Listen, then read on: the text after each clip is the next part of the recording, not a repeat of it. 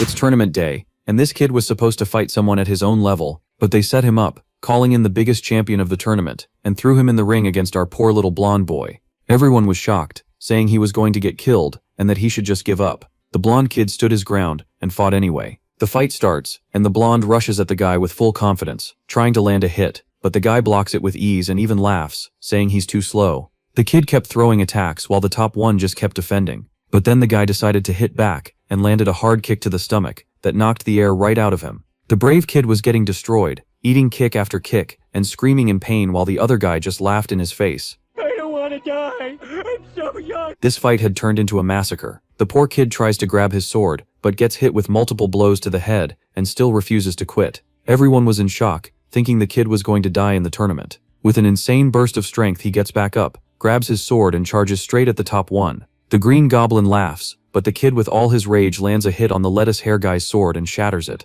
Right after that, he lands a knee that destroyed any future kids that guy might have had. The guy loses it and says he's dead. When the top one charged forward, the blonde threw a punch right to his face that left him completely dazed. The kid grabbed the guy by the hair and slammed his face into the ground over and over again. The top one couldn't understand how the kid suddenly got so strong out of nowhere, but he had a secret that nobody knew about, one that could make him powerful in seconds. Nobody could believe that this kid had just beaten the greatest champion, but to understand his secret, let's go back a few years. This is the writer of the most famous work ever made, and he ended up dying of a heart attack after reading the hate comments. A grim reaper from hell named Kim shows up, and tells him he's not going to heaven because of his sins of writing multiple stories without ever finishing them. As punishment, he's going to be thrown inside his own story and has to survive until the end. The bad part is that all of his stories ended with everyone dead, so he had an impossible mission, and so he was summoned into the story called The Demon King is Dead, as the son of the Demon King named Valier Jr., 17 years old. In the middle of the demonic castle, he walks to the window and sees that the Imperial army is attacking. His mission is to escape without getting killed by the knights. With the castle crumbling around him, Valier needed to move fast, so he runs to an abandoned storage room. Digging through everything inside a chest, he finds a book full of magic scrolls, items he himself created in the story for anyone to use even without knowing magic. He opened the teleport page and tries to use the power, but the magic was blocked by a magic barrier, and he just stood there like an idiot waiting for something to happen.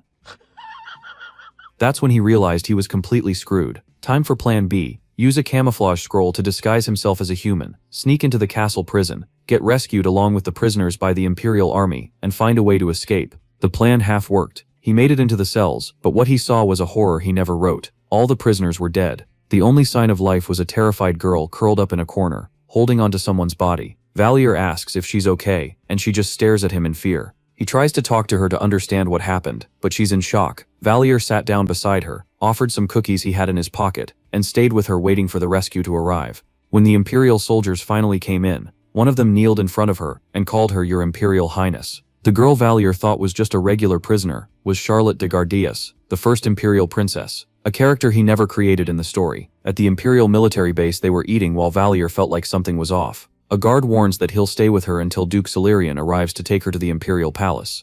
The princess thanks the protagonist for his help and asks where he's from. Valier gets confused because he had never heard that word before. Valier realized the situation was dangerous. Charlotte, even being the princess, was being kept isolated. Nobody had been told she was alive, and the knights around her were loyal to Prince Bertus, her half-brother who wanted the throne. The conclusion was clear. Bertus wants to kill Charlotte, and kill anyone who happened to be around. When the guard stepped out, Charlotte, who seemed like an innocent little kid, revealed that everyone outside was her enemy, and that she knew she was in danger. But she has a plan. Find the knight Francis, from the neutral faction. He's the only one she could trust. Valier was surprised because he thought she had no idea what was going on, and since he didn't have many options, he agreed to cooperate. Charlotte will use herself as a distraction for the guards, while he went after Francis. The MC gets worried because it's dangerous, but the girl walks over to his chair, grabs his hand and tells him everything will be fine, and that they need to move because time is running out. Charlotte calls the guards and asks to go see the barracks. At that moment, the protagonist takes his chance and slips out of the tent. Walking through the area, he runs into a knight and asks about Sir Francis. The plan had already gone wrong because Valier found out that Francis had been sent back to the demon castle on Lance's orders. Valier realizes that Lancer already knew about the plan and moved first. Dyrus, a knight from Francis' group, asked what he wanted with Sir Francis. He explained that the Imperial Highness wants to kill the commander, and that they need to go after him right now. Valier didn't expect the soldier to believe him, but Dyrus trusted his word for a reason. The MC never could have guessed. The soldier said that Sir Francis had already expected that something like this might happen, and told him that someone in the future would come to warn him about everything. Valier was in shock, wondering how Sir Francis could have known. Dyrus decided to help the MC rescue the commander, but Lancer had heard everything and left a surprise waiting for them. On the way back to the castle, the protagonist sees several chained demons and finds out they're all going to be executed. He thinks that if he got caught, he'd end up with the same fate. Arriving at the castle, they found 2 knights and asked about Sir Francis. That's when they found out they were too late, because Sir Francis had been killed in battle. Say what? And the man turns, telling them to leave because it wasn't a place for outsiders if that were the case. Dyrus thanks him, but Valier was in a panic. He knew things were going too well, and now he could understand why Francis being killed by rebellious demons was clearly a lie. Bertus wanted to end Charlotte's life. He wanted to hide the fact that she had survived the Demon King's castle, so as Charlotte had said, he would want to get rid of all possible evidence, even if that meant killing everyone who knew she was alive, and that would include Francis as well. Therefore, Francis was taken to the Demon King's castle and murdered. Valier worries about what would come for Charlotte, but he didn't want to give up. He needed to think about what to do now.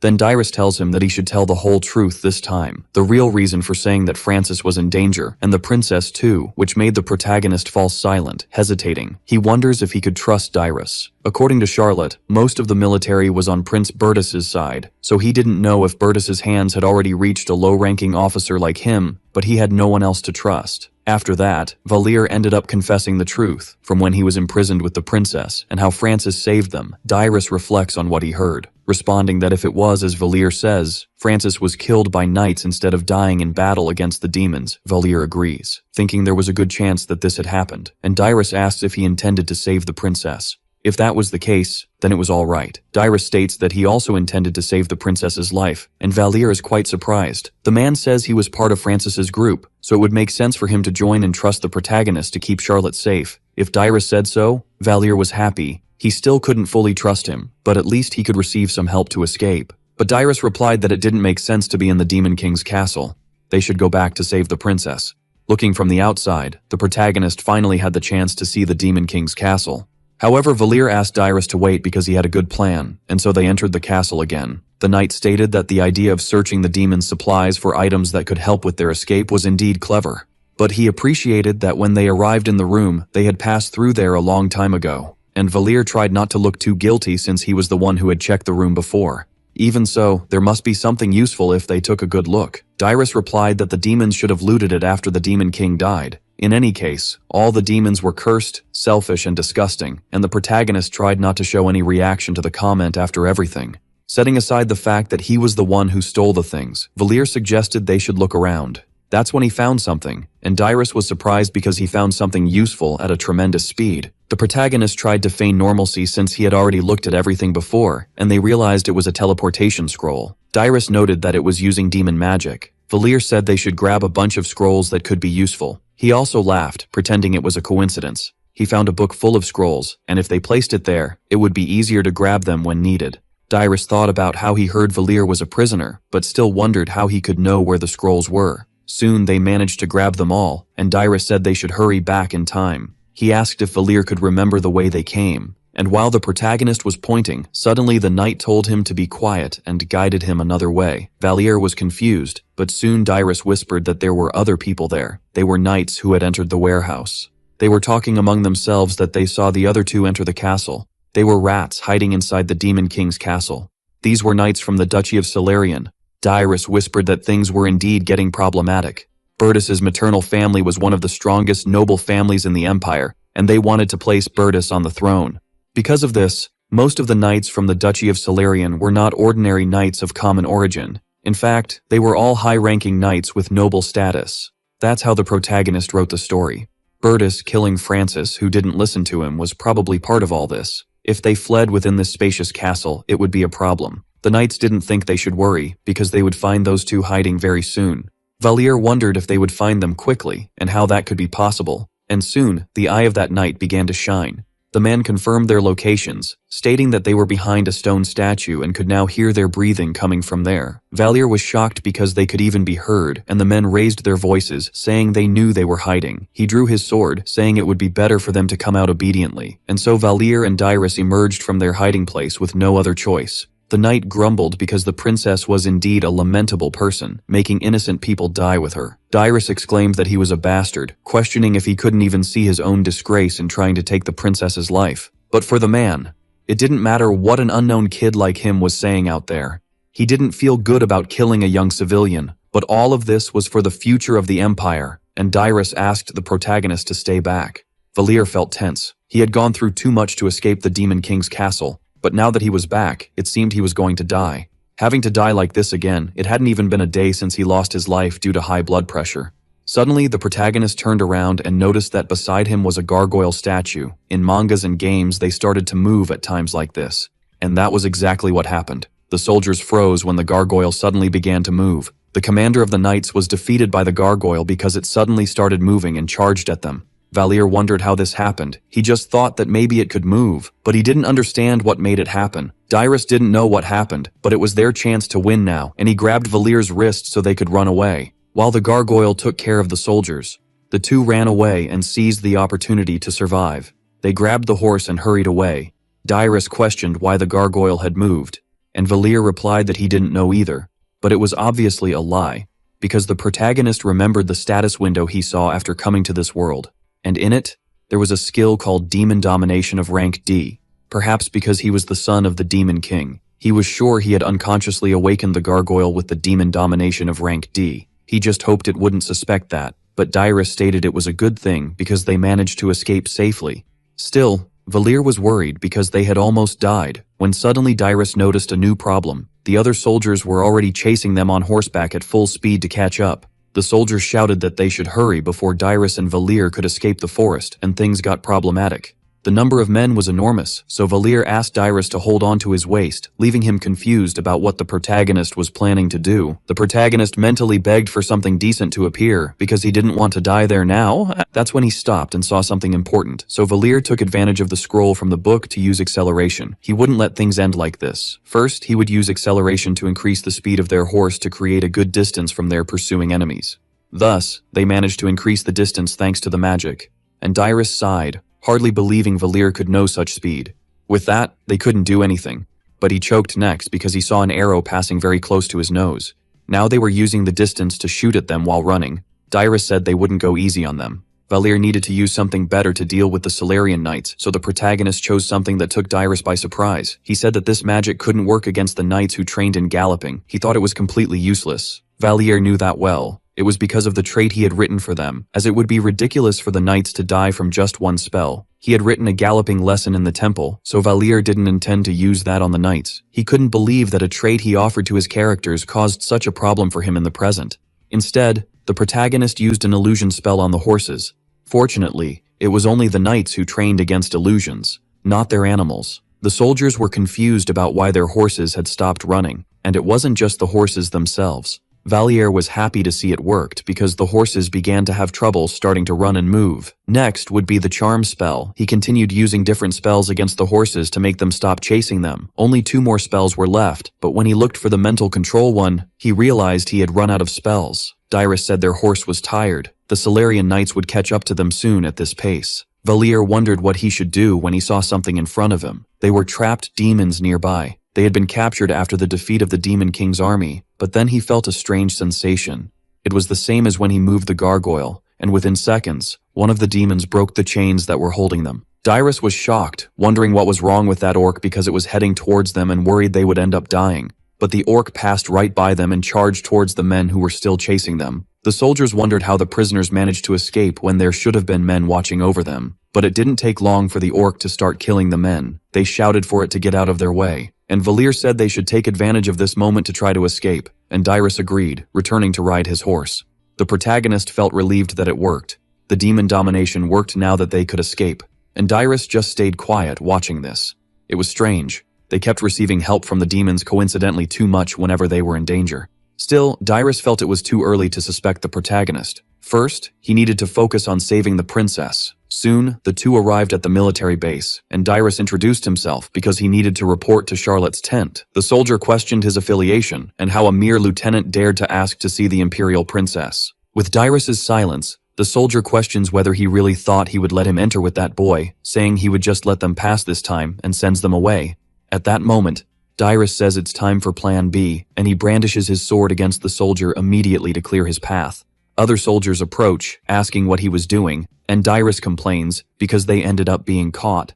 Even so, he lets Valir go ahead to save the Imperial Princess, and the protagonist enters the tent just in time to see two men with her. They question who he is, making sure to say that they wouldn't let anyone else in there. Charlotte is surprised, but Valir shouts for her to close her eyes, using a flash spell to blind the two men. Soon, he asks the princess to follow him, and he takes her hand, using his mass teleport to get them out of there to the Imperial capital, Guardium. A great light occurs, and Valir completes the prologue sequence, achieving the advanced special historical twist. An important character who was not alive in the original timeline, Charlotte of Guardius, survived, and the future changed drastically because of it, and the prologue ends. The Imperial capital Guardium was where the main story of the Demon King being dead took place. Guardium was modeled after Seoul, the place where the protagonist was born. Charlotte and Valir arrived there after successfully teleporting. Since he was the one who wrote all the characteristics of this place and it resembled Seoul, he thought he would feel emotional upon arriving there. But he couldn't have been more wrong. There was no way he could have written about such a giant place with so many details. The protagonist wonders how one person could write about a city as large as that. Then, Valir calms down because he couldn't get lost in writer mode and focuses more on the Imperial Princess. Charlotte asks if this was the Imperial capital, even when they were currently inside the Demon Kingdom's camp.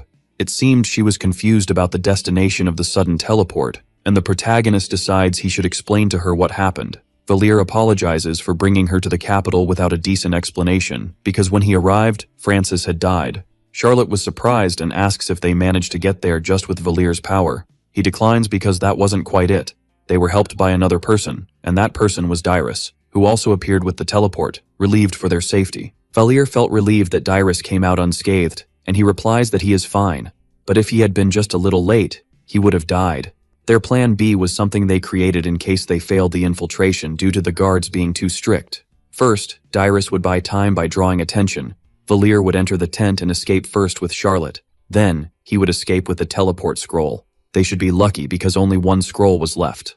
Otherwise, Dyrus would have died. Then, Charlotte asks who this man was, and Dyrus bows, saying he was the lieutenant, and it was a great honor to meet her. Therefore, he asks if he can explain all the events that have occurred so far. He detailed everything that happened to Charlotte, from Francis's death and the infiltration of the Demon King's castle to when they almost died being chased by the Silurian Knights. But coincidentally, a gargoyle stopped the Silurian Knights at the castle, and one of the demons went into a rage and bought time for them to escape. And there was also the other convenience that they arrived at the Imperial capital because of the teleport scroll they found in the Demon King's castle. Even Valir, if he were in Dyrus's place, would find these conveniences quite suspicious after everything.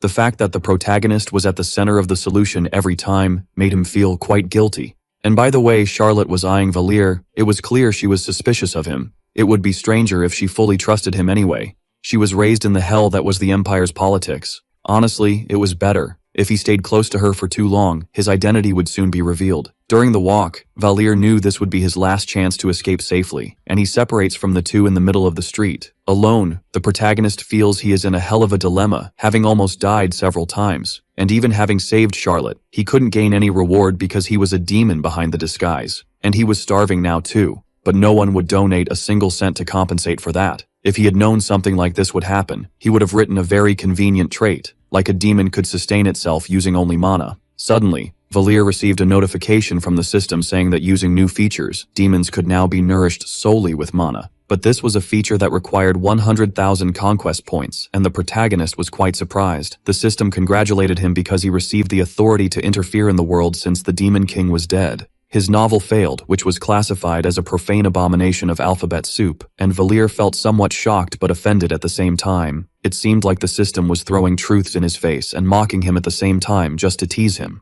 The system explained that his actions could change the main story. Additionally, he would receive conquest points as a reward for the events he faced. He could also earn conquest points by completing challenges, so he could check the list of active challenges that would be updated periodically. The system displayed all the challenges, starting with slapping the Emperor's cheek, which offered 10,000 points. The other was getting imprisoned in the Guardium prison, which gave 1,200 points. He could escape after being imprisoned for 2,000 points. Then he could steal from a knight without getting caught, which gave 100 points, or buy a 100 square meter house using only spare change, offering 1,000 points. The list was so random that Valir wondered what kind of bizarre and difficult missions these were to begin with. As a reward for completing the prologue, the special ability to use conquest points was unlocked. The system showed the options for spending points. He could use revision to change the characteristics of the world, give talents to himself, or alter things in history. There was also a preview feature which could be used to check how his actions, decisions, or the use of revision changed the timeline. He also received a warning stating that interfering in events of utmost importance or with main characters could be impossible, or perhaps it would require a large amount of points. Using the ability in a way that could cause a collapse of characteristics could lead to activation failure. If he was unaware of a possible collapse of characteristics and tried to use the ability, there would be a penalty. Valier felt it was too complicated, as the system explained that he could not remove added or pre-existing characteristics. The system showed that he was capable of directly interfering with the characteristics of the world through the use of conquest points. Important events might not be able to be revised or require a large number of conquest points. An ability cannot be used to cause a collapse of characteristics. Attempts to force this would be penalized. It also offered a summary for the idiot who didn't like to read even though he was a writer. And again, Valier felt frustrated with the sarcastic system. But it didn't matter now. He needed to hold on. It could be complicated, but it seemed that a stolen ability to stay alive could be useful. He had few points and needed to check what he could do now. Then suddenly the system asked if he would like to see the writer's advice. He could choose between clear advice and vague advice and asked what the difference was between the two. The vague advice asked how so many people were kidnapped in the Demon King's castle, and Valier was left confused because it was like a riddle. He wasted 150 points for nothing, and the clear advice told him to go directly to the magical item shop. Now that was decent advice, so at least he could trust it. Until now, the system had been telling him to sustain himself by selling the scrolls he had. It seemed like it was suggesting he make quick money with the magical scrolls he picked up in the castle. But that wasn't quite it, and Valier went to the Aligar district in the commercial area, where a man questioned who he was trying to fool. Another laughed upon seeing the pages of the scroll that was offered. It was the first time he saw someone trying to pull a scam like that. Another person said that if he had that kind of ability, he should go to the arts academy instead of wasting time with this. All the vendors thought he was just a crazy kid trying to trick them with fake scrolls. This was strange. The system told him to go to a magical item shop, but apparently it wasn't to sell his scrolls.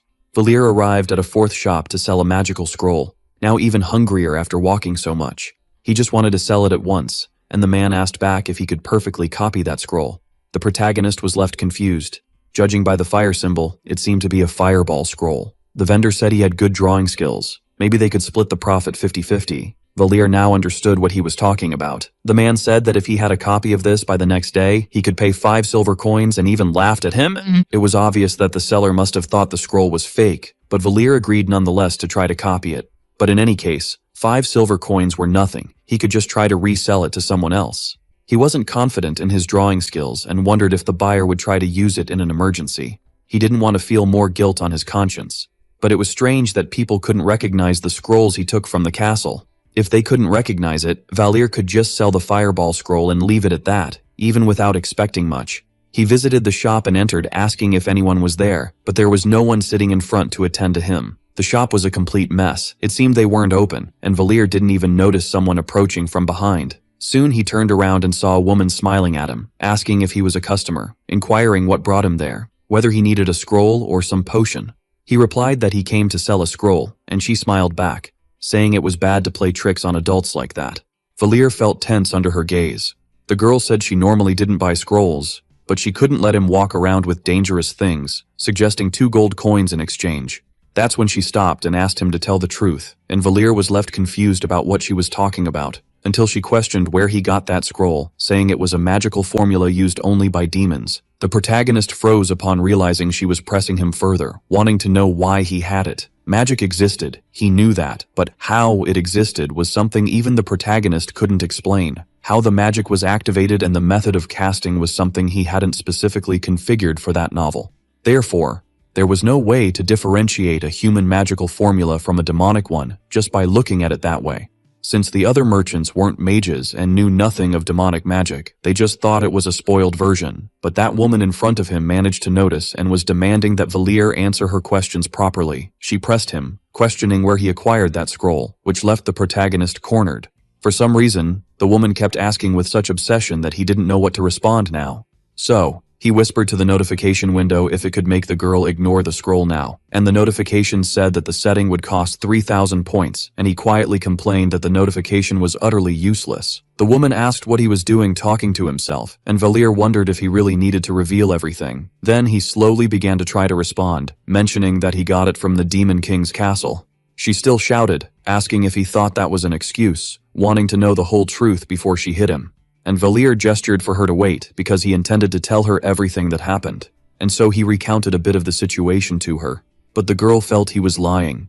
If he had rescued the Imperial Princess, he should have received an extraordinary reward or an incredible title. Valir insisted he wasn't lying. There was a confrontation with the Knights of the Duchy of Solarian during the escape. The Imperial Prince Bertus might end up trying to kill him, and she hesitated, feeling that this story seemed to be completely made up. The protagonist sighed because his performance had been impeccable. After all, he was an expert at inventing great nonsense. Then, she smiled, asking if in the end, the Demon King died. Whether him or the Imperial Princess, it must have been hard for both of them who suffered at his hands. She suddenly hugged him, recognizing that Valir must have worked hard until now, and he felt nervous, not knowing what was going on. In fact, Valir said he didn't remember it very well, so it was all right, but he still felt hungry, and it was a bit embarrassing, so he wanted to leave at once. At that, she said there might still be some kind of curse from the Demon King's castle and asked to let her use the Dispel curse. He felt nervous as she asked him to wait a little there, but he himself wanted her to wait a bit. This was because if that girl dispelled the magic he had conjured on himself, he would end up being discovered as a demon. While Valir asked her to wait, she simply used the magic and revealed his true identity as a demon. Now he was in serious trouble, and he let out a nervous laugh, asking what had just happened. Meanwhile, the girl calls him Prince and wanted to know if he happened to remember her. But Valir had no idea who this girl was. Suddenly, she uses magic with another language, and the protagonist finds himself surprised to realize she was a vampire. Still, she keeps asking if the protagonist really couldn't remember her. They couldn't leave things like this. She wanted to start by moving him to another location. If they stayed there, they would end up being discovered by the others.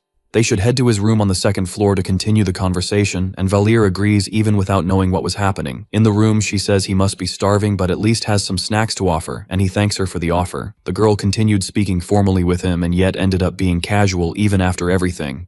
Then, she apologizes for repeating herself, but it seemed Valir had truly lost all his memories. He replies that besides being a demon prince, he couldn't remember anything else that had happened, and she states that it was very good. Him bringing that dangerous scroll to her among so many people was a great stroke of luck. Therefore, she bows to introduce herself properly, saying she is a member of the infiltration squad of Guardium from the Demon King's army. She was Tuesday Alaris. Alaris claims she would start serving him from then on, and Valir wonders if he had set up any of these things before. He thought they were all new.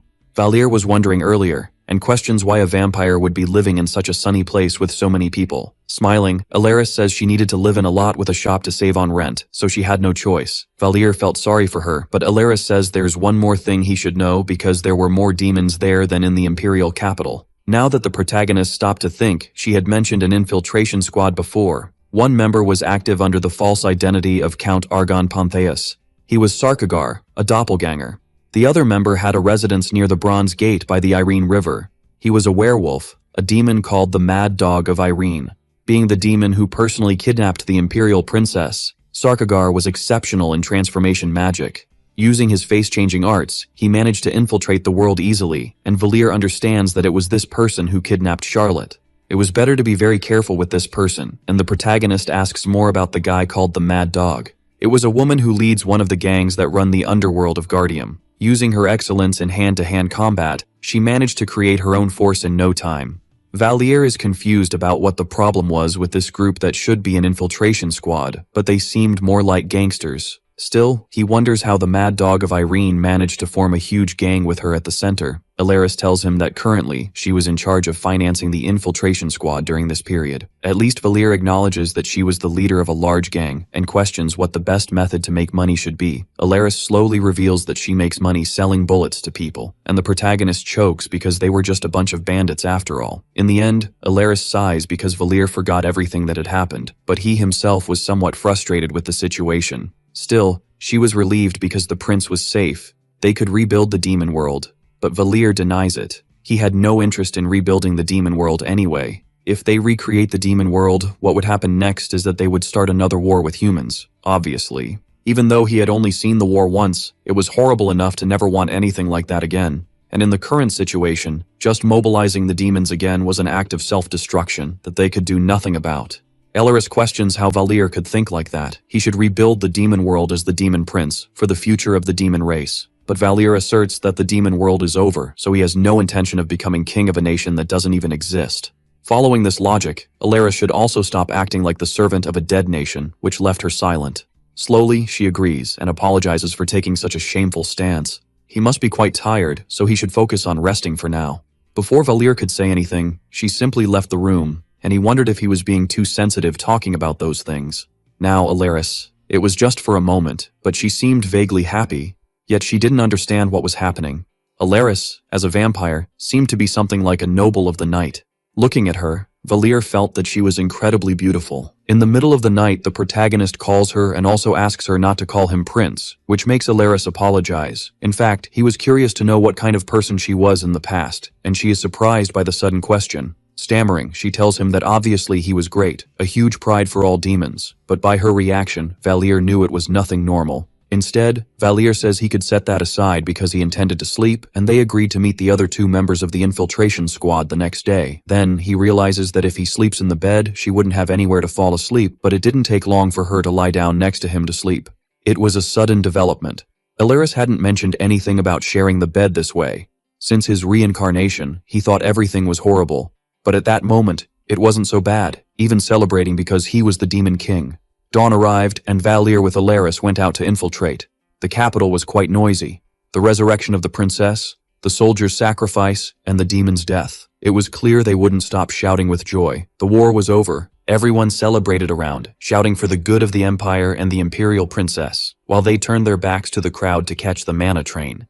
This from the Alagard district, and started heading south, making their way toward the Bronze Gate. Thanks to making the character an opportunist, they still didn't have to walk from Yongsan Station to the express bus terminal for Banpo-Hangang Park. Now they managed to reach the bottom of the Bronze Gate, and Valir had to acknowledge it was indeed a den of beggars. But Elleris insists they had no other option. They were going to see the king of the vagabonds, and they moved closer to the sewer. Meanwhile, inside the sewers, a certain person could smell something approaching as Elleris and Valir walked. She asks him to be careful because it was still quite dark, and soon a person stands up, recognizing that Elleris was there. The person who appeared was Lawyer, who bows to the protagonist, greeting the prince, who stammers a greeting back. She was a girl, but thought they never said she was a guy, so she should have expected something like this. Lawyer asks if Sarkagar was coming, and Elleris replies that yes, he was a busy noble, and just spoke in advance. The prince loses all memory except who he was, and Loyar questions if that was really true, and Valir agrees. Still, Loyar sighs because it was indeed a relief, but the protagonist didn't understand the reason for such a reaction. At least, he wouldn't make Loyar pull his skirt and be a dog like she used to, and Valir wonders what kind of person this character used to be. Elleris laughs because Loyar seemed to secretly enjoy that, and she nervously tells her to shut up because she never said anything like that. Valir realizes that before everything, he must have been a really trashy guy, but it was a shame because he couldn't remember anything and apologizes. Still, she replies that it was okay. Valir says he knew the past couldn't be forgotten, but they could try for something better from then on. When he extends his hand, Lawyer offers her own, and Valir feels that this was her way of extending a paw like a dog. This made Loyar pull her hand back with an embarrassed scream, drawing a laugh from Elleris because it was indeed instinctive. Despite that, Valir responds that it was okay. He would be more careful not to provoke too much, even though Loyar did those things. Suddenly, they hear a voice and soon realize a person appeared, shouting and running because he saw the prince was alive. He came running and hugged Valir so tightly that they almost fell to the ground after the force of the impact. Sarkagar cries because he was scared until now, and Loyar is impressed because he ran so much that he was even out of breath. Sarkagar cries because the great and powerful demon prince Valir Jr. should stop the impure humans. Valir could hardly breathe and asks him to let go, then remembering Elleris's words before that he should be careful with him. With absolute loyalty to the Demon King and the Demon Kingdom, he was more than ready to sacrifice his soul to rebuild the Demon Kingdom. As Valir tried to pull away, Loyar yanks Sarkagar's hair to make him move away once and for all. After everyone moves away, they sit down to talk, and Sarkagar states that Valir should rebuild the Demon Kingdom because it was destroyed. Sarkagar claims that he should avenge the deceased king and build an even more demonic, greater, and more powerful kingdom. But Loyar says that all of this is pointless and tells him to shut up once and for all, and Valier sighs at this request. But he was still a useless little child for such a big wish. But Sarkagar questions what he meant by that, because he was the greatest and most powerful archdemon ruling over all demons, and Valier asks what was so grand about that. The three fall silent at this. While Sarkagar continues to praise the archdemon without stopping, Alaris cuts in to speak again, telling that in the dark land where they lived, it was a war with an unforgiving battlefield where blood never dried. Long ago, humans began to form nations to change this, but without thinking of joining together, they were different races. Demons were destroying themselves. Until the day a special demon stopped the Great War and united the Dark Land, this demon interfered with the minds of others, and they gave him the title of Archdemon out of respect, and then it became the name of the Demon King species. Valier understood better now and asked what he should do now, wanting to know if they even had a plan for this. For now, Sarkagar says he should focus on getting stronger, return to the Demon Kingdom, and gather all the demons. The protagonist replies that it wasn't the worst thing to do. It was very risky to do that immediately. They were in the heart of enemy territory, the capital of the empire, and he would stay there to learn the culture and customs of humans. He would also create a strategy.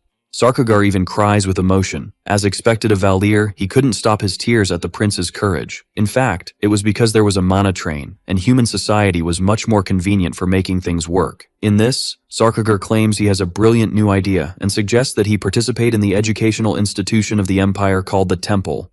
Valier asks what kind of nonsense that is, but Lawyer and Sarkagar seem to understand each other in some way. He could get stronger and plant the seed of revenge in the temple school, where the Empire's prodigies are trained. But Valier couldn't easily get out of this, so he needed Alaris's help, who immediately just replied that it was a great idea. Stammering, Valier says this is problematic because they didn't even know what would happen there. It would be dangerous if his identity was revealed. However, Sarkagar replies that it's okay because with the doppelganger ring he was offering, he could change his appearance whenever he wanted. The Demon Kingdom was now in his hands, and Valier felt pressured by all the looks coming from Sarkagar, and so it was decided the protagonist would go to the temple school. He would use the false identity that Alaris and Sarkagar provided, but there was the possibility of an investigation into the victims of Charlotte's kidnapping after the princess's return, and as a measure, Lawyer went to see Daibun, who was another person, and he would help them too, and so Daibun shook hands with the person who entered the place with Lawyer. He asks what his name was, and now Valier had become Reinhard, the blonde-haired boy. Alaris explained that there was a risk of exposure if he used the name of the deceased Demon King. Lawyer asks if he could use the term screams from hell, and Sarkagar replies that it was very perverted. It could even be Great King, and Alaris responds that his real name would end up being much less suspicious with those bad suggestions. Valier asked them to stop or it would never end. Then suggesting the name Reinhard, he would change his appearance with the doppelganger ring. And then he had a new and false appearance and identity. With Lawyer's help, he would attend the temple school. Lawyer had mentioned this before. He should take him to get his new identity the next day. Daibun knew he wanted to take him to the temple. Lawyer agrees, explaining that he wanted to create that guy to establish him in life. Daibun understands what her point was. But still, she questions how they intended to pay the tuition, which caught Lawyer off guard because she didn't even know about that. Daibun tells that with their current income, they couldn't pay the tuition for the temple school in these situations. Valier realizes he completely forgot. It would be impossible for those beggars to pay a year's tuition for the temple school as they were. The most prestigious educational center on the continent. This was the Temple School of Guardium, and it was well known, a place where children from prestigious families came to study. If it were to convert the value of a year's tuition from the temple school into dollars, it would be at least around 100,000. Lawyer sighs. They seemed like they wouldn't be able to pay with what they were earning now. If they were to reduce the amount they paid to the gang, who knows, things might get organized. Valier wonders how they could call this a gang budget when they only sold sweets. He would need to check this later. Lawyer had said several times before that if they did that, they would have to close the shop, and Daibun feels there's no other way to resolve this. Then Valier asks them to pay only 1 semester of tuition, and Lawyer asks if he was thinking of getting a scholarship or something like that. And he agrees, it would be something like that. Now that the hero is dead, the Empire would start looking for the second or third hero, so if he becomes talented, they could pay the tuition. In fact, if he is very talented, the temple school would cover the tuition regardless. It doesn't matter if they are looking for a hero or not, and even if it's a low-level demon, it's still an archdemon. Valier says that as long as he trains hard there, he is sure he will at least gain some talent, and Lawyer affirms that it's good to have such confidence. If the worst happens, he could just create a talent using his achievement points. Daibun replies that it's still complicated. There was no way to avoid their funds being insufficient to cover the tuition now. Besides, people weren't coming as much to the Bronze Gate Bridge anymore. That's why their income was decreasing more and more. and Valier asks if they couldn't just change their way of thinking. Daibun asks if he has any other idea in mind. If customers don't come to them, they could go to the customers, a place where many people come and go, and a place where they could escape as soon as something goes wrong, the mana train. If they could sell toys there, the children would cry and throw tantrums, to the point where parents would have no choice but to buy a toy for them, no matter how defective they were, and Loyar is impressed because it's really very clever. Even Daibun agrees with that. He agrees that Loyar has a good eye for things, thinks that now there's a good future ahead, and asks Valier to secure his spot at the temple school. Valier feels that Loyar is about to call him a bastard for that. He can't let that happen, and wonders if he will end up teaching her a lesson. Instead, Valier offered his hand, saying they could do their best. It didn't take long for Loyar to act like a dog again and create that weird and awkward scene. Setting aside the scene with Loyar, later everyone gathered to drink and enjoy the night with the protagonist still in disguise. They comment on how much Loyar praised Valier, and he responds that he is quite happy to hear that Daibun says they should toast in honor of the new family member, the one known as Reinhard. They all toast to the new presence, in that mess of drinking and vomiting, until the protagonist asks who the gang members were that he mentioned earlier. Daibun laughs, saying it was them. Valier thinks a bit about this, but it really doesn't make any sense. Loyar made money with the large organization she created through pure violence, and with that, she was able to sponsor the infiltration team, a magic item shop, and a noble. And they were even able to sustain themselves comfortably. It was clear to Valier that Loyar was hiding something. Laughing, Daibun points to the intersection ahead where there was a roundabout. That's why they called it the Roundabout Gang. The protagonist laughs upon realizing they based themselves on something like that, but intends to find a way to discover what they were hiding.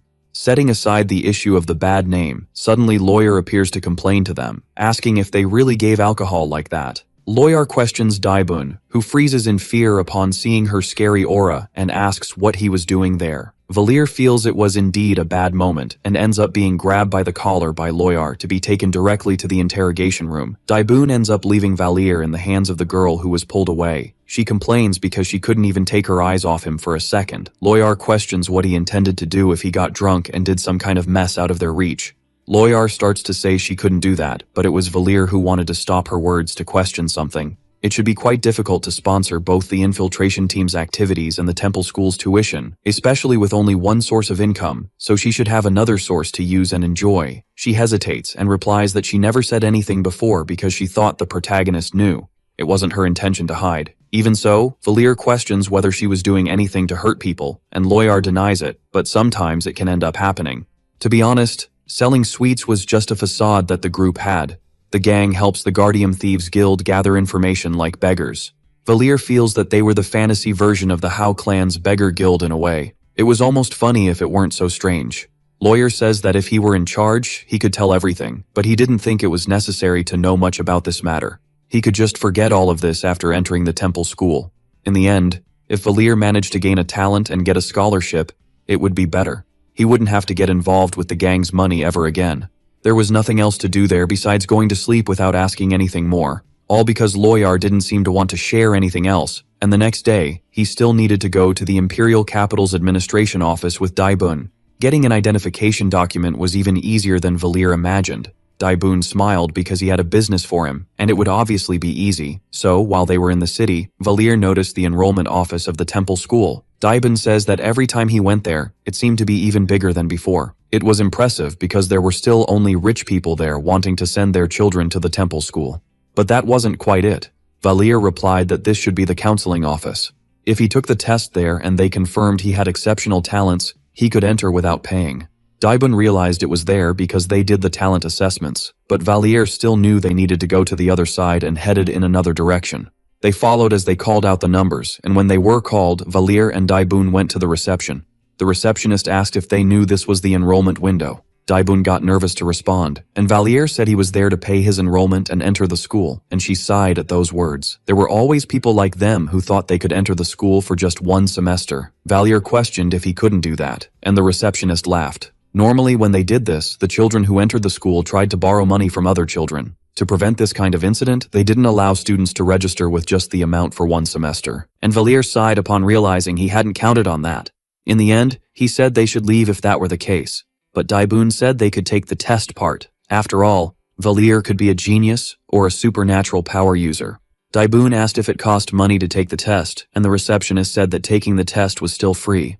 Sighing, she ended up agreeing. Like it or not, they had made the journey to get there, so they should take the test anyway. Still, Valier and Daibun talked. It should be a waste of time, but Daibun felt it wasn't. They just had to do what they could. Valier felt like he was the one who was discouraged, and the receptionist said the protagonist should place his hand on the detector. This made the protagonist worry about the possibility of being discovered as an archdemon due to his demon domination. There was no way that could happen. However, if it were discovered, he could use the ring at that exact moment. However, the receptionist was surprised by what was happening with the detector, and Valier became worried, wondering if he should run away. Daibun asked what happened, and she replied, apologizing that her device seemed to have broken and that she would replace it. In that, Daibun asked, laughing, if it was possible that something good was hidden, and Valier laughed, responding that there was nothing like that. For now, it didn't seem like they discovered he was a demon. She just said she would replace the crystal ball. But to begin with, he knew his attributes better than anyone, and soon she brought another detector. This was a new one. She checked that it was working properly this time, so things would probably work now. When Valier touched it, the receptionist became worried again, and Daibun asked what happened, wanting to know if it broke again. She found the situation strange. She was sure it should be functioning normally. Then, she asked Valier to hold on for a moment, and he wondered if he had some ability to break devices or something like that. The woman just continued to be shocked by what she was seeing. It should be impossible because the aptitude was catching her attention. Aptitude was an inferior form of talents. It wasn't enough to call someone an incomparable genius, but it was capable of showing that someone would achieve good results if they worked hard in that direction for a longer time. Still, while a person cannot enter the school solely based on aptitude, they still spoke to the children about their aptitude during the evaluation as a form of service. But when he showed the result to Valier, he himself was surprised. According to the test, he was born with an aptitude for all things in this world. According to the results, the protagonist was capable of using divine magic, as well as black magic. There had never been anything like this in the Empire. Daibun slapped Valier while laughing upon realizing he was right from the beginning, relieved because he hit the nail on the head. However, it was a problem because it wasn't what the protagonist wanted, and later Lawyer herself was shocked by such infinite aptitude. Daibun praised him because it was incredible. They had a future elite member among them, and she silenced him with a punch. But infinite aptitude was something Valier felt was a result of the story needing to make some sense. He could go any route he wanted with his achievement points. He could specialize in hand-to-hand combat with weapons, in magic, or archery. Not only that, Valier was capable of having whatever talent he wanted. If he had enough achievement points, he could acquire it. That was why this world granted him aptitude in all fields. It was then that someone approached him to speak again. It was Daibun, who noticed how he didn't seem very happy after seeing this, and Valier replied that he was happy, just didn't want to be a burden to the group. And Daibun showed off, saying it was all thanks to him. After all, he wouldn't have known about his abilities otherwise. As Daibun walked away feeling amazing, the protagonist realized he was entering the story. Valier planned to join the main story in the next semester, but the way things were going, he would be placed in the royal class immediately. The royal class was a special class in the temple, an elite class where all students received permanent scholarships. With their own extravagant dormitories and plenty of financial support, they were geniuses who could attend any classes without restrictions. They were those known as the greatest talents of the empire. Valier intended to be a normal student for a semester and try to gather some achievement points. But to think they would place someone like him in Class A immediately was something even he didn't expect. Even Alaris was impressed when she heard about it. Class A was the highest elite even among the royal classes. However, Valier didn't seem happy about it at all, and Alaris asked if he was worried about something else. When he thought about it, Class A would probably be mocked by the main character very soon. The main character of the novel, The Demon King is Dead, was Ludwig, a transfer student from Class 1B. Ludwig turns against Class A, which mocked Class B for being inferior, and befriends his classmates as he advances on his journey. In other words, most students in Class A were arrogant with huge egos after all. Infinite aptitude was something Valier was happy about. It was good to be well evaluated, but he felt a bit pressured by all of it. Alaris stated that still, he would do well and didn't need to worry, and the protagonist smiled thinking he could already imagine the villains he would encounter in Class A. If something happened, he couldn't survive just on aptitude. Alaris affirmed that they would also do their best to support Valier as much as possible. The temple allowed students to leave campus. Valier asked Alaris why she wanted him to go to the temple so much, and she hesitated without answering. To which the protagonist said that if he really became as powerful as Sarkagir wanted, changing his mind and starting a war could indeed happen. Finally, she replied that she believed if he spent enough time with humans, he could start to love them too. Valier asked if that wasn't something she would regret, and she said she would deal with those problems when they happened.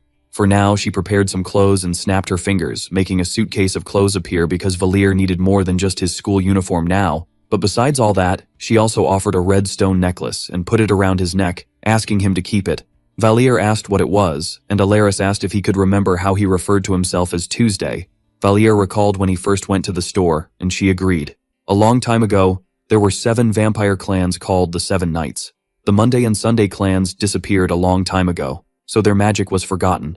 But the other 5 clans specialized in elements corresponding to their names and passed this down from generation to generation. What she just offered Valier was a treasure from her clan. The symbol of the leader of her clan was called Tuesday, and it was her flame. The protagonist asks if that meant she was the leader of the Tuesday clan, and Alaris agrees that it was the case. In that, he questions why she would give him something of such importance. Alaris explains that just like the ring Sarkager gave him had the power of doppelgangers, this was similar. This necklace allowed him to use as much fire magic as his magical reserves would allow. She suggests that he could try, and Valier is surprised to see the power of that small red stone in the necklace. He stands up, deciding to conjure fire magic with his own power, but when he tried to do so, for some reason the power was very small and weak. It was almost as if he were using a flint, and Alaris hoped he wouldn't get too used to the flame of Tuesday. Valier asks why this was happening, and she states that the more negatively he feels towards someone, the more power this item would offer. She hoped he would now understand the reason for giving the Flame of Tuesday. Valier felt that the reason for her giving this had been understood. As much as she didn't want him to hurt anyone, she was also concerned for her own safety. In that, he thanks Alaris, promising that he would do his best to keep this in mind, and would try not to use the necklace until he graduated. Alaris smiles hearing this, grateful that the prince understood, and Lawyer also offered something to the protagonist. For a moment, he didn't know what it was, but she explained that it was a bag of money that would be equivalent to his allowance. It was supposed to be his tuition, but now that he had a scholarship, he could use it as he wished. Unlike the others, Lawyer only had money to offer. Valier thanks her because he would use the money wisely, and she asks him to have a good night's sleep. Valier gets stressed because Lawyer started talking so much about him taking care of himself because he began to be treated like a real child. It was only recently that the protagonist remembered a crucial problem regarding that novel. This story, The Demon King is Dead, was a slice of life. It was a nice and relaxing story he wrote to please his fans who were tired of dark and tragic endings. But he didn't have the talent to finish a happy story. He ran out of material to write very quickly, and the story lost its purpose. Therefore, he ended up doing that, and now he wonders if that was the main reason his story kept flopping again. It was something that happened in the final parts. In the middle of the story, a portal connected to another world suddenly opens and thousands of monsters come out. The world would begin to be annihilated, and now he himself realizes he was in big trouble if things were to head towards that fate. Knowing this, Valier wonders what he should do.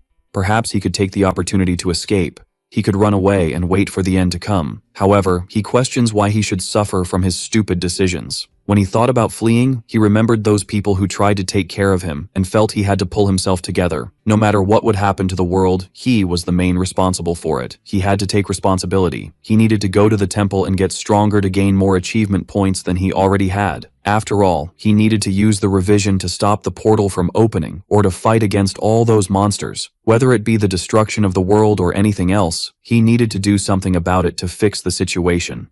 Time passes, and soon an announcement comes for the new students at the temple, saying to have their student ID and admission letter ready. The new students of the royal class should be present in the dormitory hall at 1 in the afternoon. Valier was astonished. He only realized when he arrived in the capital, thinking that his lazy description would materialize like this was impressive. He wonders how much money was spent on this. Inside the building, it was even more impressive than usual, and he wonders how he could find his room in such a large place. And while walking, suddenly a girl approaches to talk. She recognizes him as the new student, and Valier greets her. She introduces herself as Ceres Van Owen, the president of the royal class. Ceres knew she should be looking for her room and asks him to help her, requesting to see his ID. Valier offers it, and she sees that his name was Reinhard, no surname, and he was part of Class A. He was assigned to room A11. She explains that he could go in that other direction to the Class A hall and should remember the announcement he heard. There would be a welcome party for the newcomers at 1 in the afternoon. Attendance was mandatory, as they would inform the rules for the newcomers to follow. Valier thanks for the help, and Ceres steps away to assist other new students, and he heads to where room A11 was located. It didn't take long for them to find the said room, and he uses his ID card to access it as he was instructed. He is surprised and wonders if it was some kind of magic too. These things no longer surprised him. As it should be his room, he couldn't remember anything because he didn't write down things and details that small. However, he was caught off guard because the room was huge and all fancy. It was even bigger than he imagined, wanting to say that all the students were like this. First the imperial capital, then the temple, and now the room. Everything was so fascinating that it became almost frightening. Suddenly, Valier noticed a wrapped gift package. He opens it, wondering if it was for him. It couldn't be possible that this was the level of attention they offered. He decides to check what it was. Inside there was a map, dormitory rules, some sweets, a notebook, and a pen. He surprisingly felt kind, still had time, and could remember all the rules and things he should use there. Writing, he tries to recall about Class A and the things about Class B until the announcement that all new students needed to go to the central hall. Valier is surprised because time passed quickly. He only remembered well the names of a few characters, but it should be enough. It was somewhat organized to know who was who, and soon the protagonist goes out to meet other students outside. Even with preparation, he could only recognize a few of them and felt a bit nervous. It was then he noticed some upperclassmen from the royal class watching from above. They all had terrifying looks.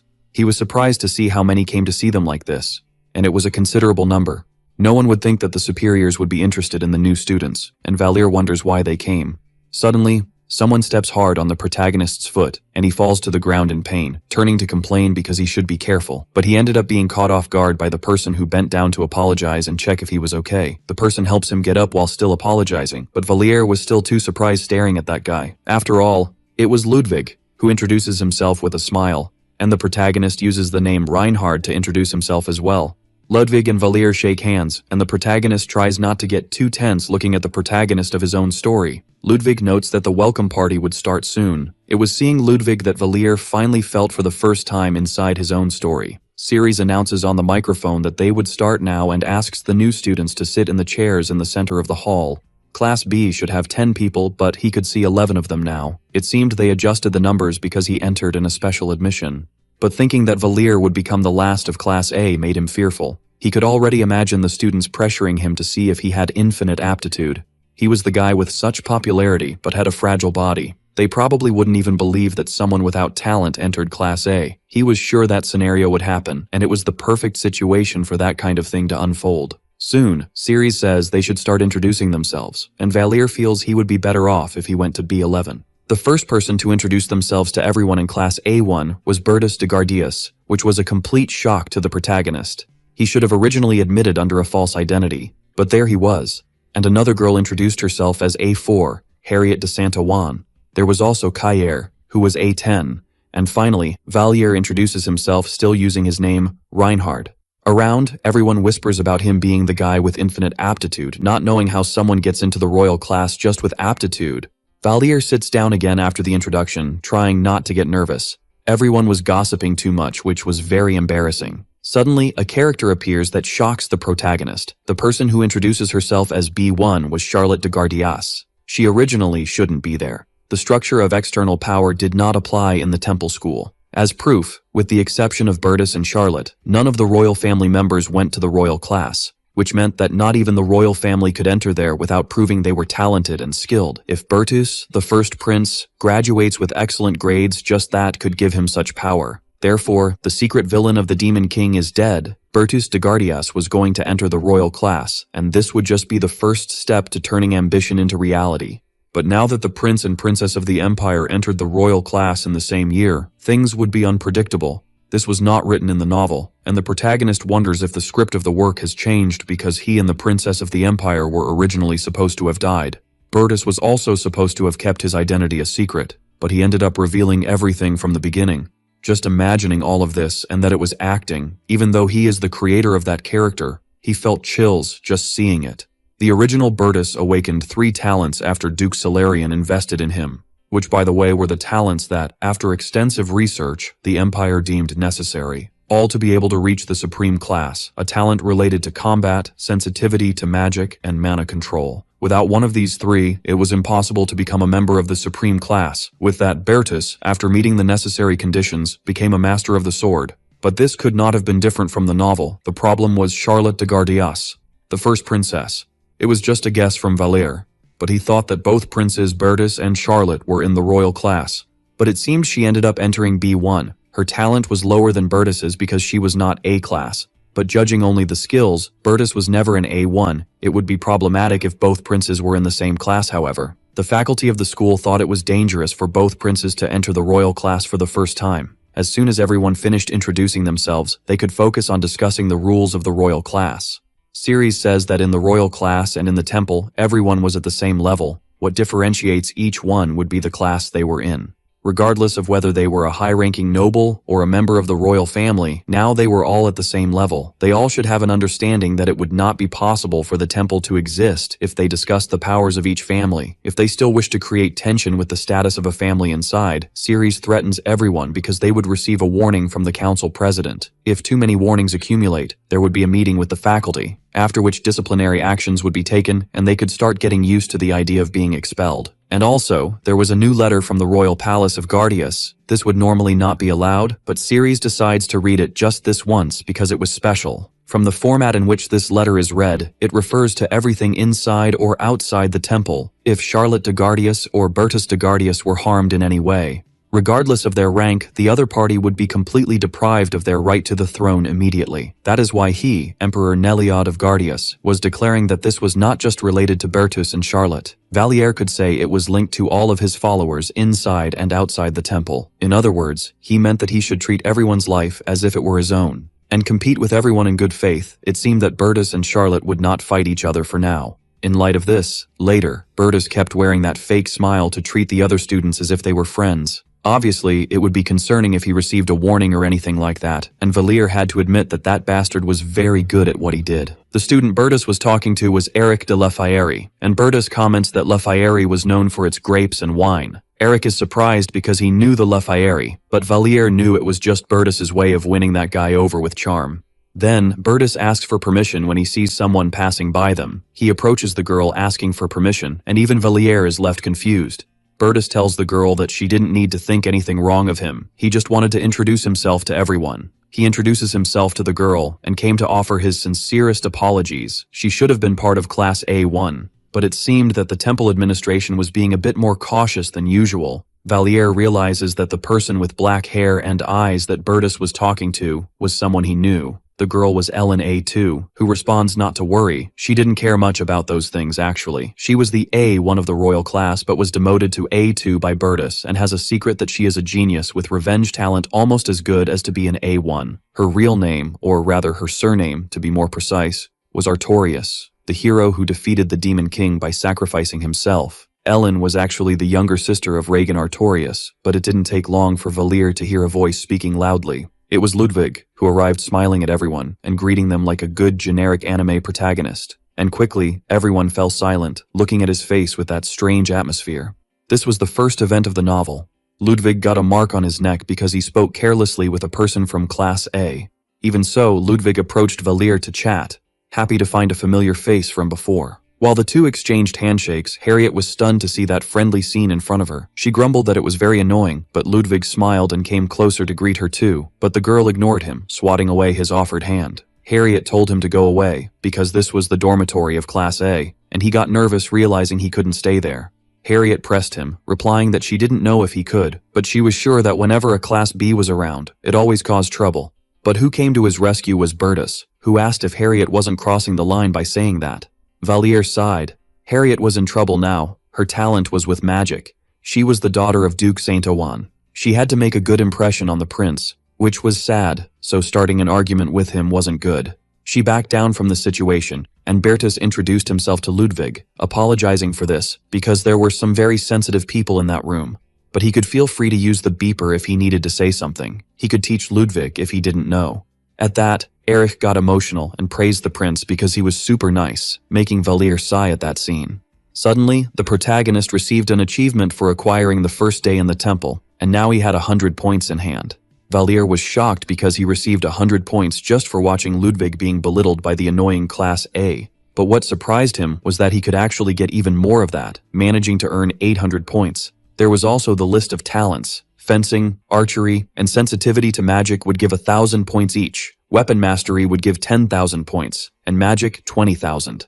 Valier felt like he was being mocked now. He had a small amount of points. It was too little. And even the system told him to be quiet and stop being greedy for wanting more, which made him sigh, realizing he could only accept this. Still, he decided to look at the subsections about supernatural abilities. Valier wanted to be able to use magic, but he couldn't do anything now. However, supernatural abilities were extremely weak when they were at the beginning of their manifestation. They were hard to control and needed repetitive training. Valier decided to earn more achievement points before buying a supernatural ability. He could also decide which one to take as things progressed. Although the entrance ceremony for the royal class was done separately, the procedure was quite simple. The head teacher introduced them to the classrooms of each teacher, and they were taken to the private class buildings near the dormitories. Valier felt that there wasn't much to this entrance ceremony, which should mean that even between the princess and the prince, nothing had changed. Suddenly, he heard the voice of the Class A teacher telling the students to focus on their studies. This man was Mr. Eppenhauser, the teacher of the Class A classroom. They would have classes there on Mondays and Thursdays. On Tuesdays, Wednesdays, and Fridays, they would have pre-scheduled classes, and Eppen told Bertus that he would be the temporary leader. Managing the class would be his role. All suggestions should first be passed to the leader. If they wanted to change leaders, they should discuss among themselves and inform later. Everything they needed to know would be relayed by A1. But there was one exception. They should call as soon as a big fight started, to prevent the students from killing each other in the best way possible. But their field of vision had a limit, so they should be careful with each other during this time. Therefore, they should check what talents their classmates had later. It was then that a student spoke up about it. The student asked what could happen if he needed to intervene, and Eppen replied that they would be subject to special management. While they were valuable assets to the empire, they could also be dangerous to each other. They should have been warned about this when they entered. Eppen stated that as the instructor of the royal class, he had permission to punish each of them on the spot by placing them under special management. And another student laughs, asking if he was really capable of doing that. Eppen recounts that he had been doing the same thing for 10 years. Now he hoped they had understood the message and would be very careful with their actions. Valier wonders if a teacher should be so harsh with their students. Then Eppen comments that it was strange A11. Valier gets nervous because he was suddenly called to accompany the teacher in the middle of the conversation. He wonders why this is happening, and in the private room, the teacher comments on his infinite aptitude. His potential was infinite, but still, he had no other talent to show them. Eppen shows some records. They were of Grants of 3, who had a supernatural ability, and there was Cliffman of 5, who had a combat talent. Grants would have classes on supernatural ability and control, while Cliffman would have combat-related classes in parallel. In other words, Valier's classmates had specific paths to follow, and the protagonist agreed he understood. Eppen goes on to say that Valier has aptitude in all fields, but nothing special. He probably didn't know what to study. Valier was surprised because it seemed like his teacher was helping him, and he continues explaining that it was possible for someone to have good talent and aptitude. Or perhaps they were completely different from what the person wanted. Eppen had seen many such cases, and compared to them, the protagonist was the best and could do anything. Valier remembers the things he read in his status window and replies that he would like to learn supernatural abilities. The teacher hesitates and then says he knows Valier had many talents that were just described in a way that left it open-ended. But he questions whether supernatural abilities were involved, and Valier laughs because, being an infinite aptitude, it should be the case. The protagonist mentioned supernatural abilities because they were quite cheap, but his teacher's reaction was not very good. Eppen says that if they are to follow these rules, people without supernatural abilities cannot participate in classes in this area. But for those in the royal class, it was a bit different. Still, one could be expelled if they did not prove to have any aptitude for it. Valier agrees in silence. Then Eppen decides he would only give a lesson, handing over what would be his class schedule for the semester, accepting nothing beyond that. This surprised Valier because it was a huge amount of things to do, but the teacher replied that it was just like that. It was difficult to manifest supernatural abilities with effort, so he should try some other interesting things besides them. And Valier thanks his teacher for the help, later realizing that he was actually a better guy than he expected. When he returned to the classroom, everyone was staring at the protagonist, and he wonders why that was. Maybe there was something on his face. Then suddenly, one of the students starts teasing Valier because it seemed he had no talent. Valier agrees that he didn't, and the student exclaims, asking if the others thought that was right. After all, this was the royal class. It didn't seem to make any sense to put someone there with just one aptitude, especially in their class, where one of the requirements was to be among the most talented. Still, he mocks, asking how he managed to get into Class A when he should have gone to B. In light of these questions, he asks if it was because he greeted that guy from Class B, and Valier sighs, asking him to be quiet. The student got furious because he felt challenged, and the protagonist asks why he was saying this to him like that. Since it wasn't even him who decided that, it was all part of the admission people responsible for this scenario. Valir asks if he thought he had flattered them. He just went to the class because they told him to, but still, that guy was bothering him. And he shouts, questioning who he thought was the leader of the admission sector, which made the student back down in the face of aggression. The protagonist pressures the student to answer that he was not one of the admission people, so he couldn't keep talking nonsense. Then, he even makes the student tremble in fear while being threatened, he who had the talent for a large mana storage but no aptitude for magic. Valir even pats the guy's head, sighing because he was only good at talking when he was bad-mouthing others. After making the student back down, the others are somewhat afraid of the protagonist, thinking he was a big fool. Now Valir felt like he had messed everything up and wonders if he would end up receiving a warning for getting angry with someone else. Or maybe he should just continue this way, but for some reason, Bertus looked at him smiling. And Valir wonders what exactly he was looking at like that, and what was going on in that false prince's head. It was making him worried. Later, all the students gather to have a snack, and of course, Valir was left alone. Bertus was constantly getting distracted by something different. Now he felt he should have thought before doing that, and he wonders how it was possible for things to end up exactly as he imagined. This was because in the middle of the class, Valir ended up coughing and caused problems for the other students, resulting in him being isolated and worsening the atmosphere. Meanwhile, Bertus asks Harriet if she had a talent for magic, and she agrees, asking back if he had sensitivity to magic and mana control. When the prince agrees, she smiles because it seemed like they were somewhat alike, and suddenly another voice speaks to Charlotte to try something else. When they turned, it was Ludwig offering things for the princess to eat even when she refused because she didn't like greasy foods. Still, he insists because she needed to eat to recover soon, and complains while Ludwig continues to offer things. Valir realizes he was worrying too much. It seemed that an introvert like him didn't even need to worry about extroverts after all. The two would end up getting along, so they wouldn't have any reason to be concerned about someone like Valir. Time passes, and the practical classes begin where the students run, and their teacher exclaims for them not to stop and to keep the pace. The teacher says that elementary school is over, and if they want to complain about what they are doing, they should focus on packing their bags and going home. Valir was getting nauseous from running 20 laps after eating, but the teacher showed no mercy. He says they should train their physical conditioning regardless of whether their talent was in combat, magic, or supernatural abilities. If they couldn't meet the Empire's standards, they would fail. They couldn't forget that, and should focus on training. Harriet felt like she was going to die from running. She was a sorceress, and wondered what she should do now. The teacher ran past asking what it felt like to die, catching her by surprise and scaring her. He shouts that if this were a real battle, she would be dead, and Harriet screams while asking him to let her run in peace. While that chaos was happening, suddenly a voice called for the protagonist. It was Ludwig who appeared smiling. He asks if she was already tired when it was only 20 laps, and then runs ahead telling her to keep up. Valir sighs. It was strange being around energetic people like him. He would have to endure this torture for an entire semester. Suddenly, who ran past them at full speed was Ellen. She was very fast and had no issues with physical movements. That wasn't even written in the novel. The only person who was at the same level of vigor as Ludwig was Ellen. Later, the teacher still forced them to do exercises and sit-ups, shouting that they were all slow and ordering them to do everything right and not stop at all. Valir wonders what kind of training this was, and in the middle of the exercise, he ends up seeing Charlotte, who was sitting on the bench. He felt a bit envious of her, even though she was sitting there because she was sick. The teacher didn't go easy on the others. He shouts at those who were struggling because they were crying, telling them to swallow their tears and use that as willpower to continue.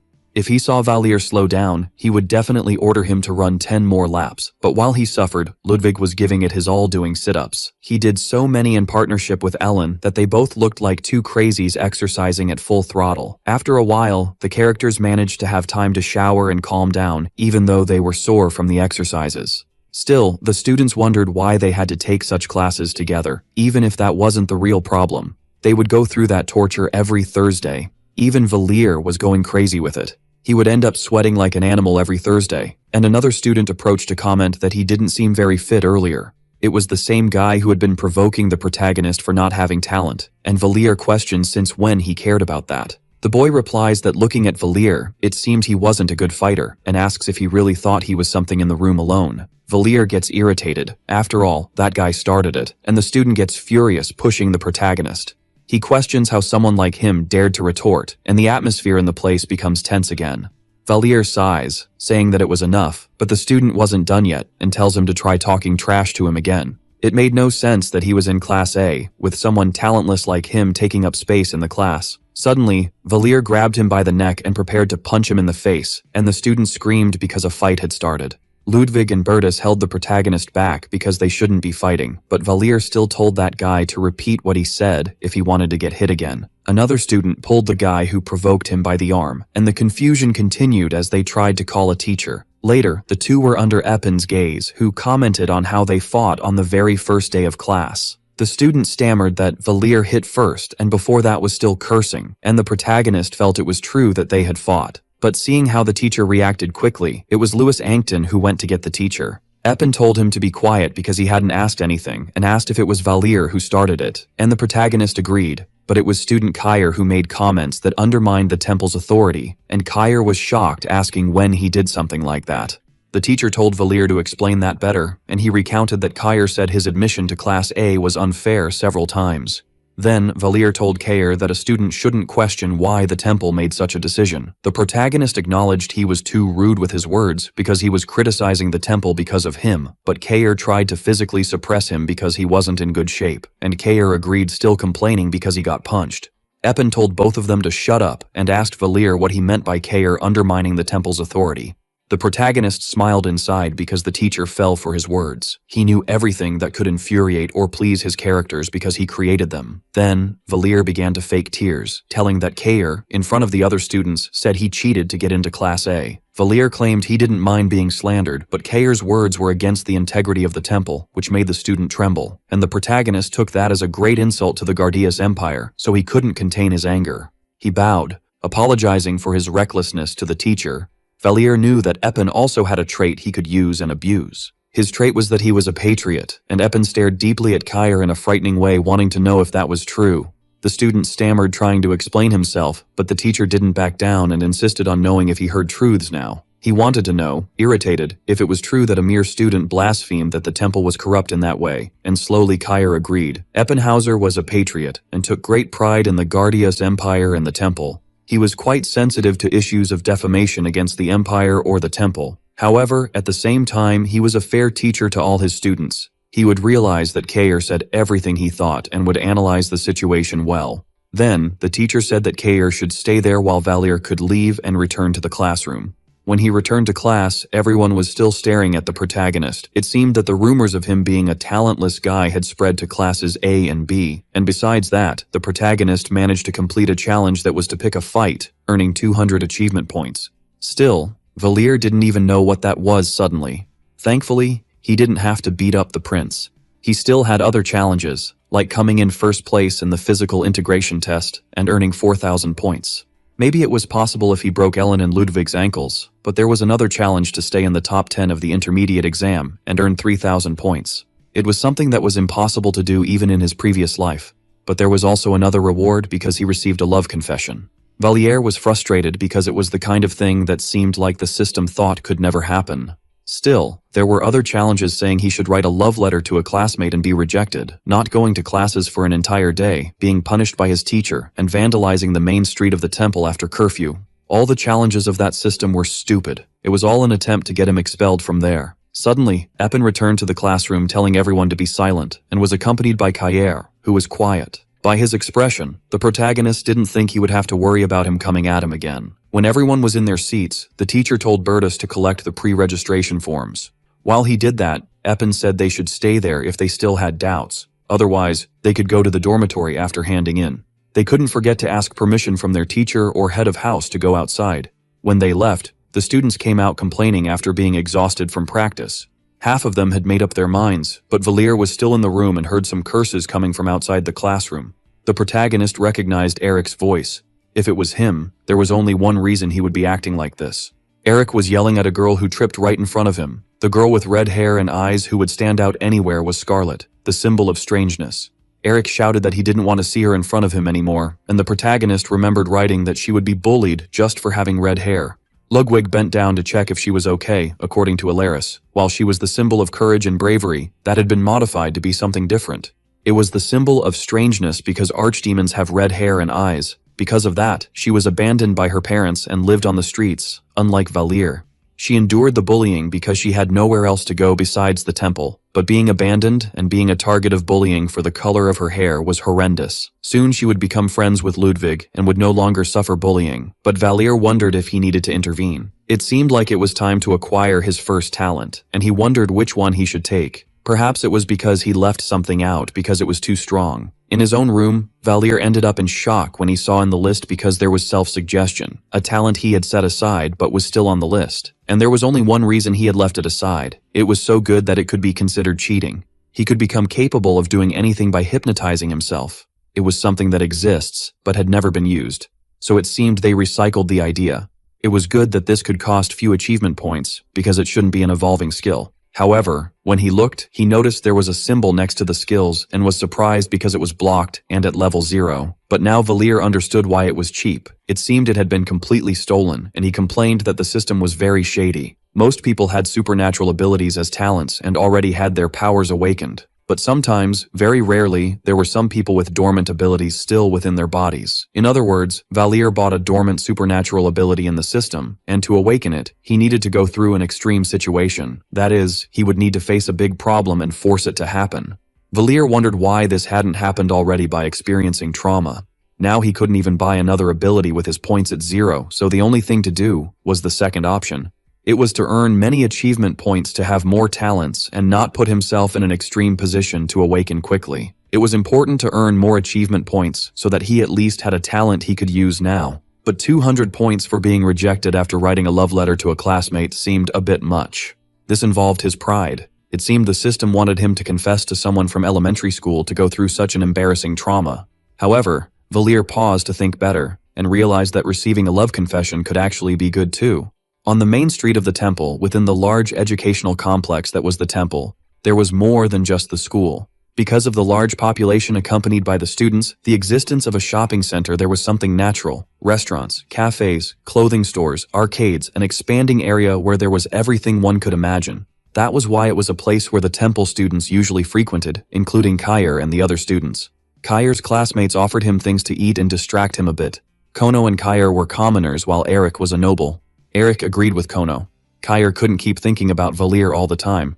Instead, Kono tried to make his friend eat. He couldn't stay in a bad mood all the time and even teased him to eat. And Kair sighed as he went back to eating. These three were supposed to become friends from the start, but they ended up getting closer much faster than in the original novel. The cause of this was the talentless but hot-headed Reinhard, who started the semester as an annoying person.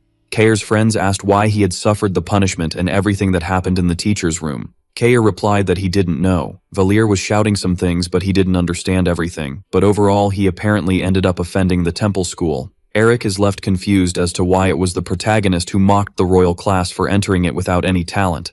These three ended up joining forces against Reinhard, and Kair tells them to just wait, because one day he would definitely kill him. Meanwhile, other students gather to eat. They were girls checking clothes and things to buy. In this, Kono comments that the girls were cute, and Eric even chokes on his drink, saying he shouldn't be saying that to them. There were people from outside who wouldn't even have permission to look because they were from lower classes. And Kono winks because now they were classmates. Kair comments that not everyone there was nice like Prince Bertus. Kono asks who they thought was the prettiest girl. One of them says he thinks it's Princess Charlotte. But if he wanted to pursue her, it was a problem because she was too much. Another comments that he thinks it's Ellen. One of the friends thinks she's a bit scary. And the one who said it was Ellen complains because they were only talking about looks. Finally, Kair says he thinks Grants is his type, and suddenly someone interrupted to talk to them. Eric gets worried because someone might catch them talking about the girls from the royal class. What appeared was a girl with silver hair asking if they could talk for a bit, and Kono fell in love at that moment. She asks if the two could talk outside, and he agrees immediately, leaving the other two in silence, just watching the scene. Then, the girl hands a letter to Kono, which said she didn't know his name, but fell in love with him as soon as she saw him and wanted to know more about him. The girl asks if Kono is dating, and he quickly denies, which makes her ask what he thinks of her. And Kono quickly says he fell in love with her as soon as he saw her, so the girl smiles and says she would see him again, running off and leaving him behind. Kono waves that he would wait for her forever, and that he loved her, while Eric and Kair watched in shock. The two are worried, wondering if they need to train more because they should at least be better than Kono at this. It was shocking that that girl liked Kono and not either of the two when they were much better looking. Later, the girl, who revealed herself to be Valier in disguise, wonders how things got to that level. He ended up selling his soul and dignity for some points, managing to complete the challenge of receiving a love confession from a classmate and acquiring 1,000 points. But at least he managed it quickly. There was no rule saying he had to receive a love confession as Reinhard. So he took advantage of that, and suddenly the system changed all the details of the challenges just for Valir to complain because they were being stingy. The list updated saying that all challenges had to be fulfilled while being Reinhard, and everything involved only that identity. He also receives a challenge saying he should go on a date with Kono Lint as a beautiful girl, and the system even wrote laughs for the protagonist. Valir feels they are trying to make him die of embarrassment and sell his pride this time, but wonders if it's really okay to deceive the heart of an innocent young man. Kono was an idiot that way, but he wasn't a bad guy deep down, but now wasn't the time to think about that. He could buy a talent if he earned another 1,000 points. The current challenges could offer a serious punishment. Maybe not going to class for an entire day, so a challenge that was just embarrassing and didn't cause any punishment would be the most appropriate. He had sold his soul once, so selling it twice wouldn't be anything, and writing a love letter to a classmate to be rejected shouldn't be that bad. The protagonist felt like an idiot, still wondering if he should deliver that letter or give up on the idea. To begin with, selling his soul for points and now having to break his dignity for points. But he needed to gather his 1,000 points quickly to buy his next talent. He chose this person carefully so he could endure a bit of humiliation. There wouldn't be any rumors if he was rejected because he was sure that person couldn't care less about it afterward. The person he chose was Ellen Artorius, who was training with a wooden sword when Valir arrived. He approaches to talk to her, wondering if she wouldn't get so angry with him that she would hit him when he confessed. But it was all for his achievement points. It was for future investment, and Valir hands her the letter saying he wrote some things he was feeling. The girl picks up the letter, reads it, and rejects it, and he accepts without thinking much, quickly concluding his challenge and earning 200 points. He always knew it would be like this, and now he wonders if he should give up and distance himself from everything this time. The next day, they had fencing lessons with a teacher who was shouting at them to be firmer. Fighting with a sword in hand meant that the enemy was close, so they should put more strength into their wrists. But Valir felt like he was going to lose it at this pace. Ellen was clearly in the same mood as the day before and couldn't care less about the rejection. Even in the theoretical fencing class earlier, he was always trying to convince himself that he did this for the achievement points, but his head was going crazy. All because after the confession, he was still thinking about Ellen, even knowing he didn't really like her. Everything got much worse because the fencing lessons and practice were combined, and the teacher went after Valir because she noticed he was distracted. She yelled at him, telling the protagonist to stretch his arms more. He should stay in that position because he could barely stand. In contrast, Ellen was perfect, as expected from a student of the royal class. Even after striking dozens of times, her consistency remained close to perfection. While Ellen was praised by one teacher, Valir heard insults from another telling him to stretch his arms. The teacher remembered that there was another student in the royal class in this lesson, and it was Reinhard, which surprised the teacher. Valir was shocked because the girl took attendance for the students and still didn't realize he was from Class A. The teacher laughed and asked what they thought about the idea of the royal class students having a duel that day. Ellen agreed without hesitation, but Valir wasn't too happy about the idea, and everyone else sat down to watch. They whispered about how it was a fight between the elite. They should feel honored to witness something they would remember forever. But Valir knew he would lose in a second, yet everyone was still expecting something incredible from this duel. The instructor said she was there to protect them, so they could give it their all, and thus they decided to start. The protagonist was frustrated because they were expecting so much from him. It was too much, but Ellen couldn't hold back at all when she charged at Valir, hitting him squarely with a blow. Valir wondered if she was furious because of the confession, and if that were the case, he could just talk. But the hit was enough to knock the protagonist out, and later, he woke up in shock because he lost consciousness during the duel. When he woke up, Valir jumped in surprise upon realizing that Ellen was there. She told him he hadn't woken up until the end of the class and brought him to the infirmary.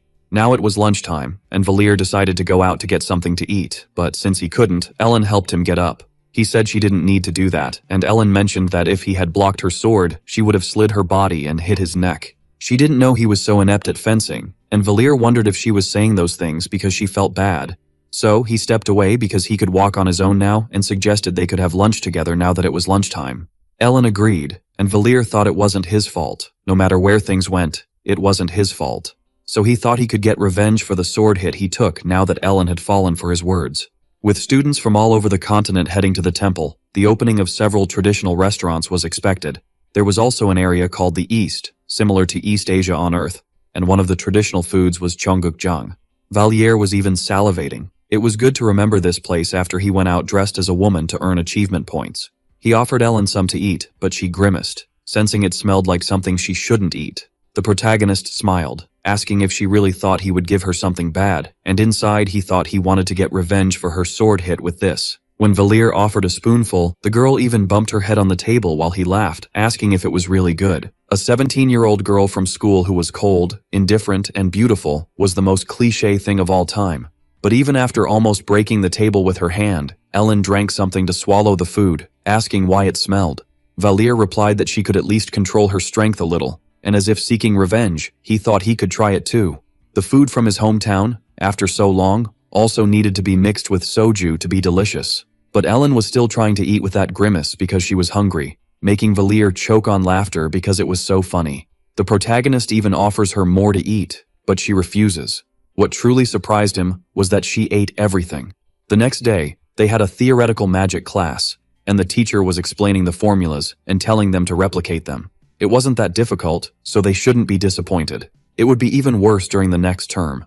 In fact, Valir felt like he wasn't understanding anything and decided to leave, which left the teacher in shock at such audacity. There was also the class on sensitivity training to magic, where the teacher guided him to relax his body, saying that his body and soul were one with the universe. But at that point, Valir had already been asleep for quite some time. Finally, he finishes the classes, and the teacher lets them have a magical day. It seemed like everyone had fallen asleep, and now Valir understood why everyone praised the class. Next, there was the class on controlling supernatural abilities, and Liana de Grants and Heinrich von Schwartz were in it. During attendance, Kona was called, but Valir felt his body and soul so exhausted after all the classes that he was almost fainting again. Reinhardt answered the roll call, but someone he didn't expect to see was Charlotte, who was in those classes. The teacher was surprised by Liana because she had the best control among all the students when it came to using magic. Meanwhile, Valir thought that Charlotte had awakened her supernatural abilities, and only a few teachers knew what they were.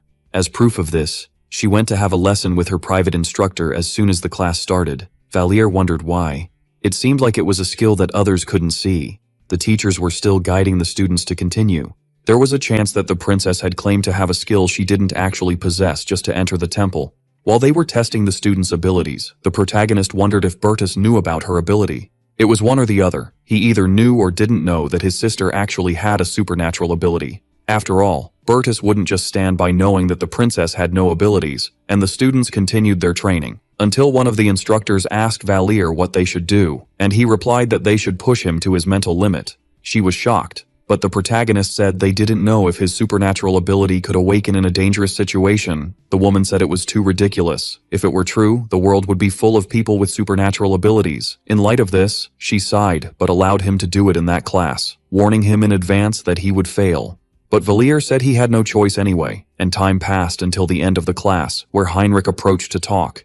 He questioned if the temple was a joke for him to be doing those things during class, but it was still ridiculous for someone like him to attend those classes. He didn't even have supernatural abilities and was going to those classes anyway. Valir replied that it was obvious because he needed to make efforts to try to have his ability. Heinrich questioned if he thought he could do anything because of this infinite aptitude, and the protagonist said it was because he wanted to find out what to do after all. But he shouldn't go to the supernatural abilities classes anymore. Otherwise, he would cook him alive doing that. The protagonist laughed at that threat. It seemed like he didn't even know how to cook a potato and was still making such threats. Valir asked what ability he had to act like that towards him. He should know that anything was better than him. Heinrich charged at the protagonist after picking a fight, a person like him offending a member of the royal family. However, Valir laughed because he couldn't use his status there in the temple. Perhaps he had forgotten the rules. He could report to the student council if he didn't apologize for acting like that.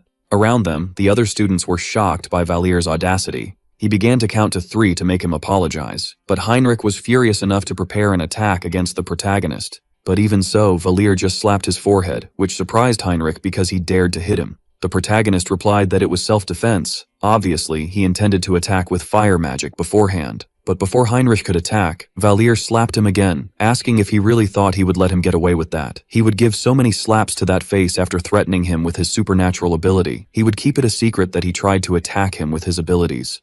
Heinrich was still furious because Valir kept mocking him, and he even stumbled and fell to the ground when the protagonist made him fall. Valir pressed his foot against his head, asking who said he thought he could keep avoiding things to start. He just wanted to enjoy his classes in peace, but they kept insisting on provoking those who were quiet. To be honest, it was Heinrich who should be grateful he didn't have supernatural abilities to retaliate in kind. Currently, Heinrich's ability had a radius of 5 meters and took a few seconds to activate, and his flame was weaker than a campfire. The boy was shocked because Valir knew all of this, and the protagonist continued to provoke him to try to use his magic on him. At that moment, he would slap him again to teach him not to make a fool of him, taking the opportunity to poke his eyes with his fingers. Heinrich was scared as Valir asked if he remembered what the teacher in the classroom said earlier. He should be careful with his classmates. It was dinner time soon, and once again Valir was eating alone.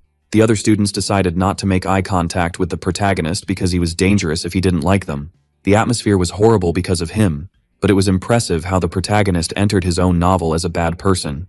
He wondered if he would end up receiving a karmic punishment from Ludwig or someone else, but suddenly someone approached. It was Bertus who appeared asking if they could talk, and so the two went to some other more isolated place where he offered tea to Valir. The protagonist didn't think he was called with bad intentions, and it didn't seem like he intended to treat him poorly like the others. In fact, there was no way to know what Bertus was thinking. He couldn't let his guard down like that. He wondered if the prince intended to suppress him physically because he was a future master of the sword or something similar. But Bertus's smile deceived everyone. It didn't seem malicious, and Bertus smiled because he called him there because everyone wanted him to do something about him. And since Bertus was the class representative, he decided to intervene. Valir asked what he did to go through this. The prince said they were afraid of him. Bertus could understand Valir's side, having no doubt that Kair also had his share of blame for his words. From what he heard, the protagonist didn't hit him because he insulted him, but rather because he insulted the temple. As a student of the temple, Bertus had to see everyone there as equals, but it was true that he couldn't do anything other than stand by the temple for being a patriot too. Valir wondered where this was going. The prince was a bit strange, and the prince smiled, saying he really liked him. This only made Valir feel like things were getting even stranger. This was certainly even more frightening than a death threat. He wondered if the patriotic speech had such an effect on Bertus until he commented that he thought Valir had gone a bit too far.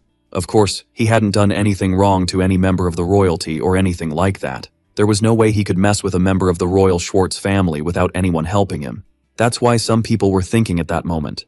Maybe Valir didn't even want to draw attention, or because he couldn't use his family name and was hiding his past. But for whatever reason, all of this could still be his. He asked how many people had enough power not to fear the Schwartz family, and Valir sighed at the questions, and the prince continued saying that everyone was thinking Valir was secretly a member of the royal family. Even Heinrich was thinking this was true, and the protagonist felt that the imagination of those kids was indeed very fertile. In this, Bertus questioned the protagonist to find out who was supporting him behind the scenes. Valir crossed his arms, responding that it was none of that. He didn't want to be a bad guy who just hit others because someone was helping. Bertus was completely taken by surprise, asking if he really had no other motives, and if he really just got angry. Valir agreed, feeling that apparently he didn't think he was a member of the royal family, or something nonsensical, but he should have been curious to know if he was hiding something. But if they found out he was a demon, he would die on the spot. So, all Valir could do was pretend to be an idiot, but the answer he heard made Bertus laugh out loud. Responding with such honesty was a very wise choice. If he had said he had some help, he would have stopped immediately. Valir commented that he could still have lied about it, and the prince agreed that it was a possibility too. But there was no way to know that a person like him wasn't from the royal family holding the cup that way. The protagonist realizes that Bertus only read him by the way he was behaving. He was thinking about this now, but he was indeed very clever. Bertus says he should have thought even more of himself, and asks if he at least considered that by leaving the temple he could disappear without a trace because he hit a member of royalty. Valir agrees that he thought about it, but in his opinion, it would be much worse to lie to the Prince of the Empire, and apparently Heinrich couldn't even touch him, even outside the temple. Killing a student from the royal class in the capital was unacceptable, and the culprit couldn't become any more obvious if Valir died right after leaving school like that. Bertus says he could still use his family name Schwartz to cover it all up, which Valir hadn't thought of before. After all, Heinrich was abandoned by the Schwartz family, but he didn't think that this empire could be influenced by a foreign nation. He thought he would end up paying the consequences for dishonoring the prestige of the temple, and Bertus agrees upon hearing this. This was the first time he had contact with pompous people like Valir. Life there in the temple would become quite interesting. The protagonist could hardly believe that the first person in the novel to like him was precisely the great villain. Then, Bertus asks if he loved the empire, and Valir replies that yes. Bertus asks why, and the protagonist responds that it was just for money. They let a poor person live in the palace because they thought he might have something good. There were no greater reasons to love the situation. Bertus is surprised to hear this as Valir says he came from the streets. If that was enough to dislike him, it was indeed a shame. However, the prince says he liked him even more. His loyalty was quite clear when seen in this simpler way. Bertus compares how ants function. They had a hierarchy in society, involving the queen ant, the workers, and so on. Valier agrees. It was probably divided among the queen ant, the soldiers, and the workers. But it could be a bit more complicated. There could be more or fewer positions in this society, but Bertus couldn't care less about that, and Valier is left confused. The protagonist didn't understand how this could be something to be proud of, but the prince explains that they were just ants. Poor or commoners, nobles or foreign nations, royal blood, great dukes, counts, marquises or barons, he didn't care about any of that. He couldn't care less if Valier or Heinrich treated him as an equal. To him, it was all the same. The protagonist agrees that it was a good point. He was even impressed to say something like that, but deep down, he knew he was a big idiot. Bertus laughs, asking if he knew what true power was. People with power have the freedom to be jerks. But Valier was a jerk without any power. His eloquence was different from the other people who lived on the streets. Not to mention, he was also very smart for a poor person, and Valier responds that in this world there were all kinds of people. Still, Bertus intended to find out what the protagonist was hiding, and in the end, the protagonist says it was true that he had no skills. Therefore, it wasn't possible for Bertus to gain anything by becoming either his friend or supporting him. Someone talented with an empty head meant nothing to Bertus, and talent wasn't all that a person desired. For him, it was much better to use smart people like Valier, and Bertus states that considering his brain, he thought recklessness could be a problem. Now he could understand a bit how his life could have been until now, but Valier had to agree that he wasn't even poor. Anyway, what Bertus wanted to discuss hadn't changed at all, and he asks him to control his temper a bit. The protagonist sighs, responding that only by doing that would it be possible if he could get along with others. Then, Bertus says they could discuss other things when he was more certain of his loyalty and wishes him good night when they part ways.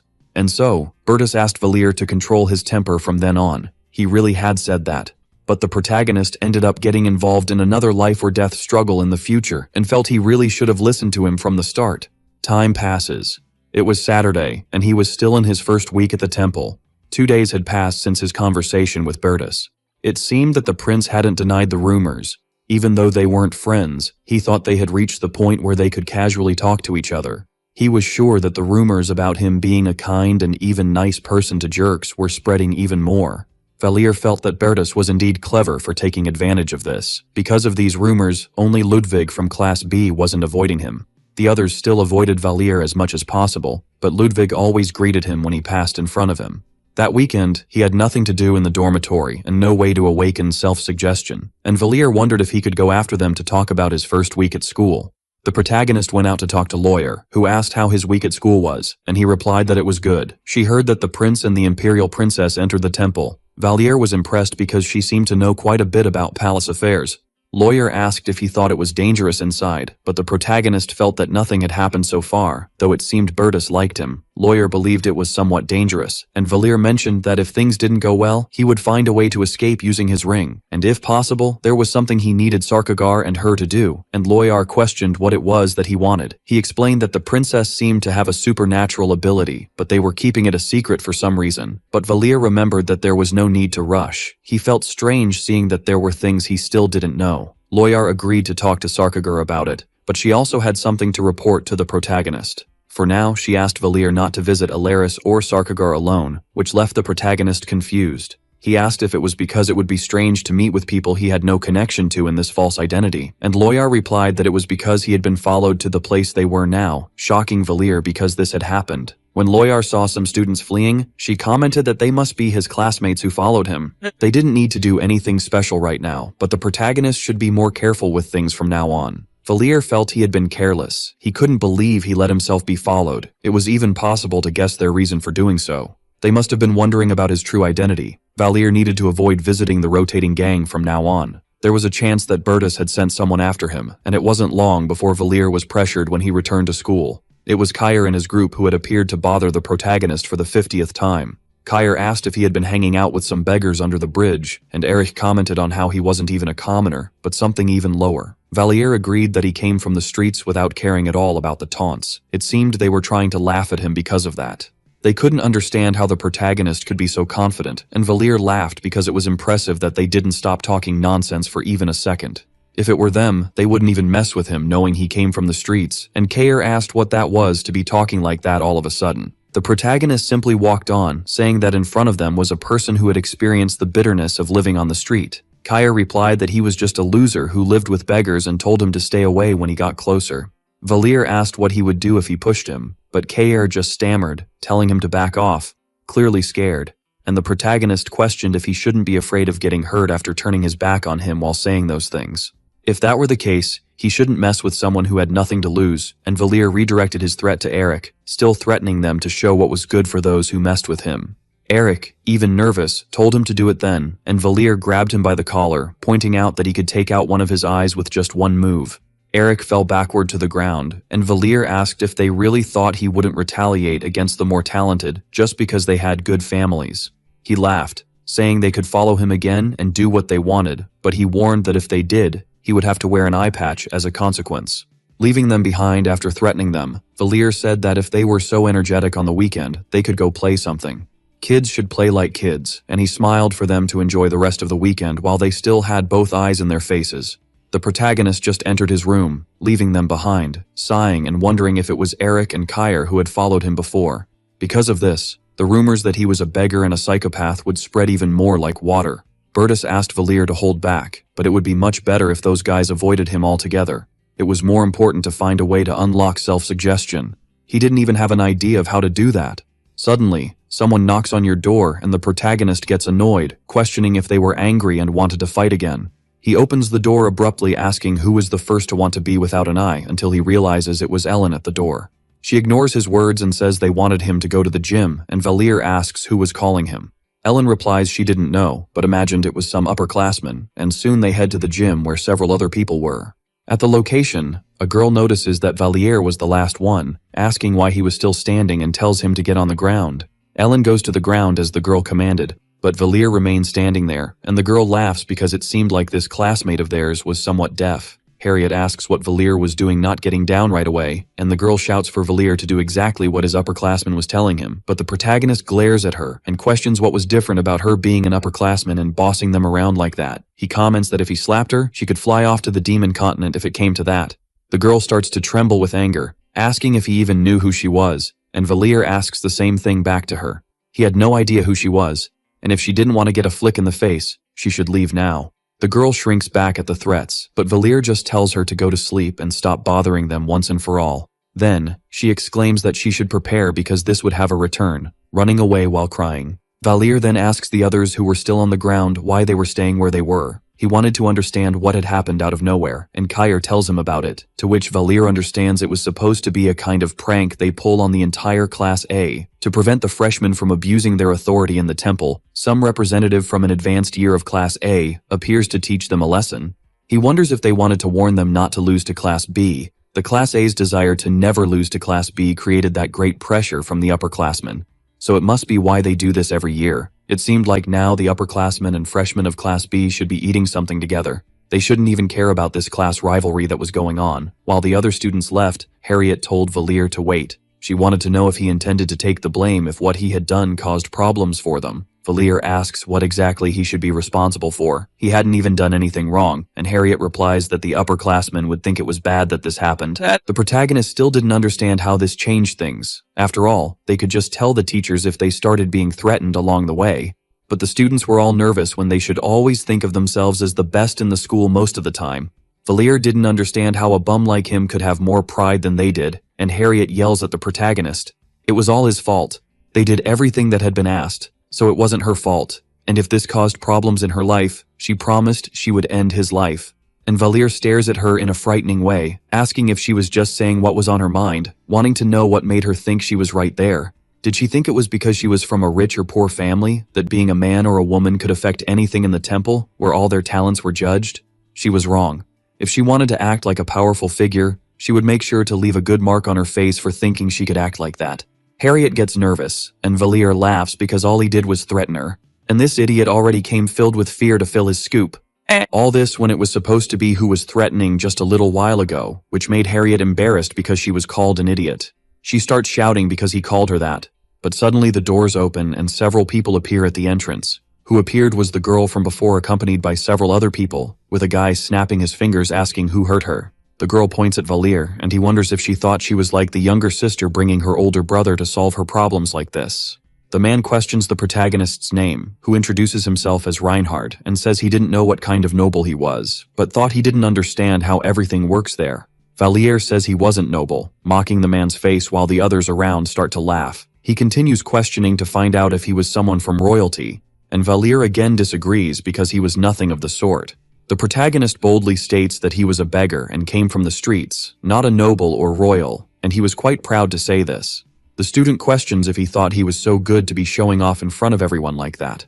Valier laughs again, asking if it really mattered so much what a person was to do something. Even beggars could have pride. The man then throws a punch at Valier, who ends up holding it but still feels that he was quite strong. The protagonist coughs as the man says that if that was the case, he would hit him, so he would never forget the lesson of that day. And he continues throwing punch after punch at Valier, saying that if he was really of royal class, he had to follow the traditions of the royal class. If it were in his time, he would be dead, but now he was being kind by just hitting Valier because of that. The protagonist spits blood but retaliates, and the man dodges by grabbing his hair upon realizing Valier was trying to fight back. The protagonist starts getting beaten in front of everyone else, but Valier takes advantage of having fallen to inflict pain in an even worse place. The man screams in pain, telling him to let go because he had been nice until now. But Valier laughs, telling him to speak more quietly if he didn't want to become a eunuch. Valier even feels that for a guy who was in high school, he was at a decent size for where he was touching. Until the other seniors come running, telling Valier to stop this, but he just shouts for the others to stay put. He could crush his balls right there if they kept approaching, and promises he would end what made this guy a man. Valier threatens so much and squeezes to the point that the guy keeps screaming, telling the others to get out of there. Valier continues to enjoy the scene with laughter, and Harriet just confesses that this guy was indeed a psychopath. After squeezing so much, he just starts begging for his life, but Valier smiles, denying because he didn't want to let go. When he fell to the hard ground, Valier released him upon realizing it was enough, and says they could hit him as much as they wanted, but the next time he caught them, they could say goodbye to their next generation. He would really tie them up at once. Valier beats the guy on the ground and tells them to go away, and shouts at the other seniors to do it right now. The girl helps the guy leave while cursing Valier, but he remains perfectly happy to bother the guys. Then, another girl approaches to talk to the protagonist, asking if he didn't think he should act with more honor. Valier replies that he was being beaten and had to use an unforgivable curse. Obviously, he couldn't just accept the beating. The girl says she would like to have a conversation with him, since the others had left. At least he should show a bit of respect. Valier wonders how this girl could want to talk normally after everything she did, and finally he sighs, wanting to understand what she wanted. The girl introduces herself as Adriana from A2, a second-year royal class student, and knew him as Reinhard. Adriana says they couldn't do what Valier says because they couldn't. This had been done for generations, so the upperclassmen pressured them to continue it. Radina, the girl who pressured him first, was a soft-hearted person, so she must have suffered a lot to make the younger ones suffer too. Valier asks why they didn't just refuse to do this, and if there was anything forcing them to act this way. Adriana says that if they didn't do this, the third years would take their place. As the years go by, it becomes increasingly difficult to control the strength of the freshmen. Then Adriana asks if she could act this same way in front of them. After all, if things got worse, Valier would be the one in trouble. Sighing, the protagonist says he could tell them to come to him, which surprises Adriana. But Valier comments that he understood it was the third years who sent them to do this, and says they could settle the score with him there. Not that same day or the next, but they could come to him on Monday, to be more precise, at night. Those third years were people Valier wanted to see if they could tell Bertus of Gardias to do push-ups too, and if they thought they were so good. Later, Bertus learned that the protagonist sold his name to get out of the situation and sighed. He didn't understand how Valier could be so proud of selling someone else's name like that. Bertus knew that the real classes had their traditions. He wondered why they hadn't shown up earlier, but it seemed they were being cautious with him. He asked what Valier intended to do if they actually showed up on Monday. Instead of forcing him, they would end up forcing Valier to do what they said. The protagonist agreed that it was very likely they wouldn't show up, but it would be funny if they actually did. Bertus questioned why he thought that way, and the protagonist said it would be amusing if they tried to hit the Prince of the Empire. Still, the one who asked for this would probably be the one to go the craziest, but Bertus understood Valier's game. Even so, he was guilty because he sold the name of the Imperial Prince. After all, he described him as the prince and not his classmate. Valier asked if that was how it worked, worried that he might be angry. He would need to use the ring and run away to avoid problems. The prince replied that normally a reasonable punishment for this would be to kill 3 entire generations of their families. But Bertus didn't want to do that. Valier used it once, so it was fair that he used it back, and he knew he was having some classes with his sister Charlotte, and Bertus said he should observe her and report anything strange about her. After hesitating for a moment, the protagonist agreed, commenting on how despite everything, he was still getting along with others. One way or another, he ended up saving the skins of the people who were being bullied, so that became the situation. After their conversation, Valier went out to walk down the hallway at night. He didn't think calling the young lady of the Duke an idiot counted as getting along with her. But by the way Bertus called him to talk, it was clear that it was Harriet who ran to tell what happened. And soon on the way, he ended up meeting the girl herself, who turned her face to the other side, and Valier was somewhat shocked by her reaction. Still, he wondered what her problem was, laughing because it was quite cute when she acted so obviously. His very clear reaction made him want to say that, and Valier called her an idiot with a laugh, eliciting an irritated reaction from Harriet. She exclaimed that he shouldn't call her that, and the protagonist replied that he just commented casually, but it seemed she felt attacked because of it. Still, he said it without thinking, and she still felt offended, which made Harriet stutter in response this time. They said she was smart, but it seemed she was actually quite silly. In the end, Valier thought she really was an idiot. Harriet slammed her cup on the table and questioned if he was trying to provoke her and receive a punishment for using his status. Valier denied it, but she kept yelling at him, not knowing why she was insisting on this, and exclaimed that she was not an idiot. Valier sighed because she was very loud. It was just fun. He could get all kinds of interesting reactions just by calling her an idiot once. She would probably have done the same in his place, which left Harriet a bit shocked to hear. She turned all red when he called her cute, and Valier simply walked away saying that even if she was a genius, kids like her should be cute. He liked her because she was childish, and that was all. Now he could go to sleep because he wouldn't grow otherwise. Harriet just stood still in the hallway when he returned to his own room, not understanding what he was talking about. Then, time passed until the day of Monday arrived, at the assembly time, and soon Valier was found by some students who dropped a pair of gloves on his desk. One of them said he underestimated the reputation of the heir of the Gardis family, Art of Gardis. Thus, the second-year student challenged him to a duel. He wanted to restore his honor and explained that the protagonist could choose the time and place for them to do this. An observer would be there to see their battle, and Valier replied that he understood. He was trying to hit his junior and ended up with problems. Now he was exploding with embarrassment and wanted a fair duel. The provocation made the others laugh, but Radina came to the others' defense, calling him a pervert because he was cheating. Still, Valier replied that they weren't being very lenient when that guy completely ignored the weight classes and tried to turn him into a meat pie. The student said that if Valier intended to reject the duel and accept his disgrace, it could be that way. He would be admitting he was the kind of man who only knew how to use dirty tricks. The two stare at each other for a long time until the protagonist decides to accept, surprising Radina and satisfying the other student who did not intend to fall for the same trick twice and would not go easy just because he was weaker than him. He would mark Valier's body with what it meant to challenge the authority of his upperclassmen, until later the protagonist was stopped in the hallway by Radina.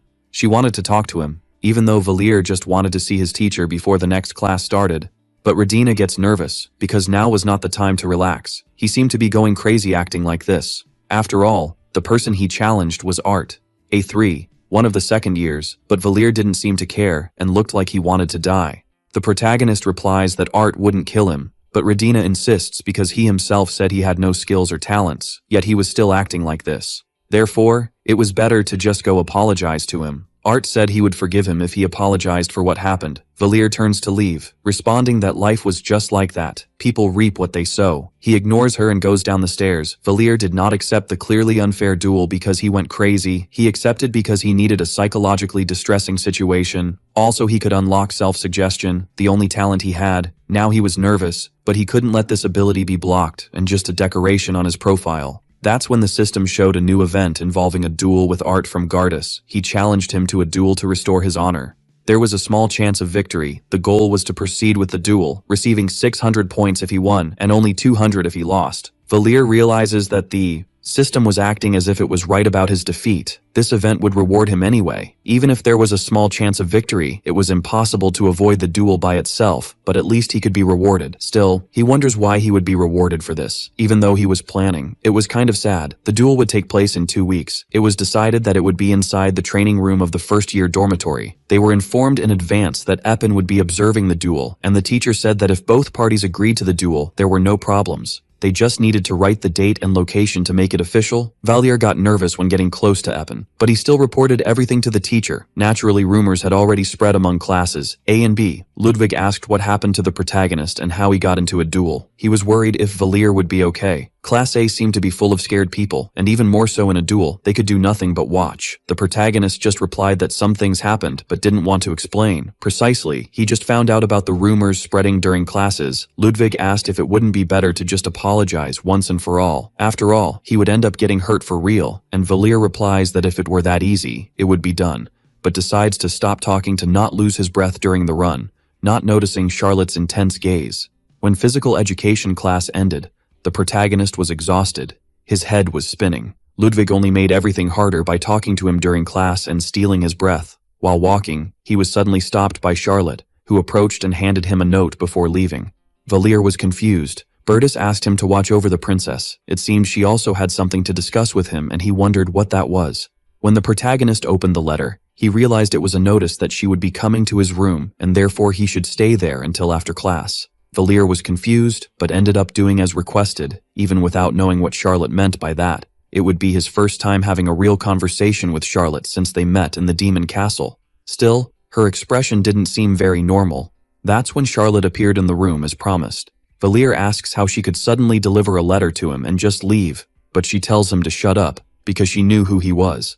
The protagonist gives a nervous smile and asks what she was talking about. Charlotte sighs because she normally wouldn't want to ally with people like him. When she heard he was a beggar, she observed him a bit, found out where he was from, what kind of people were connected to him, and which organization he belonged to, and received support. Valir realizes she was talking about the rotating gang. Charlotte knew not that he was a demon, but something else.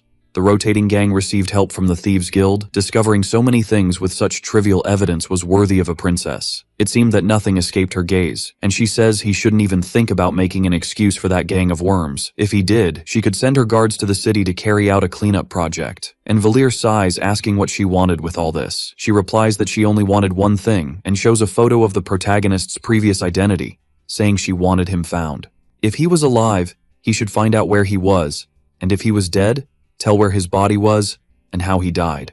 Valir is surprised, but Charlotte was still staring at him in that scary way, telling him to report the progress of his investigation regularly. This would be his top priority, but he shouldn't even think about handing him over to Bertus. Otherwise, she would get rid of him and his entire organization. Later, in his own room, Valir sighed. He couldn't even believe she asked him to find him. It was kind of weird. Charlotte seemed to think his disguise was that of a beggar, and as an ex-beggar who became a student of the temple, she must have thought it was the best option to find him. Even though it seemed she was acting rationally, she wasn't being rational. While speaking, her eyes were shining with emotions. She meticulously conducted an investigation into his past, but it seemed impossible for her to make a rational judgment. Charlotte must have thought it was suspicious. After hearing from Dyrus, instead of seeming in control, she appeared more desperate to look for someone important to her. It was almost as if she was obsessed with finding Valir, but if she thought about it a little, it would be easier to find suspicious points about him. The guy who suddenly disappeared after saving her from the Demon King's castle, and an unidentified beggar appearing out of nowhere after another disappeared was kind of clear. Valir felt happy because she wasn't suspecting him, but seeing her search so desperately made him feel a bit guilty. If that lie continued, someday his head would blow up. It didn't just affect him, but Elleris, Loyar, and Sarkagur. Still, revealing it now would be ridiculous. As he thought, he needed to discuss this with everyone else about what happened. While he was thinking alone, Harriet suddenly appeared, calling him a beggar, and laughed because he responded to that call. She was obviously giving it back in kind because she was called an idiot, but Valir just accepted normally that he was a beggar and saw no problem with it. Then, Harriet sighed because he was won, commenting that she heard about the duel and that Art was a scary person. He would probably beat him up. Valir replied that was just it. It wasn't like he was going to die. Harriet asked if he wasn't scared, and he seriously replied that he was, which made her question why he agreed to the duel. After all, he was still scared of all this, and he replied that Art could still end up making a mistake, which made Harriet say he was really crazy. She would just watch him get beaten up. The girl left and Valir reflected on this, but ignoring Charlotte, what mattered now was the duel in 2 weeks. If it continued like this, he would be beaten to death before awakening his supernatural power, so he had to get stronger if he wanted to deal with the gate incident in the future. From that day on, he would practice his fencing in the training room. Those who went to the training room and did this every day were A5 Cliffman and Ellen. These two should never have even exchanged words before. Valir didn't think those two introverts would bother him. If he were writing a novel, he could just write things like he trained all day or felt he was improving. But as he was experiencing this, he needed to practice and study fencing, not just swing his sword randomly.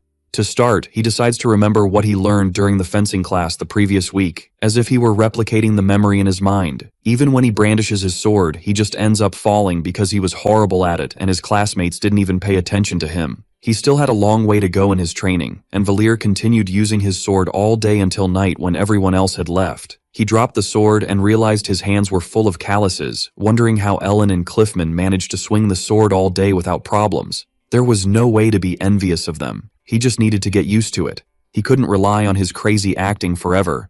Stopping to think, the third-year students didn't show up that day. Even if they didn't want to touch the prince, they forced the second-year students to do it. But it was just when he complained about this that Adriana appeared in the training room, making him sigh while still sitting on the floor.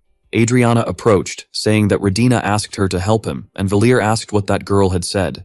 Radina had cried, begging Adriana because if this continued, he would be beaten to death, and he wanted her to help him. After reporting this, Valir realized that Radina was a good kid. He ended up thinking he had been too harsh on her, which made him feel bad. Adriana saw that he already had something in mind by the way he was acting and should know that he couldn't defeat Art just by training for 2 weeks. He would end up losing badly to his opponent and suggested that he apologize to put an end to the senseless fight. Art wasn't as bad a guy as he seemed. Valir replied that he didn't think he was bad or anything like that. He just needed to be beaten up. That was how it had to be, which left Adriana somewhat shocked and confused. Then, she bent down to pick up the wooden sword and showed some moves, which left Valir puzzled as to why she was moving out of nowhere. But she handed the sword back so he could do the same thing now. Adriana was going to help him with that. Valir asked if she really wanted him to try this, and he picked up the wooden sword. It wasn't something completely impossible to do, but the movement even made him fall, and Adriana asked if he was trying to make a joke out of her, or something like that. And Valir would have liked it to be the case. Then, she held him by the wrists to help him get up, knowing he should be exhausted, but there was no reason to do this. It would only hurt his wrists with such movements. Valir asked her to stop saying those things. It just hurt his pride, which wasn't much to begin with. However, when she touched his wrists, they began to glow, and he was shocked when Adriana told him she was an aspiring paladin. Divine magic could restore muscles, pain, and fatigue, and she asked him how he was feeling. Valir acknowledged that he certainly felt better. The girl asked him to try again. Now she was sure he could do better than before. So, Valir tried again, continuing to train with the wooden sword, but Adriana recognized that even his basic skill was horrible. She would wait for him in the dormitory hallway the next day bright and early to help with his physical training.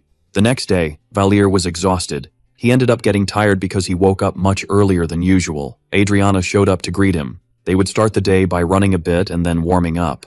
Valir asked if it wasn't disadvantageous for his classmates to help him like this, and she laughed because it could be the case. She needed to at least help him have a decent physique and some fighting skills to start. After all, Art didn't listen to her when she said he shouldn't act tough over the freshmen due to his great pride. Instead, she warned that Valir should be more concerned about himself. He couldn't even say he was weak because that would be a compliment.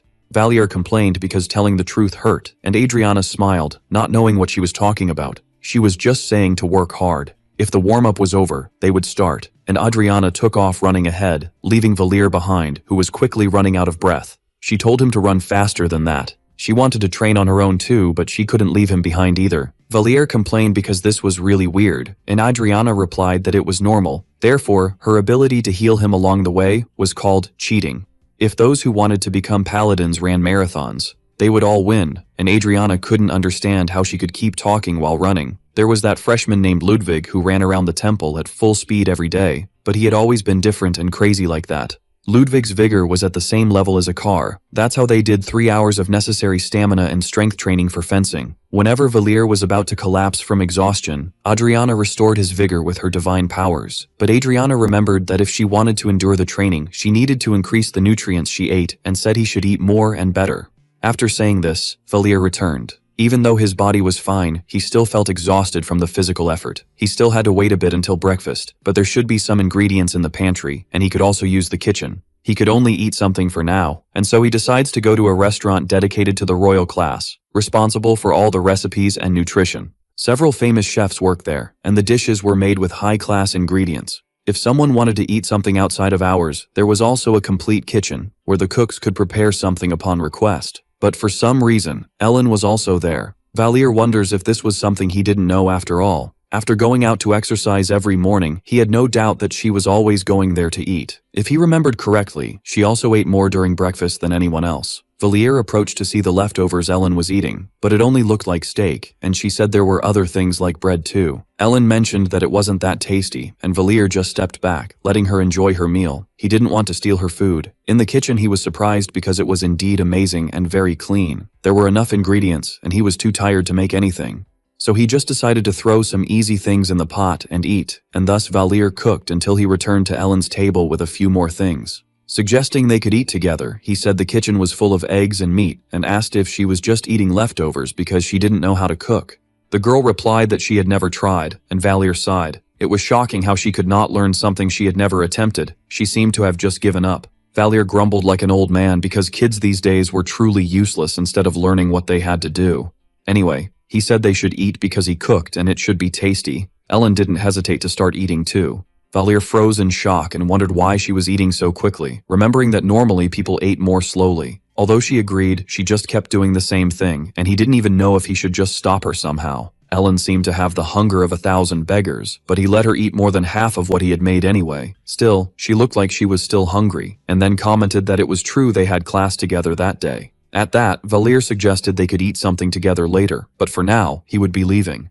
Inside, he intended to make her eat 2 portions of chunggukjang, which would make her beg for mercy with the bad smell coming from her mouth. Expecting a big change after just asking for 1 day was too much, but still, his strength increased by 0.5 points, agility by 0.3, and vigor by 0.6. And even though he had no idea why, his magical power also increased by 0.1. That duel in 2 weeks would just be a trigger, just a stone in his path, but the only thing he could rely on was this body that could improve as much as he wanted.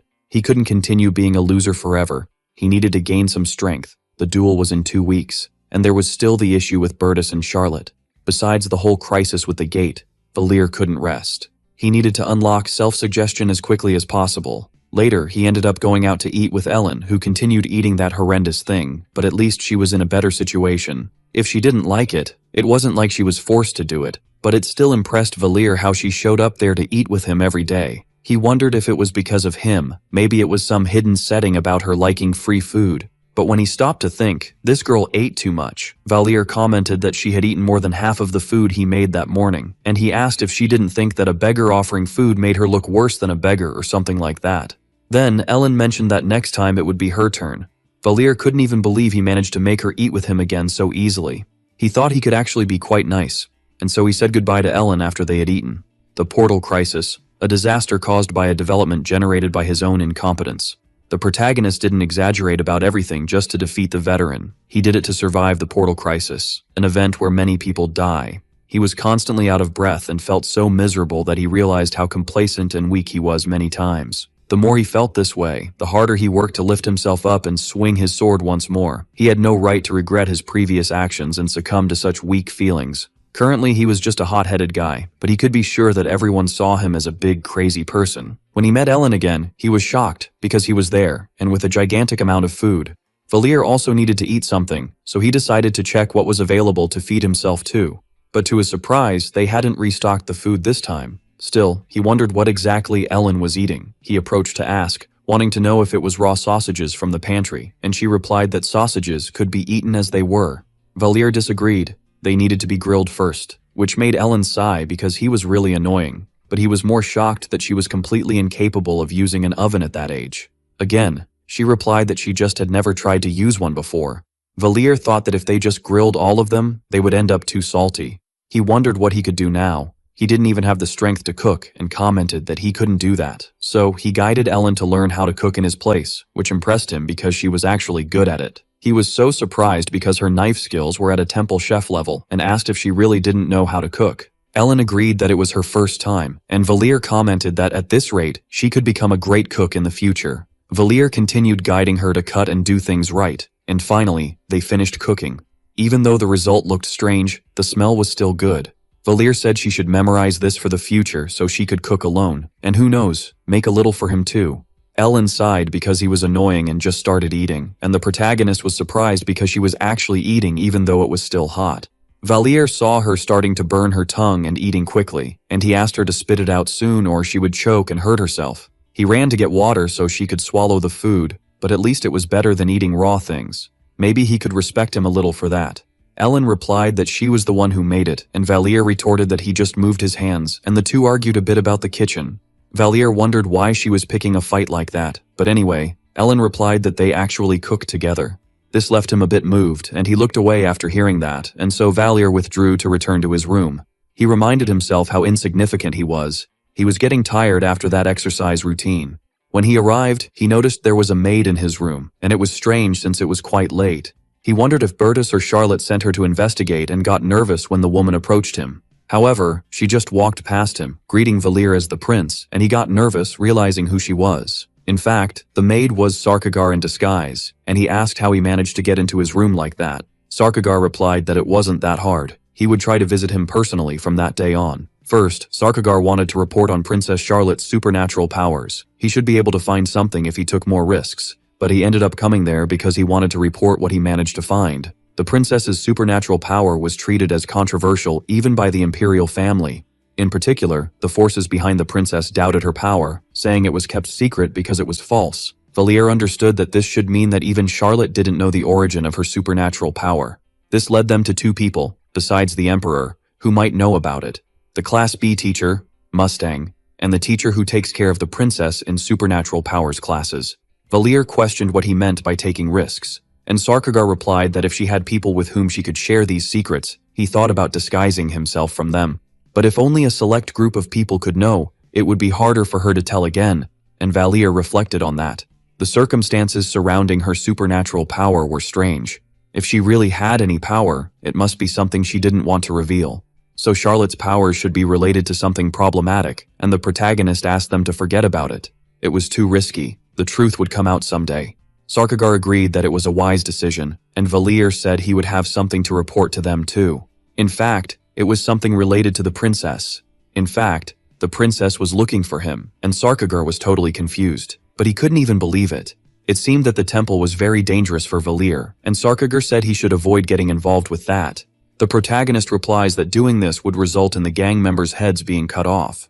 Sarkagar laughs because it was indeed ironic. The debt the princess has with Valier became a big problem after everything. In fact, it wasn't really something he should say, but he never thought he would end up being forced to do something as stupid as searching for himself. Valier didn't even know what he should do now. The protagonist asks if he could forge some evidence that he died somewhere and report it to her. Sarkagar agrees. It was the best option he had to satisfy her, however. They didn't know how the princess might react to this, but there was still a chance she would try to get rid of him after this. But if he didn't do his job correctly, the possibility of her disappearing for thinking he was useless was better. Valier agrees that they should act as if they were working a bit. They wouldn't try to do anything against them when they saw they were making progress, and that they were working on the request. But the truth was, he didn't want to have Charlotte as his enemy. Bertus would continue to pay attention to him as long as he thought he was useful. Charlotte would leave him alone as long as he made progress in the search for Valier. Working for the hypocritical brothers was something far from having any honor. If the princess thought they were working for her, she might protect them instead of getting rid of them. This situation wasn't good, but he could think more positively. He wouldn't be stuck between Bertus and Charlotte like this. Valier says that if they think about it, he was in a position where he could use them however he wanted. Sarkagar smiles, admiring the protagonist's infinite wisdom, and Valier mentally wished he wouldn't smile so frighteningly. Later, Adriana didn't expect him to improve overnight, but Valier was being even worse than that. In this, she heals him again. They should rest for another minute or two, then they could continue the training. An aspiring paladin training the next demon king with all her might was almost ironic. In fact, Valier wonders why Adriana doesn't use divine power on herself to be more efficient in training, and he asks her the question, to which Adriana replies she doesn't know if that was heresy, but improving using divine power wasn't exactly natural. It's like getting high to the point it would damage your body. While divine powers restore, someone's physical strength doesn't replace the nutrients burned during training. That's why she always said to eat a lot after training. Valier understands it was like a ticking time bomb. She explains that after reaching a certain level, he would need to train without her help too, so he should be aware of the risks. Adriana says they should get back to running now. That's when Valier stopped and saw that it was Ludwig who was there in front. It seemed he also went out to train that morning. Beside him were Lanian Cesar, the owner of the musical talent, and Delphine Isadora, the owner of the archery talent. Originally, there would have been several scenes of them fighting with the boys from Class A over the simplest things. As Valier ended up attracting all the attention from Class A, the true protagonist Ludwig became a mere background ornament. Even though it was interesting to see how the story changed, like Charlotte surviving and Ludwig's actions, he was also scared. Valier had no idea what kind of butterfly effect this could have, and so he continues his run with Adriana. Later, he was caught off guard to hear that Ellen intended to cook that day and asks what the menu was. She replies it would be meat. She only ate that at home once. Valier agrees it sounds delicious and questions if she has cooked it before. She adds salt to the meat, and Valier says he was just commenting out of curiosity, but there should still be other things she should add. Putting jokes aside about how her eating meat like that could turn her into Steve from Minecraft, he keeps pressing to know if she would add the spices now. The way she was holding the knife with irritation while looking at the protagonist made him step back, thinking it shouldn't be like this. Finally, she finishes cooking, and Valier continues teasing, asking if she at least heard his advice to season the meat, but it was finally ready. If he ate slowly, he might be able to grab breakfast afterward. Valier asks if it was more edible now with the spices, and she agrees, which made him quite happy because it was expected. Still, Valier asks if she could really eat such a large portion of food. Ellen agrees, even though he couldn't do anything in that situation. He says it was really good that she went to the temple. After all, otherwise, she would starve at school eating like that. Ellen mentions that she didn't go to school because she wanted to. The people from the temple told her to go there. Valier was surprised by the way she started talking about herself like that, and asks if she was perhaps irritated, laughing even when Ellen replied that she wasn't. Irritating such a serious person like her was actually quite fun.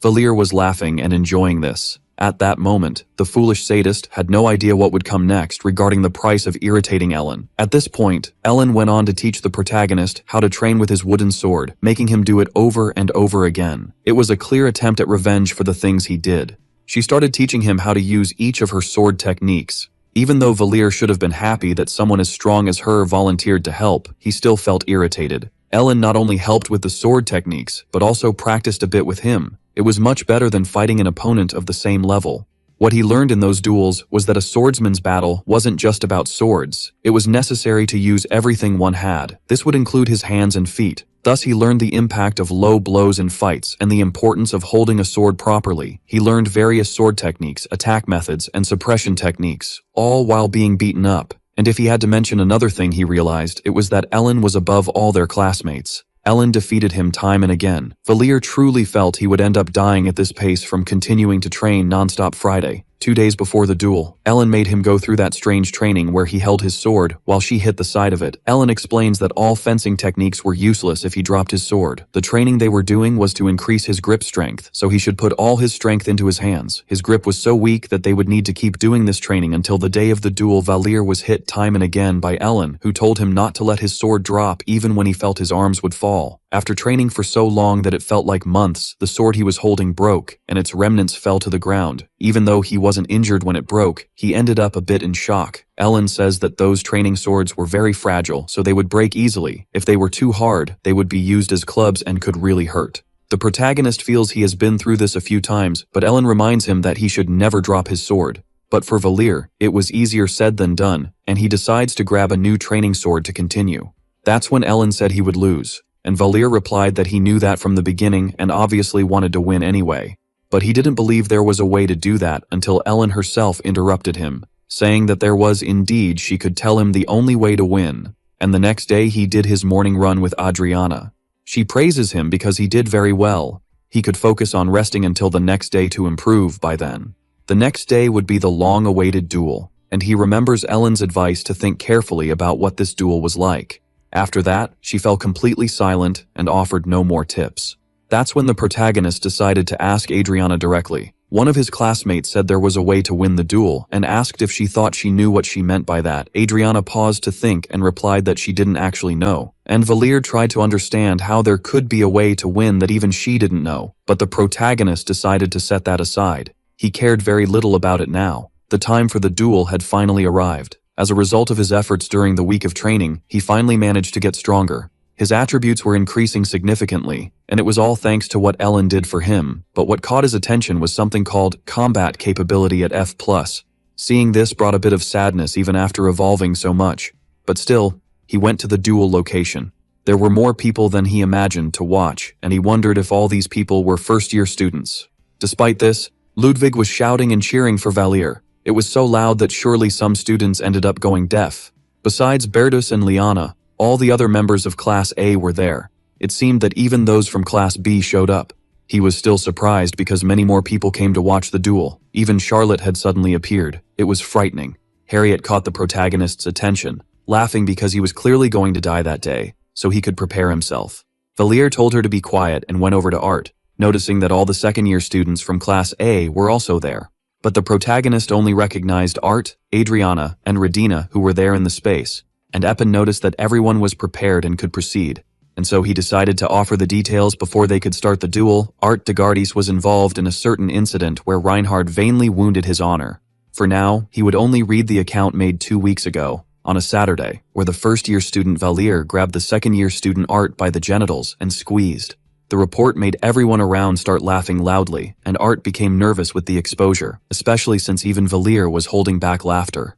Eppin continued reading that after claiming his honor was wounded, in addition to causing great and distressing mental damage, as well as humiliation, he demanded an apology. But Valier refused to do so. Thus he requested a duel where both agreed to proceed in this manner. When the two agreed to the terms, Eppin asked them to state their demands if they won the duel. Art said he wanted Valier to kneel and apologize to all his seniors for the disrespect he showed them. He also wanted him to swear loyalty and respect to them. In response, the protagonist said he wanted all the seniors to stop that nonsense they do to the freshmen and an apology just because. Everyone was shocked by Valier's audacity, and thus Eppin agreed, starting to ask for the god of war to be by their side. But Art interrupted his teacher's words, saying that as a participant in the duel, he had the right to name a champion. Eppin asked who it would be, and the protagonist wondered what exactly that was, and what it meant. Art said he wanted to bring the third-year student who was the champion of Class A, Mayerton, and the man appeared taking Art's place and handing over his wooden sword. Mayerton asked if he was the one who said to show up when the prince was around, smiling condescendingly at Valier. There weren't many people there because the second-year students from Class B showed up too, but he appreciated that even the third-year students from Class A came to watch. His provocation must have touched the pride of the third years, so they wanted to see his humiliation up close this way, and Valier remembered how Ellen said he should think carefully about what a duel was. And now he understood that naming a champion or substitute fighter who could fight for him was a right that duelists had. So he wanted to say that Ellen was suggesting to call her to take his place as champion and fight for Valier. That was the only way to win. With Ellen's skills, it was very unlikely he would lose to a guy like Mayerton. However, Valier felt Adriana's fury and wondered what was wrong. It seemed she hated Mayerton and also wanted to fight him. Eppin said that if there was nothing else to say, the duel would begin. If the result was clear or someone asked for redemption, the duel would end. Then, Mayerton said he had a suggestion and asked if they could make it so that this duel would only end when one of them surrendered. The teacher asked why, and Mayerton replied that it should be obvious by the outcome, but he just wanted to offer a lesson to the freshmen. Eppin asked if the protagonist agreed with this, and Valier agreed, but also wanted to add a condition. Whoever chose to be a substitute had the right in this duel to have only one advantage in compensation. The truth was that Valier would not call anyone, even with Mayerton questioning if he really intended to fight him. This worried Adriana and Radina, as well as Ellen, who remained silent, observing the protagonist in front of everyone. Valier asked Mayerton not to use his left arm in their duel, and he agreed without thinking much. Preventing the use of one arm was a significant advantage. If Valier's past self had to choose something, that would never cross his mind. Thanks to his duels with Ellen, the protagonist realized how important it was to always be improvising. Realizing this made him notice that his training had not been in vain. His chances of overcoming the weight difference were low. But now that both sides were ready, the teacher began to initiate the duel between the two parties. Mayerton laughed, asking if the protagonist was scared. Valier could feel that the guy was not afraid of him at all, and he wonders if he should use a surprise attack while his guard was down, but his attacks were still nothing, and were repelled. Valier wonders how he could be so strong with only one arm, almost dropping his sword along the way. Mayerton replies that he was a big weakling and presses the protagonist by attacking him even more than before. He was only aiming for his sword, thinking it was because he now understood why Ellen made him go through such suffering before. Ellen always knew that the duel between them would end this way. Valier ended up being sent flying by the blows he received. When he fell to the ground, Mayerton asked why he let go of his sword, laughing at the protagonist's weakness. Valier continues to be beaten by his opponent, who tells him to pick up his sword, not understanding why someone like him didn't even care about what he said. Still, he was a person in Class A.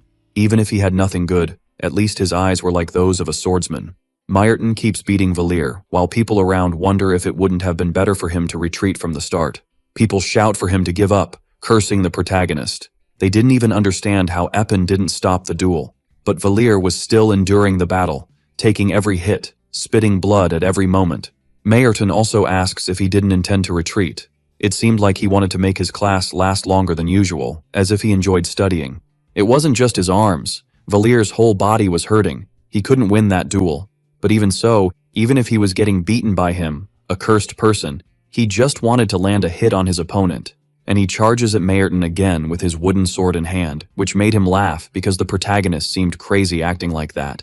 Valir's defeat was inevitable, but his plan to awaken his supernatural power by putting himself in a literally risky situation didn't cross his mind due to anger. At first, he had no intention of doing this, but he had surpassed his limit and used his revision function. Valir was so furious that he didn't care about anything else. The moment he struck with his sword, it would shatter into pieces. 20 achievement points were needed to trigger that event, and so the protagonist uses those points. And thus, he strikes his opponent with it. As Ellen had said before, the durability of the training sword was indeed low. The likelihood of something like this happening was very high, so he managed to make it happen without spending too many points. The attack he landed on the lower parts made Mayerton retreat in fury, but he couldn't let him pick up the sword again. If Mayerton picked up his sword again, it would be the end, and so Valir strikes him from behind to unbalance his attack. The protagonist begins to beat his opponent with kicks. He thought his attacks would make him faint, but it seemed he would recover quickly. Mayerton kicks him away, complaining about being taken advantage of, and tells him to do him a favor and surrender already. Valir laughs at this. He would never do anything like that. After all, he intended to win the duel. He wanted to win, and couldn't lose. Mayerton asks if he really thought he could win after that surprise attack. Valir feels he doesn't want to lose. Moreover, he didn't want to kneel or apologize to them. Even so, he had no way to win against him and didn't know how to make him surrender. But he still wanted to win. He wanted to make his opponent crawl to him and didn't care how he would make that happen. In fact, the protagonist couldn't achieve this. The power difference between the two of them was too great for that to be possible. However, even though his defeat was inevitable, he still had hopes of winning. He was sure of it. And also, the things he wished to achieve one day appeared in his mind at that moment. He finally understood how his ability worked.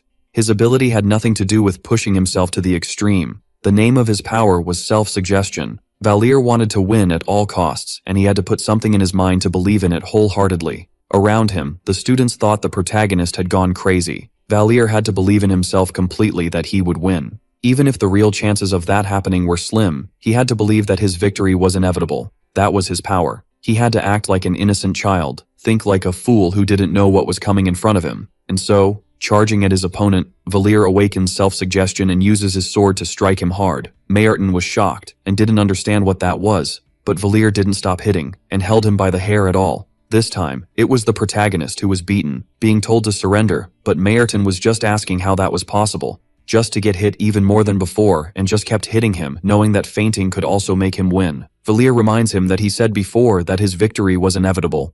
The realization he wanted was something directly linked to his hope. The more he focused on this, the stronger his powers would become. He drilled into his mind that he would win and grew strong enough for it.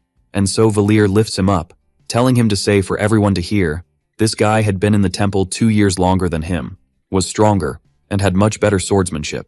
Still, the protagonist mocks him, telling him to say he was a third year who got beaten badly by a first year. As Mayerton remained silent, Valir decided he would make him wake up. But finally he bowed, saying he surrendered and confessing he was wrong. In the end, the professor concludes the duel and declares the protagonist as the victor. Thus, Valir receives the mission as completed, earning 600 points for the victory. Although the protagonist wanted to hit him even more and make him wake up in an unknown place, it was Valir who fainted when it all ended. In the end, the one who woke up in an unknown place was him. While both fainted, he was declared the winner, so the result couldn't change. Beside him, Adriana appeared upon seeing that the protagonist woke up, relieved that it wasn't anything serious and he woke up fine.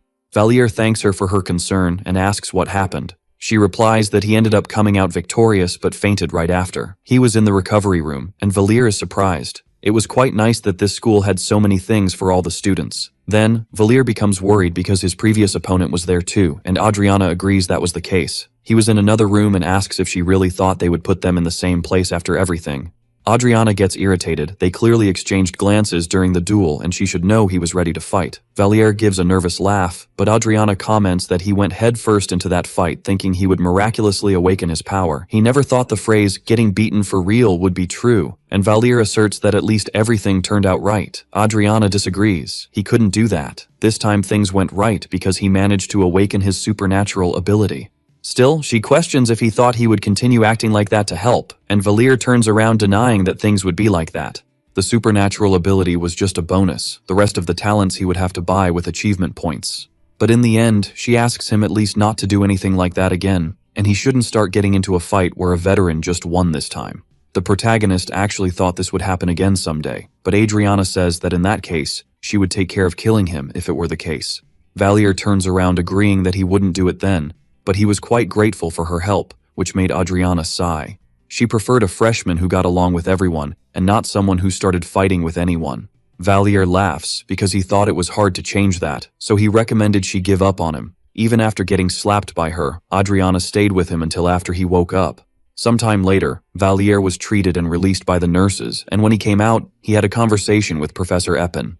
And the professor confesses to find the so-called self-suggestion interesting. They thought one of his aptitudes was about supernatural ability. But after this duel was proven, it became clear that he awakened his power. It was foolish to duel against a veteran, however.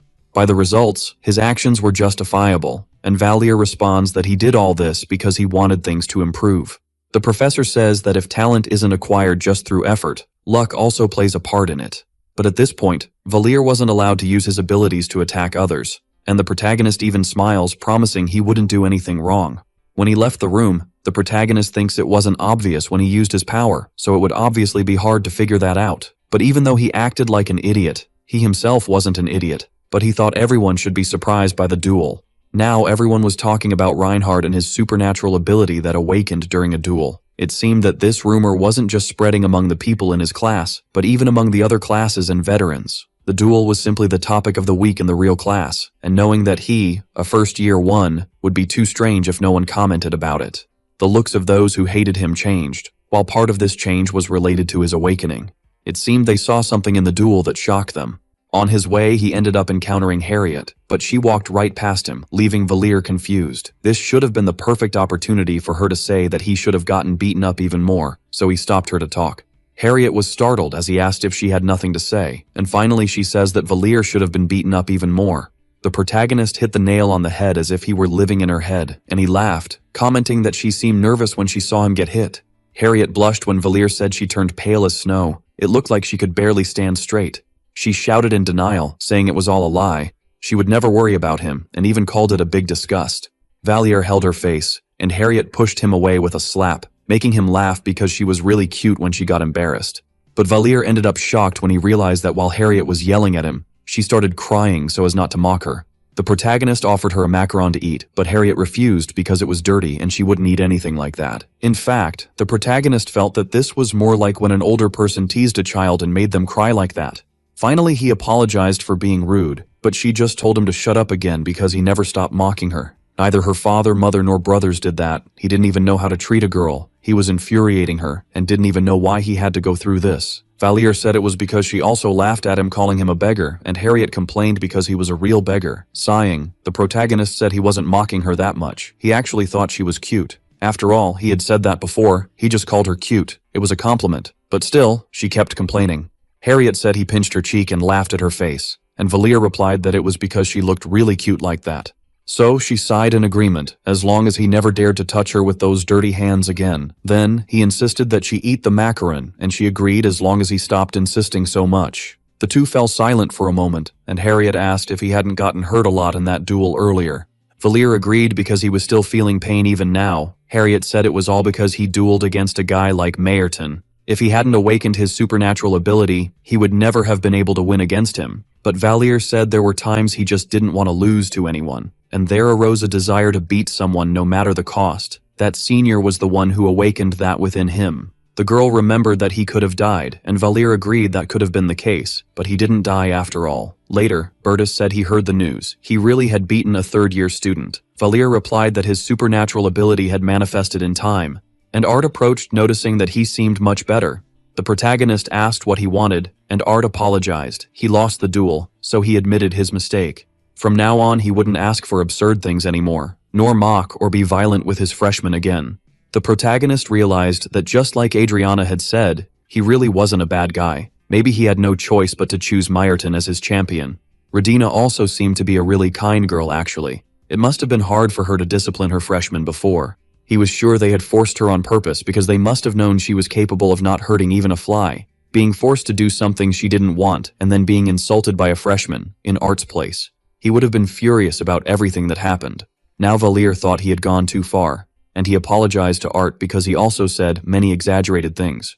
Everyone was surprised by his sudden humility, but Art thanked the protagonist because he recognized that. Now he intended to apologize to Radina later too. But first, he would focus on classes, and Eppen said that the Victory Festival would start the following week. As everyone should know, the victory in the Demon World War was a historic celebration, which is why the temple would be closed during the commemorative month. However, taking enrollment and the teaching plan into account, it would only be closed for 5 days next week. Still, the students celebrated because at least it would be 5 days, at least it was something, and they were relieved because they thought they would have to run every morning. Valir felt it would be a good opportunity to see Alaris after a long time, and suddenly they said that A11 wouldn't participate in the night classes. The protagonist is confused, but the teacher just tells him to continue, and he is left not understanding anything, wondering if he did something wrong. In the end, the two just went to sit on the wooden bench outside to wait there. Valir wonders if it was because it was cold that there was no water in the pool, but thinking about it, they could have heated the water with a mana stone. It must be some kind of script error, and the protagonist asks if there wasn't hot water in the temple. If they made an indoor pool with hot water, it would be possible to have swimming lessons, and Eppen agrees that this was the case, but the maintenance costs would be very high. And being realistic, no one would want to swim in the same water all year round. That's why it was so expensive. Apen questions the reason for the interest, and Valir says it was just curiosity, yet he remains curious to know why the pool was closed even though it was outdoors. The teacher asks if he wanted to have swimming lessons in the winter too, and Valir grumbles that he thought so, even though Eppen found it strange despite not seeming to have bad intentions. That's when the protagonist realized that the teacher thought he was probably wanting to see the girls there in bikinis. Anyway, Eppen says she would arrive soon and would be leaving, and Valir asks her to wait a bit because there must have been a misunderstanding between them. But who appeared and interrupted the conversation was the supernatural skills teacher, Rolendria. She was happy to see the protagonist after a while. She never thought he would awaken his natural ability. She had never seen people like that before, and Valir responds that it was also a surprise for him. Rolendria mentions that cases like this were very rare, so that day was just another test they would do instead of a real class. Then, she starts timing him as he moves, surprised because he did it in 8 seconds, but before it was 8.3 seconds. It was a new record. After using self-suggestion, it was exactly 8 seconds in which he finished. She was worried because she thought the ability might affect external things, but it seemed limited to strengthening his physical abilities. It was the first time she had seen something like this, a supernatural ability that influences reality as the user desires. But Valir thought he would go crazy at this pace. Self-suggestion was the ability to show the real effect of the suggestion made by oneself. If he thought he was an athlete while running, he could become an athlete, but it would depend on the level of the ability. Basically, it was similar to having a winner's mindset. It had to be something like, "Your father was definitely the president." Rolendria asks what the problem is, and Valir replies that it was actually a bit hard to handle all of this. She says there's no need to be sad, his ability is very good, and the protagonist feels that it actually wasn't that great. Rolendria mentions that obviously the changes weren't that apparent at this point, but it was another thing that deserved attention. He was very good at using his supernatural ability. He could use it almost instantly even if the effect was weak. She could assume that Valir was quite familiar with his capabilities, even before awakening his ability. It was as if he had a natural gift for self-suggestion. The protagonist feels it was a compliment, but for some reason, he felt offended. Anyway, the test concludes, and now he could participate normally in classes, so Valir goes back to lying down in his room. This ability he had wasn't much different from 8th grade syndrome, and he wonders what he was doing. Suddenly, he is surprised to realize he was receiving a call at such an hour. When he answered, he hears a voice asking him to go to the main hall. It was Charlotte who needed to ask him something right now. They meet, and the princess asks how he felt in the fight. How was it to suddenly become a user of supernatural abilities? And Valir replies that it was quite good. He heard it was called self-suggestion, and asks if it was an ability to be whatever he wanted. The protagonist agrees that it was more or less how it worked, and Charlotte asks where that boy she was looking for was. Maybe if she believed she knew, she could find out his whereabouts. And Valir replies that he couldn't do that, but he could still try and see if it works. Charlotte offers him something to hold, and Valir feels that her urgency was great, but if he could do this to buy time, it would be better. The protagonist took a picture of himself, and Valir wonders if Charlotte was always walking around with that image. Now he would have to lie about this, and he says he could see a crumbling castle, and Charlotte quickly asks what he meant by that. Valir says he can see this guy running near a castle, and it looked like he was on horseback. He was also being chased by knights and was fleeing desperately. And there were also some demons nearby. It was then that Charlotte began to cry, asking him to tell her more about it. She wanted to hear just a little more. Valir feels that small lies turn into big lies. They accumulate and eventually become larger, and this lie would hurt Charlotte in the end. Right now, he knew he was doing something very wrong to that girl, but the protagonist still tells her that the scene was just repeating itself. Could it be that his ability was still weak, and Charlotte asks if at least he was still alive? If he was alive, she at least wanted to know. And Valir agrees, even without knowing what kind of situation or where he was. But he was alive and safe. Charlotte cries even more, thanking the protagonist, quite relieved to know all this from him. The two remain quiet until the princess stops crying, and she asks him not to tell about what happened that day. Valir imagines it's because Bertus would use this to his advantage, and Charlotte smiles, telling that the boy who saved her, if it weren't for him, she would have gone insane a long time ago, and she wouldn't even have managed to escape from her prison when she thought she would go mad. From being in a place full of death and blood, it was he who appeared. He said they would be fine, besides assuring that humanity had won the war. He tried to console and calm her somehow, said he had lost all his memories, didn't know who he was or why he was imprisoned. He seemed calm, but Charlotte knew he must have been scared in that situation too, yet she was trembling even more. And he tried to calm her, just because someone was crying in that hellish place.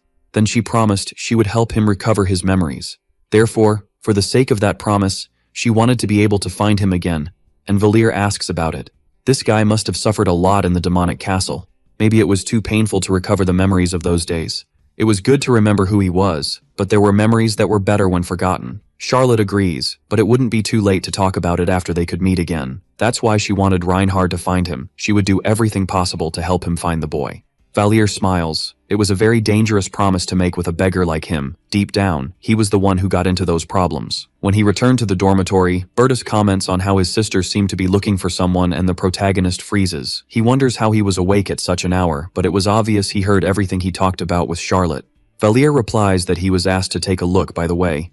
It seemed he should already know who she was looking for. Bertus laughs because this was basic, but it seemed his sister didn't find him. Probably she told him to look using the gang and not himself. He asks if he made any progress, and Valir wonders if Bertus had been investigating him, obviously saying this to show he was within the area of influence. He replies that no, he only had a portrait but didn't even know the name, and Bertus asks if his sister told him who he was. But even without knowing, it was all right. The important thing was that he was also looking for him. If he found a clue, he should inform as quickly as possible. In fact, if Charlotte were left alone, she would end up self-destructing. But turning to him, it seemed she was almost there. That's when Bertus remembered he wanted to ask something, and he wanted to know if he was the next master of the Thieves' Guild or something like that. Valir replies that it was a situation that could be misunderstood, but it wasn't. He had never seen them and didn't intend to cut ties. Bertus understands that he must be closer to the gang than to the guild, but the protagonist didn't understand what he was talking about. But Bertus says he thinks that the empowerment of crime was inevitable. Even if the Thieves' Guild was eliminated, another would take its place. It was impossible to eliminate crime completely. In that case, if he were in charge, he could at least control it. Then, Bertus gives a frightening look to the protagonist and asks if he would like to become the master of the Thieves' Guild, but Valir is left not understanding anything. The next day, Adriana says goodbye to her fellow students, relieved because they would have a break. One of the boys says they could meet at the central square when classes resume, and Adriana turns to see that the protagonist has approached. She mentions that she would be going home the next day, and if she changed her mind about the church by then, she could talk to him. Valir says he would be going home the next day, and thus he bids farewell to Adriana. On the way back, the protagonist remembers the conversation he had with Bertus. Bertus had asked if he intended to become the master of the Thieves' Guild. It was easier to control someone he already knew. It also made it easier to support from behind the scenes if needed. He never thought it was an absurd proposal. Valir wonders if he really wanted to become the emperor thinking that way, and Bertus laughs because he was just insinuating. He shouldn't worry too much for now. It was something too big to be put into action right now, and the prince departs, wishing the protagonist good night. The next day, Valier was lost in thought until he heard Ellen calling for him because he had been lost in thought. He kept thinking about the things Bertus said and couldn't focus, but he intended to stop training that day. Ellen, on the other hand, caught Valier's attention because she seemed to be sweating a lot. It looked like she was overdoing her training. She intended to train just a little more, and Valier wondered why she was so stressed to the point of overdoing it that day. He bids her farewell, asking her not to push herself too hard in her training, but Valier ends up going back to bring her something to eat. He feels irritated because normally he wouldn't do something like that, but that girl managed to draw people's attention. He ended up getting attached without wanting to. It was a bit scary actually, he ended up doing a bit too much. But for Ellen, there shouldn't be any problem since she liked to eat. When he arrived at the training room, Ellen was lying on the floor. It seemed she had fainted during her training. In her dreams, Ellen recalled her past and how she begged her brother not to leave. She questioned why she had to sacrifice herself and what she would do about them, but still, he left, even with her asking him not to do that. Later, Ellen woke up, and Valier was with her in the infirmary, and he comments that she shouldn't be sleeping in a place like that because it could worsen her health. He asks what she intended to do if she started having trouble breathing at her age, and the nurse asks the protagonist to calm down. She would only be in danger if she had arrived later, and as a gentleman, it was Valier who brought her back safely. The protagonist gets tense when the nurse says he arrived asking to do something about the situation. He looked all nervous and pale. The nurse says it seemed to be a problem with her excessive training, so she should avoid overdoing it to the point of hurting her body. Ellen agrees and thanks him as she sees her leaving, and Valier asks what she was doing to faint. Ellen explains that she lost her balance while practicing a move. She must have hit her head on the dummy when she fell. The protagonist mentions that it was dangerous. She could have had a concussion. It wasn't normal to make mistakes like that. And he smiles upon realizing that he ended up saving her life. And after ensuring she knew that, he tells her to get up so they can leave. Since the nurse used holy magic, Ellen should be healed now. They could eat some sandwiches because she had made a bit too much to eat. He made it for her, so he should ensure she wouldn't forget and would be grateful, and thus Ellen accompanies him out of the infirmary. It was then that Ellen said she would like to take a shower, and Valier asks if she intended to lie down again afterward, and she mentions that she didn't like the smell of sweat. Breaking curfew didn't cause problems. This was because in the original work, Ludwig often went out at night as if it were nothing. So, the protagonist says he would be going to the cafeteria first, and Ellen mentions that he might end up getting caught by the director. In that, she suggests they could eat in her room, and Valier ended up going, surprised to see how the decoration was. There was nothing strange about a person of the opposite sex entering the room there in the temple. When he was writing the novel, he made a mixed dormitory to make things easier. He wonders what he intended to do in a place full of children. At most, they could be playing cards in the middle of the night.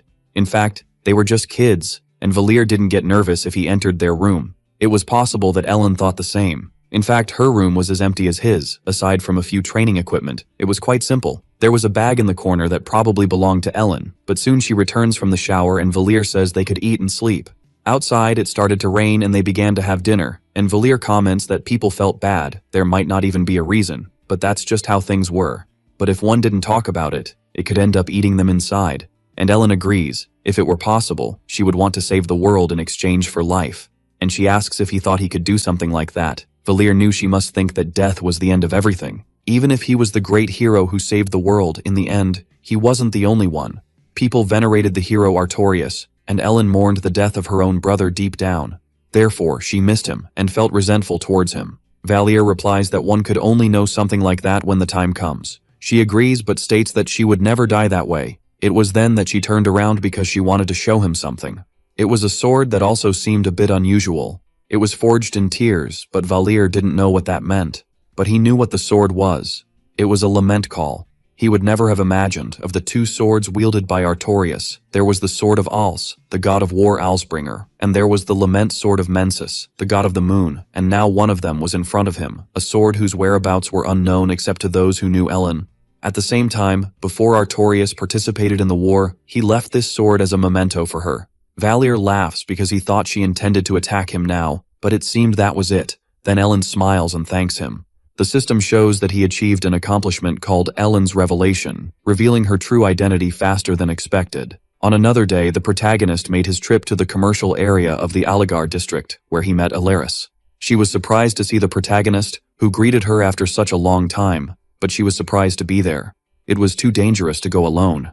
Valier replies that it was fine. He walked in circles so no one would follow him. He just intended to stay there during the holidays. It wouldn't be for long.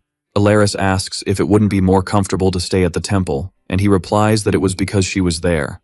Alaris gets a bit emotional hearing this, but even so, visiting the place wasn't as simple as it seemed. Valir laughs, asking what she did during those days, but she seems a bit worried. Before he went there for the first time, when he came to sell the scrolls, there was something. The protagonist remembers. He went in there after wandering around unable to sell, and Alaris mentions that this was the key. The last place they saw him before he disappeared was there, and Valir asks if the pursuers were also around. Although they didn't seem to suspect Alaris, this was the only place where they found clues, and now they were all watching. And also, by chance, he heard that she stole a fireball scroll from a shop, but Valir was shocked. It was from Borton's shop, and apparently, they got clues about Valir from him, and the protagonist remembers it was that guy who gave him a scroll for free to copy.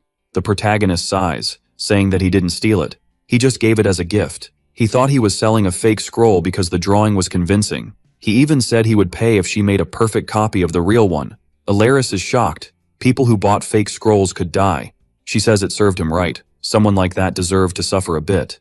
Valir replies he doesn't know if he deserved it. He just shot himself in the foot.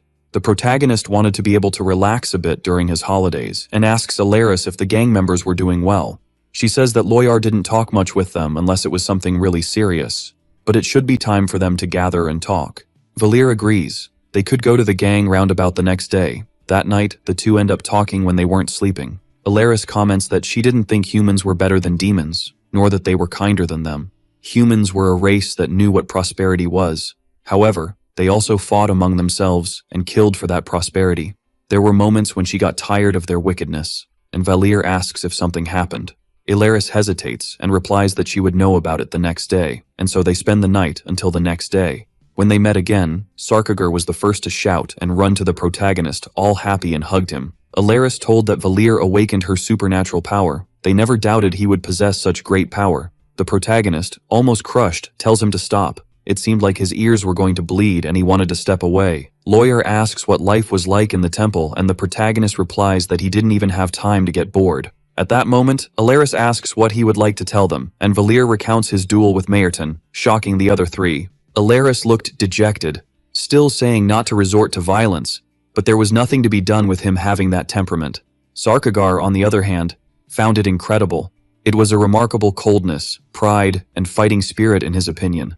Loyar shouts because he had told the prince to stay calm once he entered the temple, and Valir smiles, showing he hadn't worn that necklace from before. Alaris feels a bit relieved by this, but the protagonist knew they also had something to share. This was because Alaris had told him the day before that they wanted to discuss another topic when they were gathered.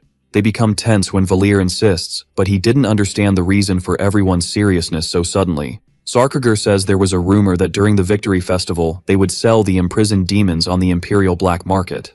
Valir is surprised. Most demons must have been killed after the war ended, and yet he still didn't understand why they needed to sell them. He asks where they intended to use them, and Alaris replies that the only possibility that came to mind was to start a collection. Valir saw no reason to buy demons like orcs and goblins. It was then he stopped and realized exactly where they were going with that thought. Succubi, the tribe of demons that would be sold, were the ones most frequently found in the market because they resembled humans. They were traded for a high price. However, Valir knew that succubi were dangerous, a race that drained the spirit of humans. Selling them was like asking for death. Alaris agrees it was dangerous, but there were ways to brainwash them so they wouldn't do that, or some surgery. The same applied to incubi. Valir thought most demons had been killed, but there were those who were semi-humanoid that were sold like this. They became risk-free toys that people felt comfortable using and playing with at will. That's how a slave market worked, and Valir understood they should focus on saving the prisoners. Sarkagir says he can't stand seeing the actions of humans, but if they fail, they could put everyone in danger. Loyar says that currently, the demons who could help him were just the three of them. If he lost one of them, he would have a weak base. Alaris agreed with the other two. Valir knew that without him, these three and all the races of demons would have fallen. There was no one else. So they would just jump into the fire like moths if they appeared to save those lives. But the unexpected appearance of a variable like him resulted in his safety being a priority above all else. If this were the same as the original novel, this was the festival where Ludwig went with his friends and Delphine Isadora was kidnapped. Somehow, Ludwig manages to rescue her, but Valir knew he had to look for those of his people who were held as prisoners. No matter how it looked, it seemed he was trapped in a world with events similar to those of the protagonist. To be honest, he wasn't even a demon. Deep down, he was just an old man, and he wondered if there was any reason to risk rescuing the prisoners. He didn't even know the reason for rebuilding the demon kingdom. In the first place, he wasn't a good person to get involved in a life or death issue. He wasn't that kind of person, even knowing those people wanted help, and Alaris apologized for worrying him about it. Despite everything, it was just better to put that aside, and Valir interrupts her, saying that as with all living beings, exhaustion was the cause of all diseases, and the lack of sleep was the biggest cause of chronic exhaustion. Alaris suddenly didn't understand anything he was talking about, but the protagonist continues, saying that, as expected, he liked to sleep peacefully. Finally, he says they should try. Alaris is so shocked she asks him to repeat, and Valir asserts they should find a way to rescue the prisoners. They should do something stupid. Alaris mentions that before that, there were 3 things the protagonist should know. First, it was the location of the black market. The second was the number of prisoners, and the third was the security. Information about the black market only spreads among the nobles, so it could be difficult to obtain it on the streets. Since this was the type of information Sarkagar worked with, he decides it would be his responsibility to investigate. Valir understands that it was a secret market, so he would need an entry point. Sarkagar claims they didn't know who was selling, but if they asked a noble, they should find out. Valir asks about those who opened the black market, and Sarkagar replies that it wasn't that hard to think about. The ability to divert prisoners halfway to the capital means this plan was made long before the return of the Imperial Army, which meant they had already spoken with those in charge of the prisoners. Moreover, if not all the commanders know, there must be someone with a position close to total authority. Ilaris agrees with Sarkagar, and Valir realizes that the unit commander and the overall commander should know about this. In the protagonist's opinion, things seem to be getting more complicated than before. If it were just a few commanders, it would be possible to steal the prisoners, but since this story was circulating among the aristocracy, it would be even harder if the imperial family got involved. If that were the case, even Bertus and Charlotte would end up in the middle. Alaris agrees that they couldn't rule out this possibility. He wonders if the two could really know about this. It wasn't something organized by a group like the Thieves Guild. It was planned by the imperial family and those under their wing. If that's the case, security would also be heightened. They would have to break through the defenses, rescue the imprisoned demons, and hide those they saved somewhere. It was too reckless. Valir asks if it's possible with magic, and Alaris says there should be mages of the same level as hers. So there could be barriers that would hinder the use of magic, but the more he thought about it, the more his head cooled. It was indeed an impossible mission, and Alaris asks why they need to do this while the black market is open. Valir questions this, and Alaris explains that when the black market opens, it would be the worst day to rescue the prisoners. Alaris mentions it might be easier before the auction, or after the sales ended. Before the auction, security would be lower than on the same day, and after the ownership of the prisoners had passed to their buyers, each would have to take care of their own, making it easier to rescue them. Everyone stands still, and realizes she was absolutely right. Sarkagar mentions that those participating in the auction would pay huge prices. Loyar agrees it would involve many difficulties, but he wouldn't kill those people. Valir says it's a method that could work, but Sarkagar comments that it might take a while to get the list of those who would participate in the auction, but they could rescue anyone, and it would also be less risky, but the rumor that the prisoners were missing or being stolen would eventually spread. After they managed to rescue a few, the nobles would reinforce their security. The whole trio continues talking, and Valir falls silent to think. If Alaris's method works, they would think some kind of criminal organization stole the demons, which could cause a huge uproar in the Empire. Just knowing that the freed demons were hidden in the capital would be a significant threat to the Empire and its security. Therefore, there would be a large number of guards throughout the city. Such news would eventually reach the temple. However, Valir wrote about a similar incident in the original novel. Alaris would have invented this method even without him around. Sarkagar and Loyar's reactions were equally positive. If they did anything, it would be following the plan. The trade of demons in the black market, their rescue, all these things would have happened even without Valir's presence. The protagonist was unaware of the causality, but knew the outcome, and it was very likely that the operation would fail. They had to prepare something even better, but there shouldn't be a way to move all the prisoners at once. Unless the problem gets resolved, that's when Valir had an idea, and he asks if Alaris could use mass teleportation magic. Alaris asks if it was about the ability itself, and she agrees she could use it, but it took some time to cast. Valir asks how long, and she replies it was around half an hour. It seemed impossible to take her all at once and disappear. A place with a barrier that prevents a user from using teleportation magic shouldn't be that common. Alaris remembers that, as she said before, it was likely that the anti-magic barrier would be implemented, and Valir suggests it might not be at the betting house. Then, he asks how many people she could teleport, and she replies that her limit would be around 20. If it were at night, maybe about 50 people. Valir thinks that succubi and incubi are humanoid demons, which isn't a high number, but most of the prisoners he saw when he escaped were humanoid or large, and Loyar asks if he was thinking of another way. Valir says it was possible to rescue the prisoners another way, but they weren't strong enough. The existence of the black market was a problem and illegal. Sarkagar mentions that the mere fact they were buying and selling demons should be heavily criticized. Loyar agrees, which is why they were using the secret black market, which was truly worthy of bad people. Valir knows that the trafficking of demons was certainly illegal and asks what could happen if rumors of nobles doing this spread. They are confused, but the protagonist continues saying that the demon trade should harm the Empire's prestige. It was a big enough incident to cause fury among the citizens, and Loyar asks if the citizens would be outraged and attack the black market. The protagonist explains that if they discover the location of the black market, there would be a huge commotion. Sarkagar says that, however, the Imperial army could be disguised as mercenaries and could use violence against them.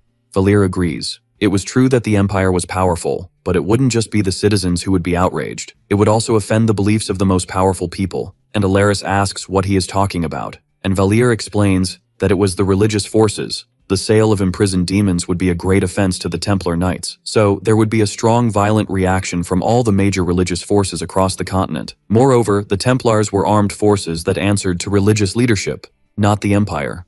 When they intervene, there would be a massive chaos, and the people in the black market would have no justification to avoid the Templars' interference.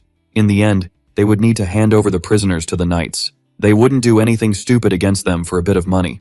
The Templar Knights, who consider the war against demons a sacred duty, would see the Empire's actions as a great betrayal. Religion was what dominated people's minds. Opposing them was a decision the Empire could never make. Then, Sarkagar says this method would prevent the sale of the prisoners from the black market, but Alaris hesitates because everyone would end up being executed. Valir agrees. However, the Templars would take time to organize the prisoners in the meantime. After all, they would be living evidence of betrayal against the Empire, so they would try to get something from the Empire as an apology, and if they were to change the auction's location, it would be even better because they wouldn't have time to take precautions against magic. So, at that moment, Valir says they should teleport the prisoners out of there with mass teleportation. Of course, all the prisoners who exceed Alaris's magic limit would end up dying in the process. But this was the best thing he could think of at the moment, when Loyar suggests that instead of mass teleportation, they could use a teleportation portal. Valir asks about this, and Loyar says he thought what he just mentioned had a good chance of happening. With that, if they could use a teleportation portal and go together, certainly everyone could survive. Valir asks if this wouldn't only be possible if the teleportation portal took them to the Templar Knights. Sarkagar says there were great teleportation portals in the capital. There was also one that allowed them to be near the Templar Knights HQ. This transport portal should be used during the transport of the prisoners, so if the convoy arrives before the Templar Knights, they would cause some chaos, and they would find a way for the prisoners to escape through the teleportation portal to prevent them from following. Alaris could destroy the portal as soon as they left. Valir realizes that the teleportation portals were bidirectional. If one portal breaks, the other breaks too. In fact, the protagonist was liking this. Loyar would take on the task of handling the chaos part. Alaris decides to help, and Sarkagar says he would transform into one of the soldiers patrolling the portal. Valir feels he needs a lot of things to make this plan work, but he trusts that things could turn out well. But if any sign arises that something might go wrong, he would use the review to fix the situation. That night, Alaris thanks Valir, and he asks why when they were the ones responsible for solving everything. Alaris thanks him because she trusted them to do something so dangerous. She was really grateful for his trust. However, he asks if she was really calm about all this. No matter what they do, someone would end up getting hurt while rescuing them. It could be the Templar Knights or something similar. Alaris has killed many people in her life. She did this for so long that she was used to it and was completely tired of it. That's why she appreciated Valir's concern, but he didn't need to worry about her, and so they fell asleep. Time passed, and the Victory Festival began, the day when the streets were filled with joyful people, but it was also the day of the rescue mission. That was the Merchant Guild's HQ, and they were all watching from the rooftop where the prisoners were. Their goal was not to capture corrupt nobles, but to rescue prisoners. Even if everything went well, they could do nothing but rescue those who were in the black market. With that in mind, it would be better if they started the plan now, without waiting for the auction to begin. According to the information acquired by Sarkagar and Loyar, there were about 100 prisoners, and the black market was located in the Merchant Guild. in the Bucket District or somewhere else in the Mapo District. What they had to do now was let everyone know about it. And there were two ways they could do this. They could send a letter to cause a stir inside, or they could take advantage of the gossipers and spread a rumor. But it would be difficult to discover the exact location of the black market by acting this way. In the end, they decided to deliver a letter with all the details, so they sent a letter to the HQ of the Templar Knights and fortunately received it. And now they were heading towards the black market, and Valier commented, impressed by how good the invisibility magic was. He couldn't believe that until now no one had noticed they were on the roof of a house, and Alaris smiled at that. But if they entered an anti-magic field, it would end up disappearing, and people with good senses could discover them, so they had to be careful. Suddenly, Loyar felt the smell of the Templar Knights getting stronger. She thought they wouldn't go there that day, but it seemed they received the letter. It looked like they were heading in droves to the Merchant Guild HQ and the rest to the main street. Valier asked if they intended to resolve things secretly. That was a bit strange. It would be more honorable if they attacked the black market with everyone watching. They received information that the black market was set to open that day and that the imprisoned demons would go to the auctions there. One of the guards got nervous when a knight approached, saying that if it were a lie, the Templar Knights should make a formal apology to the guild, so they should cooperate with them, and Loyar told how the Templar Knights and the guards were arguing now. And it didn't seem like the guards would let them pass easily. It didn't take long for the guards to finally start acting. The Templar Knights were entering the guild right where the prisoners were held, and Valier realized it was time for the big show to start. If the Templar Knights executed them, which was the big fear, it would create a huge problem. But he didn't want that to happen, so he would use some things to his advantage. That's when the protagonist opened the system and was shocked. This was because the review function could no longer be used, which meant he couldn't prevent the execution of the prisoners. Taking the extermination of the prisoners out of the hands of the Templar Knights, he wondered if there was nothing else that could be done. If this continued, they would all end up dead. When Valier went into shock, Alaris asked him what the problem was because he had paled. The protagonist stammered that it was nothing and commented on the possibility of those guys deciding to kill everyone. At that moment, Loyar said that the Templar Knights were arriving. They decided to continue with this considering everything that had happened. The prisoners were the living proof that it could be possible to put a collar around the Empire's neck, and it was because of this that they couldn't kill the prisoners. Valier mentally pleaded for them not to do anything wrong. The Templar Knights were bringing the prisoners outside. It was the same number of demons they estimated at the beginning. Judging by their appearance, they seemed to be in good condition, and apparently had not been tortured. Alaris commented, impressed, because it was exactly as Valier had said. It was a great relief, and the protagonist almost fainted from emotion. He wondered if the content of his review and the future were actually the same thing. It was something that was going to happen, which should be why the review didn't work. Valier thanked God for such kindness. Loyar mentioned that now that they had confirmed the whereabouts of the prisoners, they could proceed with the teleportation portal. They had to arrive before the Templar Knights, and they ran across the rooftops towards the group. Sarkagar might have some problems, and suddenly they heard voices talking, asking if no one would end up discovering them. They would end up giving the excuse that they were doing research. What those merchants planned was the problem. Monopolizing them that way and selling secretly, all the other members of the Allied forces were doing something like that, but at least they had some excuse. So no one would say anything if they managed to catch a few. Valier tries to understand what those two people were talking about, but Alaris and Loyar remained silent. It seemed that even the Templar Knights were extremely involved in that case. Now he understood the reason they wanted to keep pacing back and forth. The Templars should be the only ones who wouldn't want to do that. Valier wonders if he ended up overestimating their faith, but Adriana still smiled, thinking she could live full of grace and belief they gave. This time things were going right, but the reason for it was a great foolishness, and then Loyar reveals that the teleport portal was there. They needed to prepare while they were away from the Templar Knights, but before he could warn Sarkagar, a knight shouts for them to stop. He says there was a group of people hiding there using invisibility magic. They should immediately detect the location of these unknown beings. Alaris realizes they must have found them with detection magic or something like that, and shouts for Valier to run to the portal. The knight yells at them that they were running on the roof, asking who they were and to show themselves now. Now that they had been caught, Valier had no reason to hesitate. He needed to use the revision, and so he tells Alaris to use mass teleport now, but he ends up seeing too late that she was using a giant fire spell and threw it at the knights, who scream in confusion. They wonder who those people were that could cast spells of such high level. Valier just watches the chaos quietly. From what he remembered, the plan was to make a small mess, causing almost no damage to anyone in the way, all to buy time for the prisoners to pass through the portal, but it seemed she was doing it differently. Valier wonders if Alaris was trying to destroy the Templar Knights along with the prisoners because she was angry at those Templars, but one thing was certain. He should never get in Alaris's way.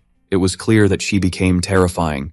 When she was angry, one of the knights shouts for all of them not to panic and to prepare for the real battle. When they hear a roar, they realize there was another enemy, and they see it was a lycanthrope charging at them as well. They realize it was demons that were attacking, and the prisoners get nervous seeing what was happening. Alaris tells everyone not to stand still. They should hurry to the portal and guides them so that these people can be saved. The knights shout that the knights were fleeing and they should stop them, and so they prepare to counterattack now and achieve victory. Valir is shocked because they were veterans who had been through so much. They simply recovered from such a situation in seconds, no matter how strong Alaris and Lawyer were. Those two couldn't withstand so many attacks all at once. Everyone is shocked when a loud noise occurs. The soldiers' formation begins to break, and they cannot lower their guard. They wonder what was happening, and realize that a kind of dragon suddenly appeared from the fire. At the border of the kingdom of Kernstadt, in the Diretanis forest, they had now managed to escape and save the prisoners.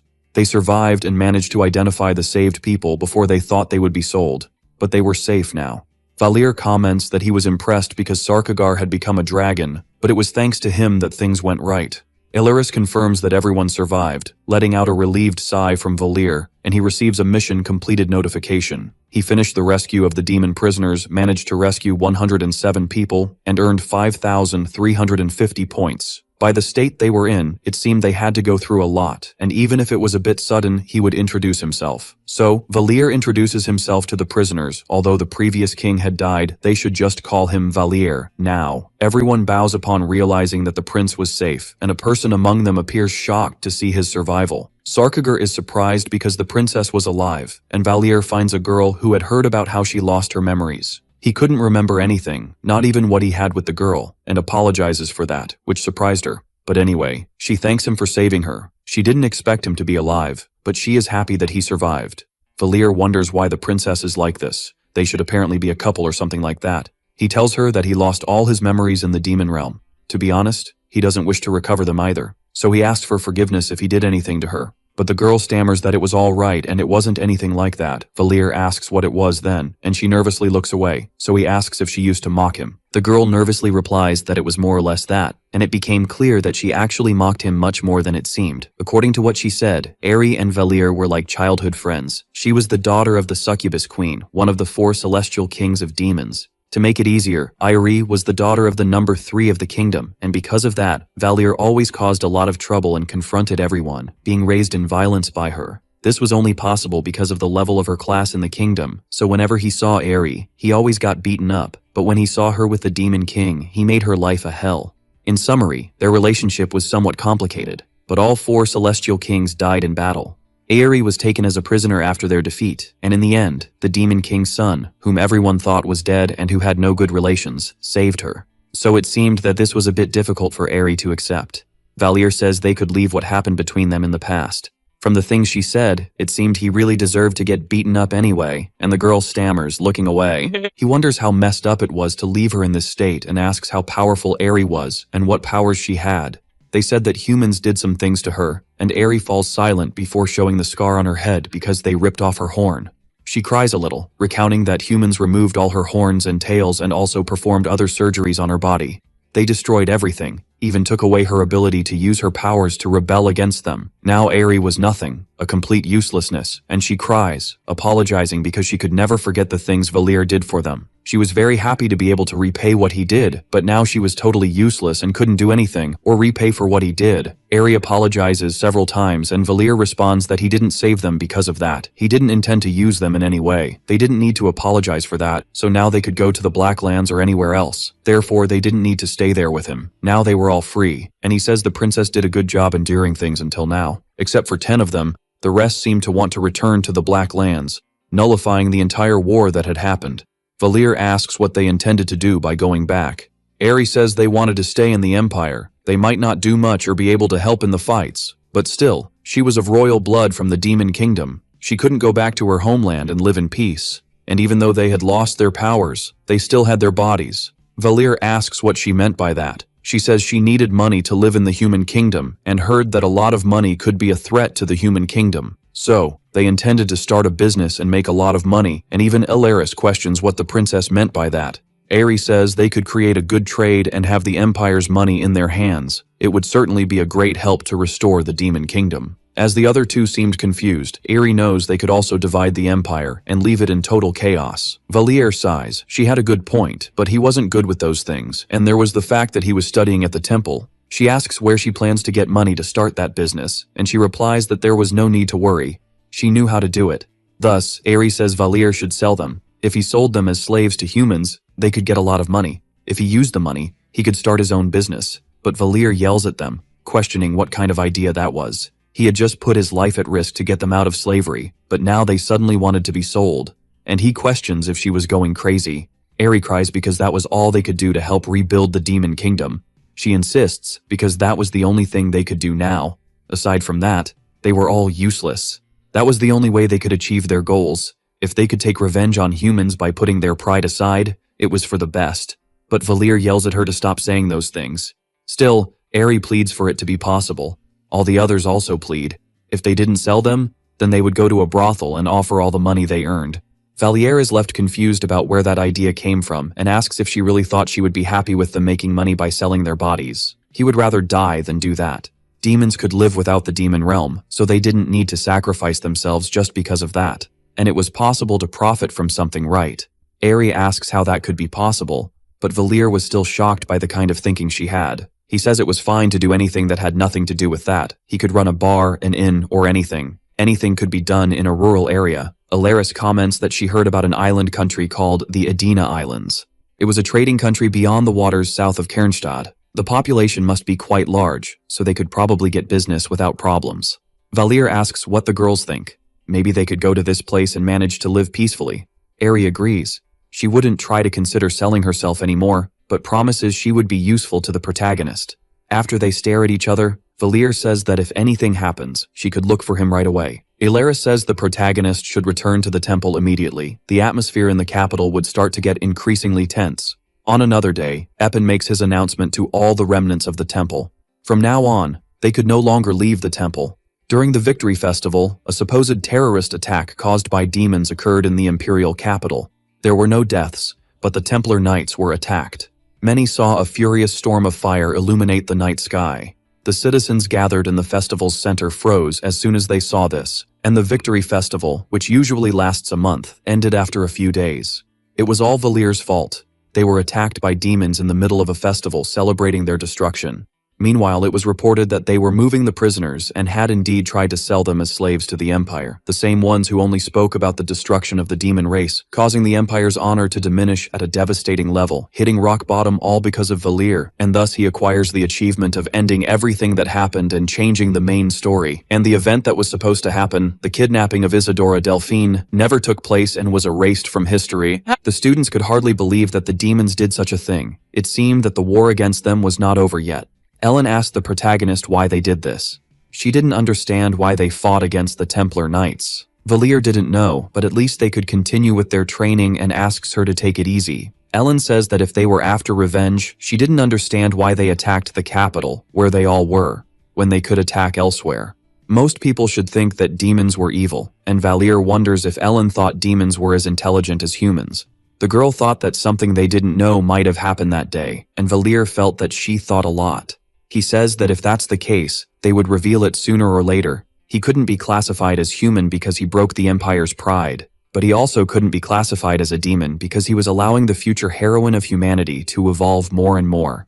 Now he wonders what he was doing with his own life, and Ellen interrupts his thoughts so they can finish training.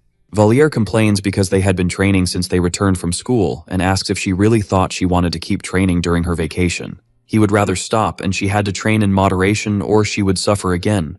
She would fall hard on the ground, so at least she could go out and enjoy the time.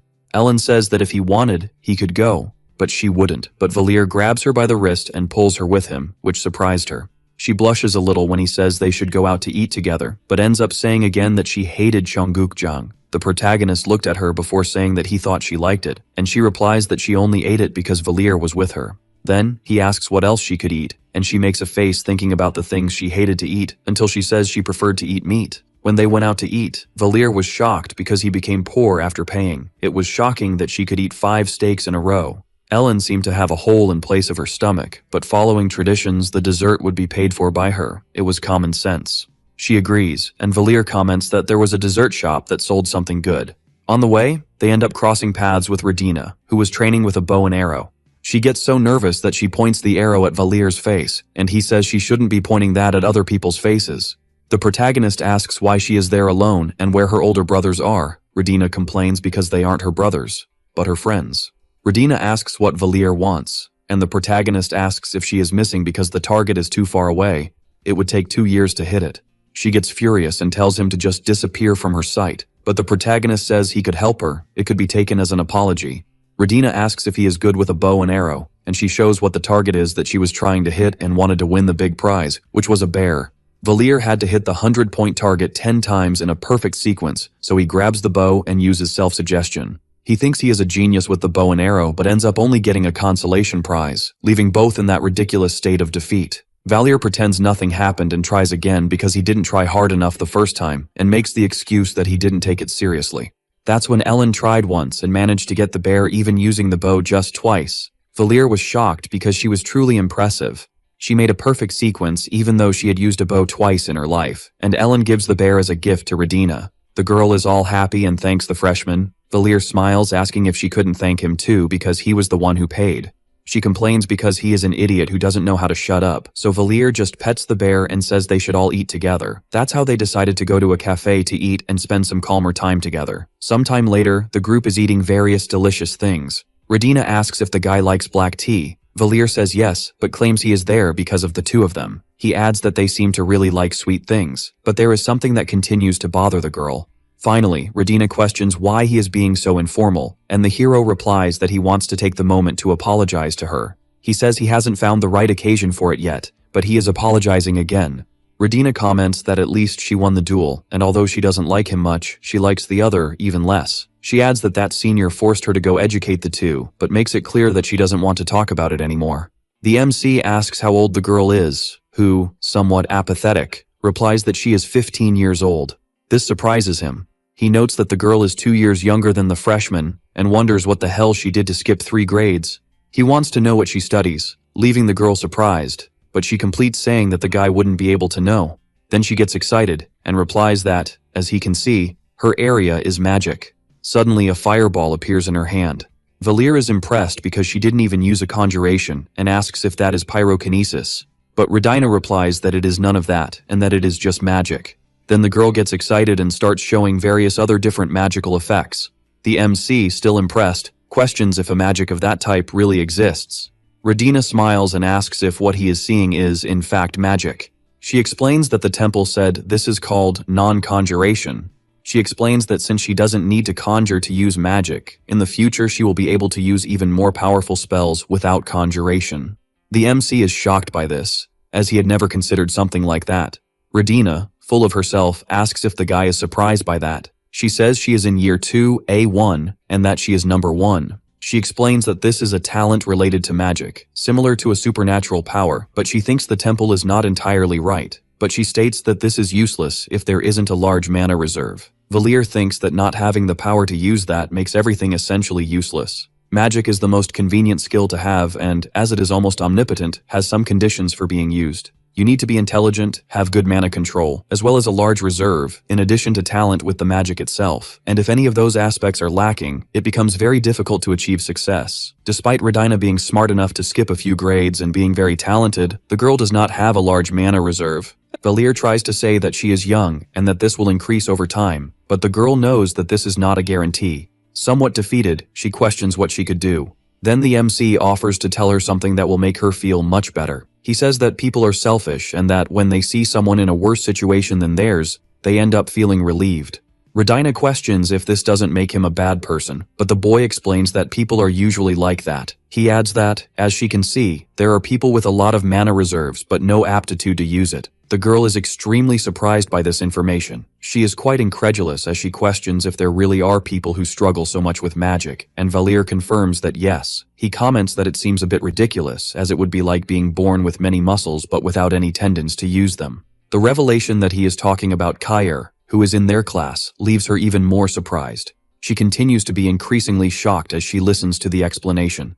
The girl questions what that boy should do, but the MC replies that he doesn't know, confirming that she is much better than him. While the hero smiles, the girl admits that he is right. A bit embarrassed, she asks if she feels relieved for not being in that boy's place. Radina becomes increasingly awkward and embarrassed by this. Now she also gets irritated, calling him a wicked bastard and adding that he is a terrible person. Sometime later, the group is already walking through the streets. She is quite impressed that she has never seen a temple like that, and the MC believes it must be because of the incident, which, by the way, he caused. Then the girl comments that she is worried about the possibility of the Demon King coming back to life and seeking revenge. But the hero doesn't pay much attention to this and responds vaguely, saying maybe yes, maybe no. Insisting, Radina asks what will happen if this really occurs, but the MC wants to know what she means by that.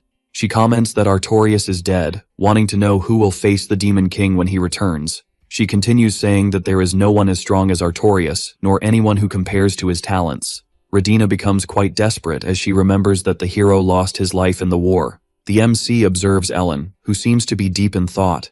In a strange tone, he blurts out an absurd idea, saying that maybe everyone should die together, which scares the girl even more. And even though the Demon King is dead, there is still a Demon Prince who is not very willing to take the position. There is also the fact that Artorias is dead, and consequently, there is a younger sister who does not want to become a hero. But something comes back to her mind, and even though the two are her best friends in the temple, he is an enemy of Charlotte and Ellen, and suddenly he feels as if he is being crushed. Radina says goodbye with a little wave, smiling and saying she will take care of the teddy bear, and the MC finally says for them to head to their dorms as well. He comments that that day felt so short, but suddenly he stops when Ellen calls out to him. The girl is quite thoughtful and questions what if the Demon King really resurrects. To his surprise, she adds asking if he thinks she could fight. Valier ponders for a few seconds. For ordinary people, including Radina, the hero is the one who should fight against the Demon King. And Ellen also knows that she is more talented than Artorias.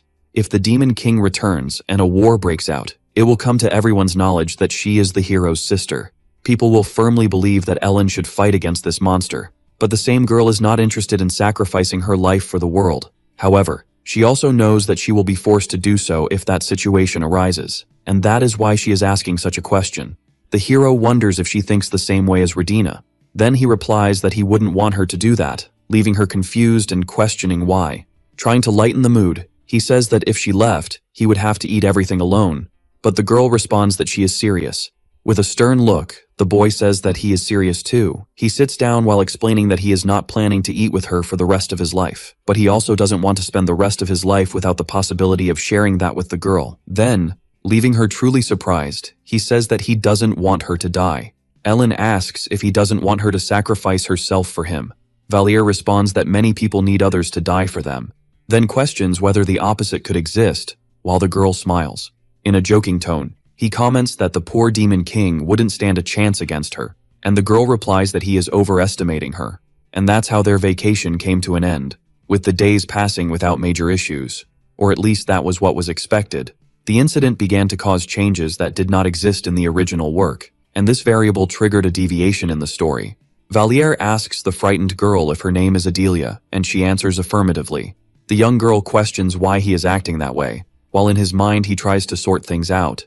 A man explains that his listeners should be aware of recent events. He tells them that the temple's security is good, and that as long as the students do not leave irresponsibly, they will be safe. But there is still parental concern due to the incident. Finally, he says that anyone who believes the place is too dangerous can ask to leave or be absent, which surprises the MC. A girl questions what would happen if she left. The teacher replies that she would have to repeat the semester, as students need to complete the first semester's subjects before proceeding. Leaving the MC surprised by this, the future begins to entangle right before him. For now, this is just part of the story's daily life. But in the future, everyone will have important roles, and that is concerning. Valier panics a bit as this is quite problematic, and wonders if this would be a butterfly effect caused by the rescue of the prisoners. Even regarding the incident from days ago, originally Ludwig helped Scarlet because of her problems with colored hair, but Charlotte ended up taking on that role. She reprimanded Bertus for the incident, saying it was necessary to contain people for the honor of the Empire. In truth, this conflict between them is quite different from what the hero had written. With the main character evaporated, his plans may end up becoming a mess. Finally, the teacher asks if the student really wants to leave, but the girl replies that her parents said it is dangerous. Another student says she would also like to receive some advice. Then the man asks both to accompany him after class, while the MC thinks he needs to sort this out. Sometime later, the hero enters the room determined. He catches a girl by surprise inside the classroom. Then the girl asks what the boy is doing there. Valier asks if that is number A7, named Adelia. Stammering, the girl replies that yes. To her horror, Valier asks where that idiot went. He adds that since they are friends, he wants to know where the girl is, and that's how he found himself in this situation. Cornering her, he insists on knowing where she went, as he can't find her. Desperate, the girl thinks she is too scared to answer, but if she does, she will admit that Harriet is an idiot. Finally, she reveals that she had to go to the communications room because she needed to talk to someone.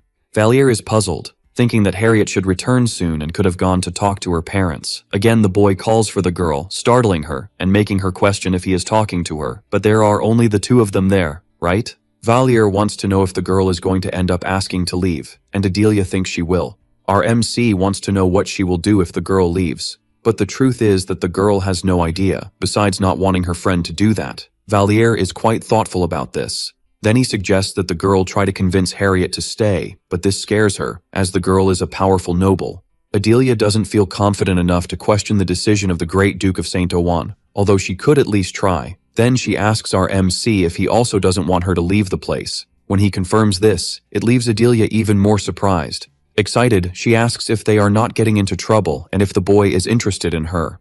The girl is incredulous that this is the reason the boy has been hitting on Harriet all this time. She thinks she has never met someone whose mind she could read just by looking into their eyes. When she was just starting to come to terms with it, Harriet returns to the location. Feigning surprise, he asks, "Oh, you are here." He explains that he is there to talk to her, then asks for a minute, leaving the girl a bit confused. It seems that the place is quite messy, with clothes scattered everywhere, and this makes Harriet a little embarrassed. Even from outside the academy, her scream can be heard telling the boy to leave, but Valier says it's not like she rented that place. However, Harriet interrupts him again and very awkwardly keeps repeating for him to leave soon. Our MC tells her not to pull on his clothes because they are very expensive, but the girl continues to shout for him to get out. The guy doesn't understand why the girl is behaving this way and questions her about it, but it seems she is getting redder and more out of control. And again, a shout telling him to shut up echoes throughout the place. Valier says they could talk in the room, but the girl replies that she would rather die than do that. Then he asks if she is going to leave, but Harriet responds by questioning why he cares. Mockingly, she adds that it will be great because she won't have to see his face for the whole year, but the guy says that won't be the case. The girl gets confused and our hero finishes by telling her not to leave. Harriet looks a bit confused at first but then seems to think of something and becomes super shy. Then she gets all tangled up in her words while wondering if he shouldn't be happy about the situation. She asks herself why she should listen to him. Valier says he doesn't really know what Harriet is thinking, but wants to know if she has any idea that she will only be able to come back next year if she leaves. Moreover, she would become his junior, and he asks if she is okay with that. That girl thinks for a little while, and excitedly shouts that this cannot happen because a year is just a year.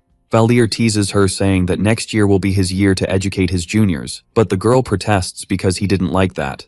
Our MC adds that he didn't like being on the other side, but it could be good, and suggests doing about 100 push-ups in a row. Irritated and upset, Harriet asks why the guy is doing this to her, and finally reveals that she doesn't want to take a leave of absence. Crying, she confesses that she didn't want this, but her parents are pushing her. It seems that if she leaves now in this sensitive moment, it will reflect poorly on the imperial family. The girl asks what she could do, because she doesn't want to get into trouble. Valier somewhat harshly says that he just wants her to try to convince her parents of that. He asks if she really believes that Bertus would be offended by this. They suggest telling her father that the temple is safe, and question how they could do a bad job if even the prince and princess are there.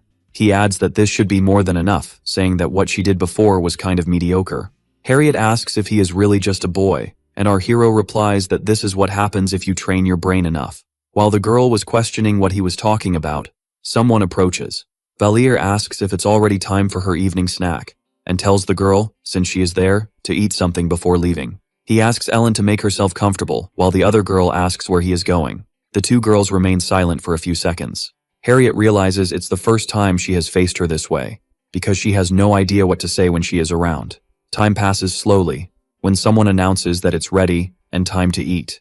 Sometime later, everyone is at the table eating. Harriet asks if he knows how to cook, but our hero replies that it's not cooking, just something to eat. Valier calls Ellen's attention because she is trying to eat everything by herself again.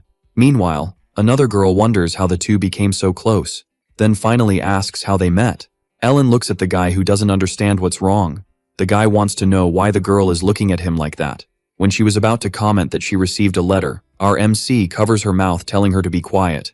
Our hero explains that they are taking fencing classes together and became close because of the duel, but Ellen doesn't say anything. Changing the subject, he asks what the next day will be like, and Harriet confesses that she doesn't know why she should do that, but it's fine. The guy questions what she was trying to do, and Ellen replies that it was the boy who wrote that he was in love in the letter. He really wrote a love letter and was rejected, but never thought he would pay the price for those 200 points. Everyone remains silent for a while they are at the table, and suddenly the girl asks if it was a lie. Valier, surprised and a bit embarrassed, looks at her and finally confirms the girl's suspicions. Ellen continues to look into her mug, and also says that she thought that was it, and while our hero apologizes, she replies that it's okay. The next day, it was as if Bertus had read his mind and relieved one of his worries. Bertus went to persuade Harriet and Liana, who were planning to leave, not to do so. In the end, instead of persuading them, he coerced them. Despite this being good for our MC, he wonders why Bertus did it without having asked anything of the boy. While Valier thought he had no idea, Charlotte appeared saying that this was where the boy was. The girl wanted to talk to him, and our hero responded by questioning if the prohibition had not yet been lifted. Then, smiling, she said there were some exceptions. He noticed that no one said anything because he was with her and wondered if this was the power of an imperial princess. Valier questioned whether it wasn't reckless to go out in such a situation, but the girl said not to worry because the place was safe. The boy commented that even so, it was still late and wanted to know where they were going. At that moment, the girl realized she hadn't told him. The princess then said they were going to the commercial street district of Aligar. Our MC thought she was trying to find Valier there since it was the last place he was seen, and suddenly felt a headache returning. He thought he might be followed by Bertus's people. Instead of his true identity being discovered, he could be caught as a double agent. He confessed that he felt like he was walking on a tightrope all the time. Then the princess said she knew why the boy was worried. She said it seemed Bertus had a good impression of him and questioned if that wasn't true. Our MC told her he didn't know what the man was thinking, but their relationship wasn't bad.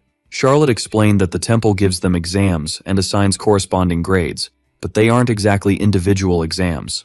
Then she said there were group exams and asked if he knew that all of these impacted their evaluations. She then explained that it harms his colleagues, and this influences things more directly, and she asked if that wouldn't put him at a disadvantage if he dealt with friends this way, but Valier wanted to know why she was explaining all this. The girl said our MC mentioned that the relationship with him wasn't bad because if it wasn't anything serious, she would leave him alone. Our hero questioned whether those grades were really that important, as he thought Bertus wasn't the type of person who cared about that. But Charlotte replied that even if it hadn't been important in the past, now it was quite a lot, because in the end, they were now competing against each other. The princess said he knew that if something happened to either of them, the other would be deprived of the throne, and our MC said he remembered. The emperor had issued an imperial edict on their first day of admission, and although Charlotte and Bertus received it, the message was for everyone. The message warned them and their followers against doing anything foolish. Charlotte said the emperor must know that Bertus tried to kill her, and at the time he didn't pay much attention. Certainly he wanted to prevent further bloodshed among siblings. She said that was why they were trying to keep everyone safe, and it would be a big problem if personal issues interfered. The princess asked if a third person could become emperor if something happened to the two of them, and our MC said yes. Considering that, she wanted to know if their evaluations mattered now or not to the temple. Valier said that it wasn't absolute, but he could understand how it could affect things. The girl added that she frequently received grades for group activities, so losing one person could be disastrous. Thus, our hero said he understood Bertus persuading the others to leave the place. Finally, the girl said that was it, and there was the place where the boy she was looking for was last seen, so she suggested they take a good look around. The group continued following, questioning some people, but apparently there was no concrete information. A bit disappointed, the princess took a drink. She said she knew it wouldn't be easy, but there were several people who didn't even want to talk to her, and our MC agreed. They would probably want to rip out their tongues if they were rude to the princess. The girl said what she heard today wasn't much different from what she already knew. Feigning ignorance, Valier asked her what the deal was with the fake scroll she mentioned earlier. Charlotte replied that it was hard to go into details, but that boy had separated from her. That was the best choice he could make if he wanted to continue living. But what could a boy without memory or knowledge do? He would just run away and his path would be dark. She believes that the young man still has the scrolls despite having tried to make money with them, but he must have encountered some problem. Human and demonic scrolls are quite different, and any merchant without deeper knowledge would think it's a joke. They probably thought he was trying to pull a scam. She heard that he stole a fireball scroll, but that no one must have bought it. However, that's where her leads end. The last place he was seen was a shop called Alaris, and she wonders if they gave a false testimony. The princess stands up and says they should check that place in person. She then says to go to the location where the fireball was sold. The shop attendant asks what they are talking about.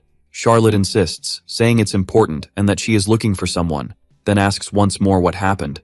The guy says he heard he would make a lot of money because a fireball scroll is quite expensive. Then the shop owner gets a bit excited and starts telling a whole story about the incident. Our MC wonders if he is writing a novel or something similar, but thinks it's total nonsense. He thinks that the guy gave that thing to him voluntarily. Meanwhile, the man adds that he doesn't know who the person is or where he went. He questions if this gives any clues in some way. Satisfied, the princess says it definitely helped. But the man is surprised because he thinks he didn't say anything important, so Charlotte says she just discovered something. She places a scroll on the table and says she could sell it to him for a quarter of the price, leaving the man surprised. She tells him to check because it's all genuine, and the man is quite shocked to find out it's a genuine lightning scroll. The princess adds that it's up to him whether he will buy it or not, but the man has no reason to refuse, giving her 25 silver, since the original price is 1 gold. He is quite excited to have gotten this lucky so suddenly. Then the girl tells him to say when she had the opportunity to steal his scrolls during this process. Charlotte says he checked if it was a scroll without leaving the counter, but only said he kicked the boy out when he looked at him. She wants to know how he managed to steal the scroll from the cabinet back there, as he would need to go there and come back without the man seeing. The princess says the guy is definitely hiding something because that wouldn't be possible. The man gets irritated and starts shouting, saying that if he said it happened that way, it's because it happened that way, and curses the princess. But our hero slams his hand on the table, interrupting him at that moment. Valier tells him to control what he's saying if he doesn't want something worse to happen to him and to stop talking nonsense. He demands that he explain how the man stole it, and if he doesn't, it's because he's hiding something. He explains that this is a serious case, and if he doesn't tell, he will also be accused of obstructing information. He then questions the man about what it will be, whether he will tell the truth or not. Our hero threatens him, asking if he prefers to talk after being beaten in a dark alley. The princess is outraged, questioning what is wrong with people since that man lied shamelessly. She asks if she looks like a fool or someone who would believe such nonsense. It seems the princess is quite irritated, but there's no way she won't be disappointed by this. Charlotte continues speaking while our MC wonders why the girl is so upset. He suggests that the empire needs to implement public education as soon as possible because this is certainly a lack of it. And this way, people can stop being idiots and stupid. She confesses that she simply cannot stand hearing these idiots lie like this in front of the empire, and finally asks if our hero agrees. While she holds his arm tightly, Valier responds that yes, and he asks the girl to calm down a bit. Seeming really a bit more relaxed, she apologizes. Valier thanks her for the meal that the young lady bought for the two of them, but questions why she eats street food since she is a princess. Before she was picky, but when she was in the demon prison, her hunger was so great that she tried to eat a leather shoe. Charlotte explains that she shouldn't feel the same sensation as before when she ate the cookie. The boy asks if that wouldn't be too pessimistic, which leaves the girl silent. He then questions if the other knows what scared her more than the demons. People became so hungry that they were capable of absurd things, left in shock by their actions, and the girl felt terrified.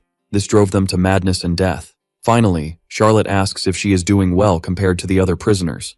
The Mac finds it strange and questions if the young woman would then say that he has heard too much and must die, and she indeed ends up saying just that. But she laughs while explaining that it was a joke. The girl shares that being there in person helps her discover many new things, and Valier asks what those things might be. She starts explaining that she can see more things, for example the stores that took testimonies are arranged. She also mentions that reaching new conclusions is natural, and that she discovered what the boy's path would be. He entered every scroll shop he saw at least once, and all the shops that had an eyewitness are from that area. That shop they just left was the last one that had something like that, so they don't need to go to all of them to know that his movement suddenly ended there. It is noted that the boy did not steal the scroll, so they can deduce that he had no reason to flee. The idea is to understand his next step after failing several times to sell the demonic scroll, and our hero tries to follow the girl's reasoning. In the end, Charlotte reached a conclusion.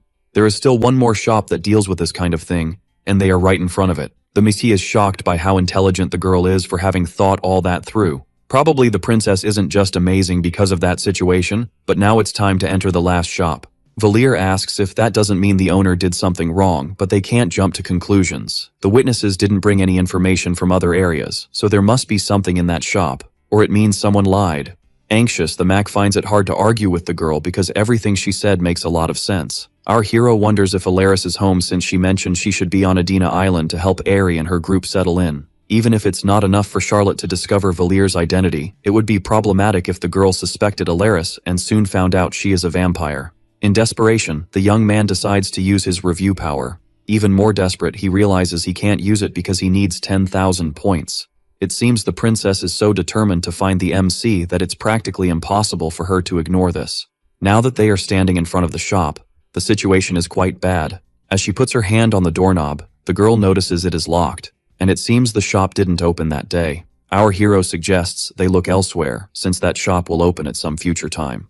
Worried, the Emic sees that the girl just had an idea. Suddenly, someone passes behind them, warning that there is no one in the shop. Charlotte asks if it is usually closed on that day, and the man explains that the owner went on a long trip since it hasn't opened for a while. It seems the shop hasn't opened since last Monday, right when the festival started. The owner must have gone on vacation to relax. The princess insists on her inquiries to know when the owner will return or if anyone would know the answers to her questions, but the woman closed the shop without informing anyone. She didn't even respond to the merchant's requests, and even though she is a friendly person, she is not close to others.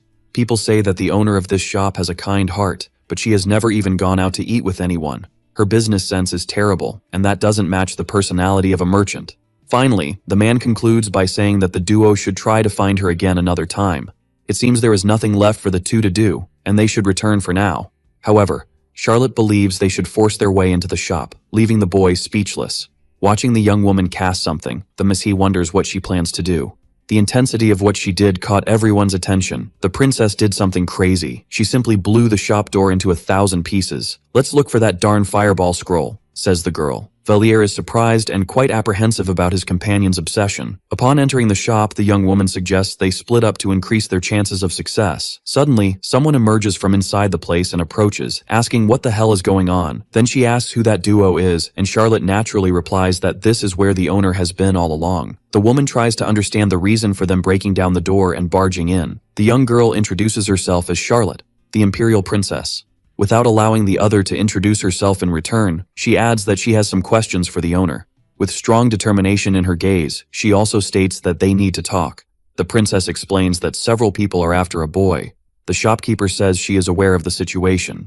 Charlotte asks if the woman is sure she hasn't seen the fugitive, and the other responds affirmatively. Continuing her investigation, the young girl notes from the ID that the shopkeeper came from the Pergia region and inquires if the count is a decent lord. Slightly anxious, the shop owner reveals that the leader of the region is Bishop Rendry and that there is no one known as Count Pergia. This leaves the princess suspicious. Valier realizes that this was a trap since the girl asked something the person wouldn't know if she were truly from that place. Charlotte is someone who knows the details about the regions of the Empire, and Alaris has prepared for those questions. Neither plans to reveal any weakness. The girl asks if the other is a mage, and hears that she is not. After all, there are things in the shop that are used with magical power. At first, there is no fireball scroll in sight. It doesn't seem uncommon for a scroll shop not to have those used for attack since they must be in high demand. Attack spells can easily be used for crimes, and the shopkeeper wanted to avoid selling those types of scrolls. Still with an evaluative look, Charlotte accepts the answer. She then asks her to bring the register book. The group arrives in a sort of office.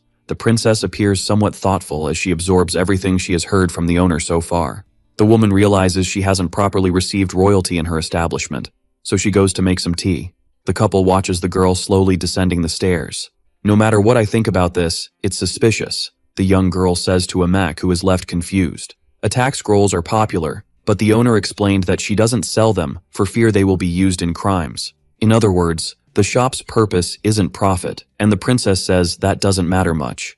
The register book showed that the shopkeeper must not have been able to pay the rent for the place in the last 2 years, making the normal operation of the shop impossible. There were few household items for it to be her residence, and the room was completely sterile, so it wouldn't be a surprise if the other just vanished.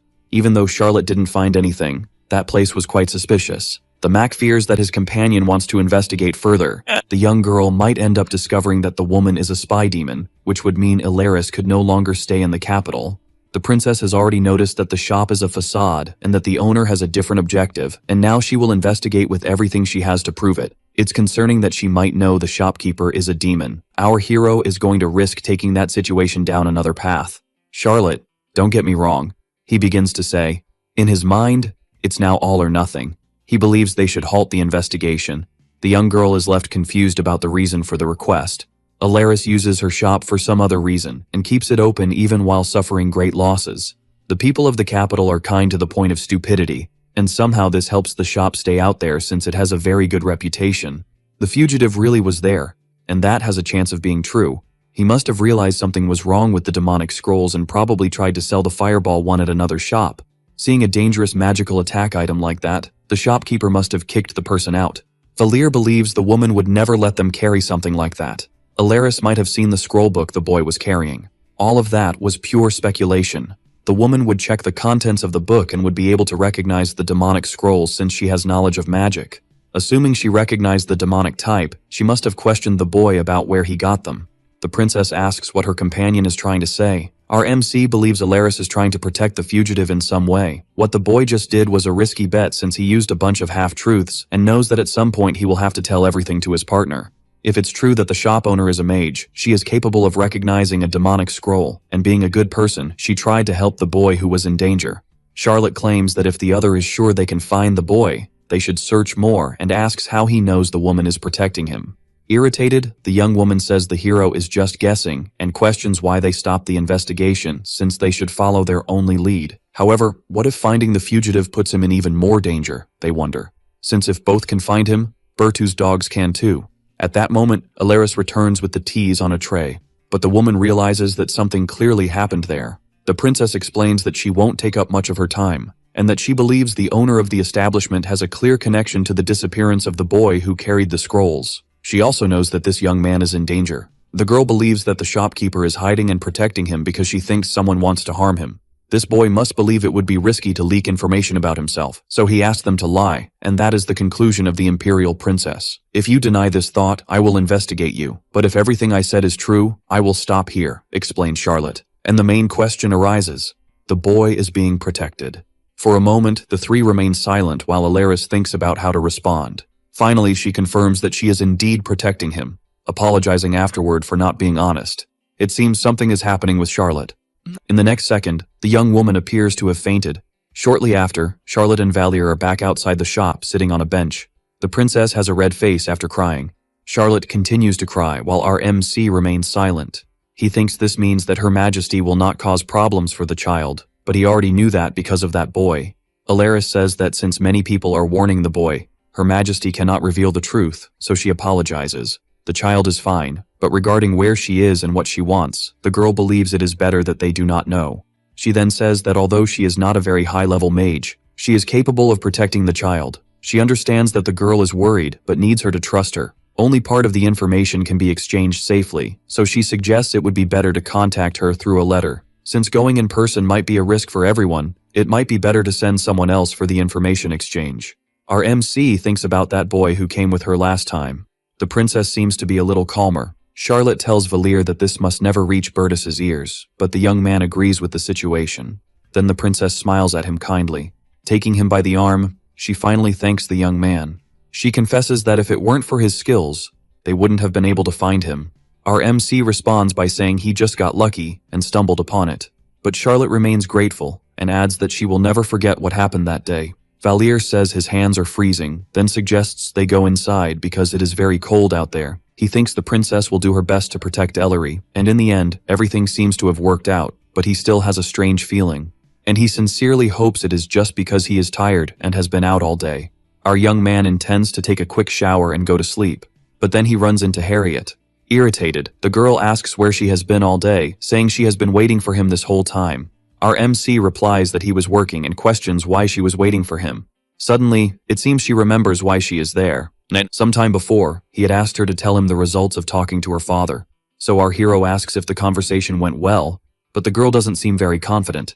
He wants to know what is wrong, and if he still has to go out, but Harriet explains that her father said it wasn't necessary. Valir, worried, asks if it didn't go well, urging her to speak if there is any problem. Then the girl starts to speak, stuttering. She tells him that her father would like to see him, and this leaves our hero a bit surprised. The young man questions why someone so important would want to talk to him, And the girl explains that her father thinks she wouldn't say something like that. Harriet says she spoke to him exactly as the boy says, but her father questioned who had written that, considering that her father only expected her to say that she loves him or that she needed to buy something. All of this must have sounded quite strange. Arma questions if she told him it was him, but the girl explains that her father just believes that this idea didn't come from her. Valier tells him to leave that in the past and wants to know how he will be presented, but the girl asks if the boy doesn't already know. The boy asks if he didn't tell his father that he was a problematic person who attacked everyone. The girl doesn't respond, becoming a bit tense, and soon he realizes that this must be exactly what was said. Then he approaches, saying they should resolve things today, but she apologizes, saying she made a mistake. Valier says it will just be a punch in the face, and the girl screams that he really did that. The next day, someone announces that number 11 has a request to visit the Great Duke of Saint-Ween. Our hero feels a bit tense about this. Sometime later, sitting at the table, he says it is an honor to meet His Excellency. The Duke asks if he is Reinhardt and mentions that he heard he was the boy who gave instructions to his daughter about the matter. After confirming this, our amic asks the reason. Then he explains that the girl didn't want to go, so he just made a suggestion. The Duke questions if she personally asked him to do this, and a bit tense, our hero replies that yes. While drinking his tea, the man confesses that whether they go or not, he assumes there wouldn't be additional problems and thinks it wouldn't be a bad idea for her to continue. But to the boy's surprise, he adds that it is impossible. He says that Harriet said she couldn't ask anything of a common plebeian like him, and Valier questions this hypocrisy all of a sudden. Putting the tea on the table, the Duke says that his intention was not to offend her by saying this. He explains that until now she had tried not to speak with anyone below her level of nobility. In other words, considering her background, she should never have spoken to the boy. But the girl not only listened to his advice, but accepted it. He takes another sip of tea while our Mac remains thoughtful. Then the man asks if there is a possibility that she likes him, but our hero says he doesn't know, and that he absolutely doesn't like her. This leaves the Duke a bit surprised. He becomes agitated, asking if the boy has some vision problem for not liking her, and how he can say something like that about his lovely daughter. Suddenly the girl bursts through the door violently, shouting for her father and questioning what the boy is talking about. She screams, ordering our hero to leave first. Our hero says he is leaving, but the Duke would like to talk a bit while his daughter yells for him to be quiet. Harriet questions him for saying such things and making her feel embarrassed, while Valier thinks that even the strongest mage gets shy around his daughter. Embarrassed, she screams for her father to go away now because she told him not to come there. Defending himself on the matter, the Duke says he is her father and needs to decide who deserves her love. This leaves the girl in a boiling state. She stutters a bit, trying to argue with her father, and she screams, crying that she really hates him. The Duke reacts very shocked by this. As the girl leaves the place, he is on the floor calling her name. Realizing the whole mess, our MC thinks he should get out of there. Sometime later, back at the academy, someone knocks on his door. Harriet is there, a bit shy, and Valier asks if she managed to finish her conversation well. Irritated, she questions if he really doesn't know, as her father did everything wrong, but our MC confesses he didn't know. The boy stares at the girl for a bit, then he finally asks if she doesn't like him. All shy, the girl turns red again and screams for him not to say nonsense. Closing the door, Valier says that if it weren't for that, why would she be so irritated by the teasing? And the girl is in shock, realizing she was caught. Screaming, she tells him to open the door because there is no teasing, but our MC just ignores her. She pounds her fists on the door, now very irritated, and crying, she begs him to open the door, while our hero thinks that as expected, she is indeed interested. After a while, already at the academy, our MAC thinks he can now take the superpower control class. Although his self-suggestion power is low, there is no one in the class who can match his activation speed, but he knows there is a guy who has a faster activation speed than his. This is A8. Kono Lint's teleportation. The boy can activate it as quickly as thought, but the problem of being naked after teleporting makes this useless. He thinks the boy is a poor thing. But anyway, now it's the guy's turn, and our hero comes right after. That girl is named Lena. She is a genius related to superpowers, a type that develops abilities even when standing still. Valier thinks about envy in various ways, even though he can also develop quickly. He could be fine if everything remained calm. But recently, something has disturbed him. A girl says that everyone has worked hard and will complete today's measurements with that. She tells everyone to gather strength and prepare for the mid-year exams that are not far off. For most students, this is an unavoidable event, and many may find their end there. And it means that the mid-semester tests are about to begin. Valier calls Ellen, who is nearby. He questions whether she isn't studying for the exam, as she is just swinging that sword all the time, and the girl agrees. He realizes that she is not at all interested in studying and just wants to develop her martial arts. Even Bertus and Charlotte are always involved with other problems and are focused on studying. Our MC wonders if she is the type of person who doesn't study but ends up doing better than everyone else in school. And once he understood this, it is in a way 100% accurate. Speaking of intelligence B2, called Lewis, he is the one in front, but he is a bit careless in combat. So considering all the elements, Ellen is always in first place. However, he wonders if it's right to train with someone now, as if he continues like this, he will end up hopeless with the grades. You ask if he should study for the exams now, especially since his grades are low and he is not confident. Looking somewhat desperate, he thinks studying is kind of boring. Ellen approaches him, asking if he isn't going to study. Valier questions what she just said. What the boy understands is that she means he is not that smart and needs to study, but he replies that he intends to let things unfold naturally and will not study since she isn't either. Ellen asks what that has to do with her, and our hero responds that he doesn't know but just doesn't want to study. He just saw on his terminal that he received an achievement. As much as he thinks it's just that, he can't ignore such a sweet bait that was thrown to him. Recently, he used 2,000 points to develop his sensitive magical talent and needs another 4,000 to activate the next talent. Considering this, he cannot ignore these achievements in any way. He believes he can be smarter than the others, but being in 10th place among over 1,000 students can be complicated, so he looks for other achievements. He sees that cheating on the test makes him lose points, but getting the worst grade will give him more points. He says that since everyone looks down on him, he will show how it works. Determined. Let the top 10 come. It seems he finally decided to study a bit. Ellen comments that the boy had said he wasn't going to study, but Valier explains that people try different things. She just continues watching him while eating in silence.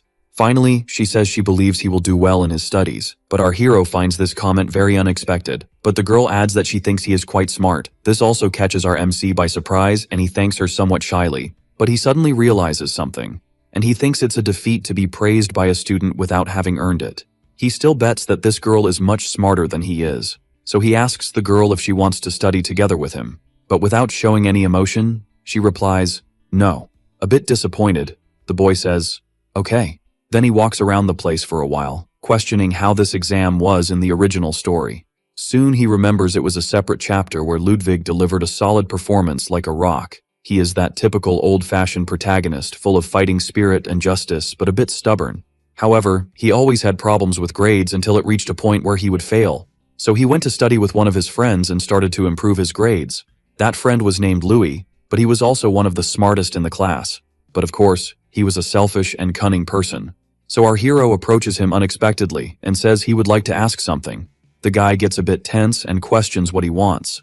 But Valier jokes, asking if he is hitting him, and why he is resisting like that. Louis wonders why this problematic guy is acting like this. Our hero just smiled in a rather self-serving way. Then, without hesitation, he asks her to please help him with his studies. The girl seems a bit surprised that our hero is in the Class B dormitory. Then he explains that he is studying, making the girl even more surprised that he is studying with Louis. He explains that the boy is smarter, but the boy doesn't seem very pleased to be with a troublemaker. She said she understands, and that in that case, she would like to join the two of them. In the original story, Louis snubs the girl, but here it seems completely different. Then another person appears questioning why our hero is in their dormitory. Valier seems to recognize that voice and turns to see who it is. Ludwig laughs, saying it's great to see him in a place like this. The girl invites that guy to study with them too, but our hero is not very pleased about that. But the excited boy says it sounds like a great idea. Valier is not very happy, mentally calling him a bastard and an idiot. That boy just chooses not to study, but since he is diligent in everything, he puts effort into studying too. However, the grades are getting worse and worse. Our MC thinks the original idea was to receive exclusive help from Louis, but it's not a problem that Charlotte joins since she is smart. She questions the boy if, given the context, the speaker is denying his own guilt.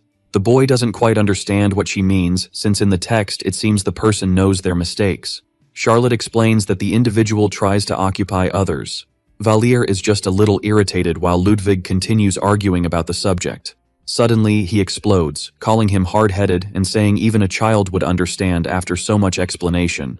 Shouting, he asks how he thinks he will learn with such a chaotic mind. But the boy just laughs, apologizing, saying that even though he is focusing, he can't manage it. Charlotte asks our MC not to be so harsh, but our hero thinks it's his fault that the protagonist is an idiot. The girl keeps insisting with questions, but the boy seems a bit slow anyway.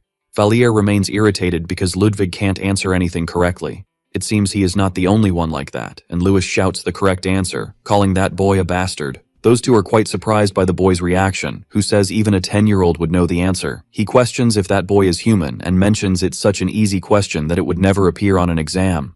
Louis stands up, irritated, shaking all over. Charlotte seems a little upset with the situation.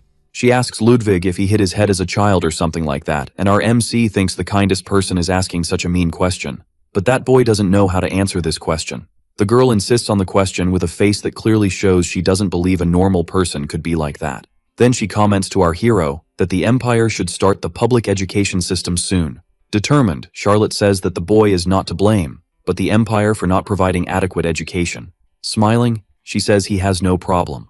While our hero wonders if she doesn't hate Ludwig, the girl continues talking and explains that in the future, the intelligence level of citizens will increase. She says this kind of situation won't happen anymore. Ludwig is grateful for that, but our hero wonders what the hell is going on. Returning his attention to studies, Valier asks his partner what kind of questions he thinks will come up on the exams. Sometime later, our MC has a snack while someone questions if he wasn't supposed to eat in Class A.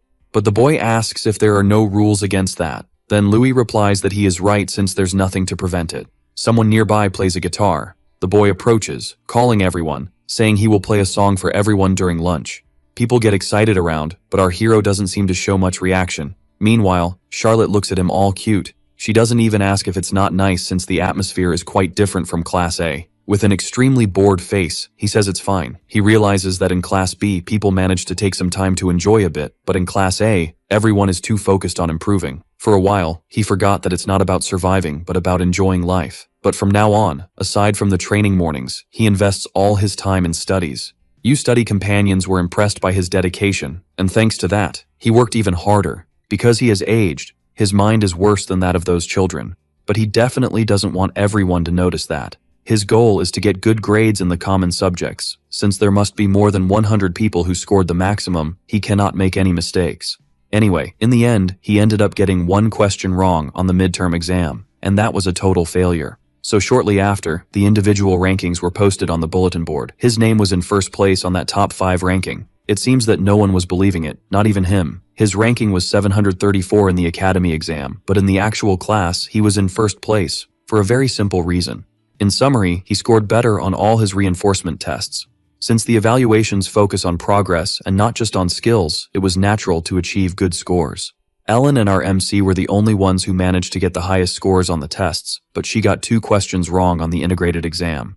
This made him finish in first place. He didn't come in first place on the partial exam, but he did in a completely different subject. And with this incident, the academy had a stir for a while. So finally, it was May, the time when flowers bloom, but there are several other things happening during this time. Harriet avoids talking about the incident with her father, and whenever he argues, she gets all tangled up and shy, wanting to disappear. Burtis, on the other hand, surprised everyone with his good talents in martial arts and literature. Moreover, his magical sensitivity was detected in an exam, which drew a lot of attention from others. And after the restrictions were lifted, he visited the Ellery store to exchange information. Now that the pursuit of the princess was over, he took on the role of messenger, and it seems that the Ellerys decided to maintain the current situation. He heard that Aerie settled in the city of Rizak. She adapted and is living quite comfortably with the help of the Ellerys. And when our MC returned to the academy, Charlotte was eagerly waiting for the letter from that child. Finally, she received that envelope. The child apologizes for disappearing without saying anything and says she was safe and hoped Charlotte was too. Then the girl was very grateful that he went to do this as soon as her restriction ended, and she made a point of repeating that thanks several times. But the feeling he has when he sees that smile is like a pin pricking his heart. Sometime later, our hero is on the ground saying that his whole body hurts. He realizes that he wasn't able to attack even once, wondering if he lost his practice because he had to study a lot. He mentions that it seems he was defeated more easily than before, but Ellen responds that he wasn't. She explains that she increased her level a bit, which explains a lot. Valier thinks he was easily defeated because she used more strength and wonders if it was because her skills improved. Then he admits that he is happy, but now a little curious. He asks the girl if she is not paying too much attention to him. Then she turns, thoughtful, without answering. Raising her sword, the girl responds that this is her, and firmly planting her weapon in the ground, she adds that this is him. Our hero questions whether she pointed to the ceiling or the sky, and Ellen asks if he would suffer a lot if she used her superpowers. The girl says they have been training together for so long that he doesn't even realize how skilled he is, and the MC comments that he is also impressed with her. He questions Ellen if she knows that speaking this way is a bit embarrassing, but the girl replies that it's because it's the truth. It is true that both are evolving in power, but the difference is the speed at which each one does it. And for our MC, that girl is a wall he will never be able to surpass. Valier noticed that during the swordsman evaluation, he was a bit slow and clumsy compared to the others. He thinks about how his ability has evolved since he awakened, and realizes that at least it has doubled, besides the fact that training with Ellen day after day made it much easier to defeat other people. Then he asks the girl if, should he take swordsman lessons more seriously, he could further improve his skills, but all Ellen responds is for him to get up because it's already time to continue training. As he stands up, he comments that it's time to get beaten by her again. It seems that is exactly what happens. His scream is heard throughout the academy. An excited girl says she met her junior again, and the boy told her that our MC came in first place. Valier says it's a bit sad when he sees people reacting this way, and the girl confesses that he definitely doesn't have the profile of someone smart. Then she suggests they do the first group mission since the exams are over, and our hero thinks it's a good idea. He mentions that the first one is like a survival mission. It seems that the topics of the missions are somewhat fixed. Sometime later, in another location, someone asks Harriet if she can use her magic to cut the trees, and she seems a bit confused, but she replies that she can do that, so the boy asked her to be careful and not get hurt. After a while, he is explaining that Ellen and Cliffman are helping with the construction of the camp as requested. When Effenhauser determined the theme of the group mission for the week, additional explanation was provided. Our hero seems a bit disappointed about something. As they walk along a beautiful beach, he thinks about the mission location, and to the surprise of some, it's a tropical deserted island. Suddenly, a boy shouts that it's very hot, but he gets scolded by the girl for making too much noise and a mess. Our MC walks while questioning why he has to write this part. As he melts in that heat, he curses the situation. The island is just one of the deserted islands of the Empire, and is 3 times larger than the Academy. The instructor says they must be there by Friday and survive for 5 days, regardless of the path they choose.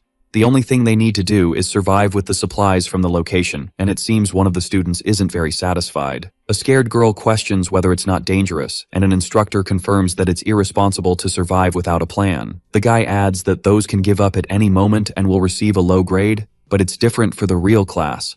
Since it's a privileged class, they will need to prove they are better than the common students, and this is part of the process. He tells them to use that artifact if things get really bad, and if eliminated, they will be moved to a safe location. Moreover, if they meet specific conditions, the mission can end early. They will also receive an extra point if that happens. He concludes that he has explained all the rules and wishes everyone good luck. Harriet is inconsolable, wanting to know why they need to do this, and if it will really help with anything. She adds that she wants to go home. Our hero bends down, looking for something in that bag. He realizes they prepared more tools than he had thought. He questions whether Ellen isn't going to give up, and the girl replies that she won't. Then he asks the same thing to Ludwig, and the boy doesn't respond immediately. With a knife in hand, he says he will go with Ellen and asks the boy to take care of the others while they are away. He approaches the girl and tells them to go together. The worried boy questions if they are leaving, but the duo really needs to find essential survival items, and our hero completes by asking if he wants to die there. The boy says he understands and will take care of things around there. Our MC wonders if he wanted to go along.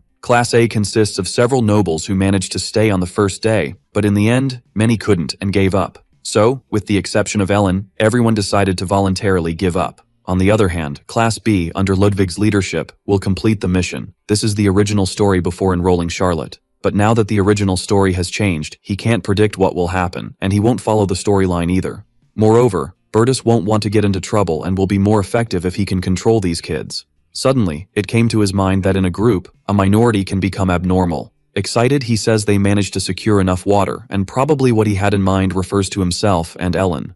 Sometime later, several coconuts are thrown on the ground. The boy can't believe they brought all that, and our hero says they can drink that if there's no water. He watches Valier drinking water and asks to talk to him for a moment. He questions whether he has ever tried something like this before, but Valier tells him he prefers to act, rather than stand still doing nothing. If he stays separated, he would just have his energy drained. This answer leaves the boy a bit surprised. Our MC tells him that now, they need a place to sleep protected, and the boy questions if that's really possible. He shows the boy all those leaves and materials around, saying they can create something with that. Finally, he adds that they don't need to think about details since someone there is really good at that. Tense and trembling, the girl says that even though she knows how to do that, she has no equipment for it, but the boy encourages her, saying she can use the materials and asks if the girl has any ideas. Adelia believes she can do it, but it seems she is afraid to sleep in a place like that. Then the boy says that if she doesn't intend to give up, this is the way to go. He explains that although giving up is an option, they should try before doing that. Finally, he starts assigning some tasks to the people there. He approaches Harriet and asks if she can cut down some trees. The girl responds yes, so our MC asks her to be careful while doing that. Then he asks Ellen and Cliffman to attend to Adelia's requests regarding the construction of the camp. Valier notices that the boy seems knowledgeable and that mental recovery also improves his leadership skills.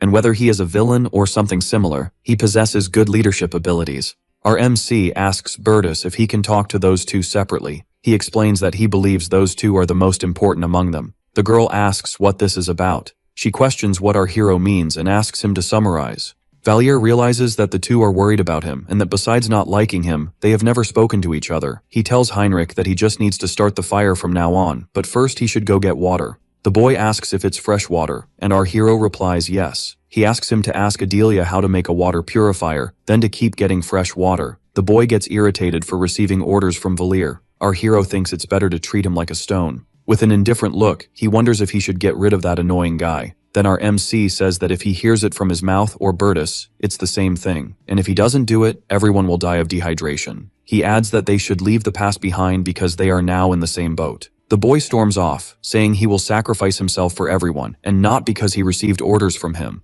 Finally, he turns to Liana. The boy says she should hunt, and the girl looks a bit surprised. But our hero points in a direction, and the place he is pointing to is the sea. Then he corrects himself, saying that more precisely, he means she should fish. Sometime later, Liana is working hard on her fishing. She comments to our MC that her lightning power is still not very good, and our hero replies that it must be hard to fish like that. The girl says she knows what he is trying to do, that she would have to be close to the fish for that to work. But she adds that she can't swim, and this leaves Valier thoughtful. Then he suggests carrying her on his back to the bottom. But he realizes he would end up getting electrocuted too, and this makes Liana question how he is the top one in the rank. Finally, the girl says there must be some in shallow waters, and she will electrocute them as soon as she gets close. But it seems there's something else wrong. Then she comments that she was thinking about that, and that she can't touch the fish. Harriet screams in desperation and fear.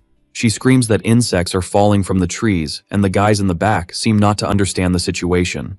Ludwig says it seems to be enough, and that now is the time to prepare everything and build a cabin. He distributes the tasks among his companions in the most suitable way possible, but something catches his attention. He wonders what Class B is doing. It seems they are up to something over there. He realizes he doesn't know what the special conditions of the test are when Ellen arrives saying they brought food.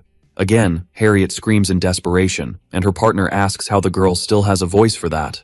Valier asks why she is so shocked about the food and explains that Liana got it with her lightning. Our MC says he has never seen one this big before and that it looks quite delicious. While the guys wonder if they need to check if it's poisonous, Harriet continues to be terrified of the lobster. Ludwig thinks the teachers are watching in some way and that they would warn if this threatened everyone's lives. Moreover, he says one alone is not enough for everyone, which makes Liana a bit irritated. She turns around saying she'll be right back, and the boy doesn't quite understand.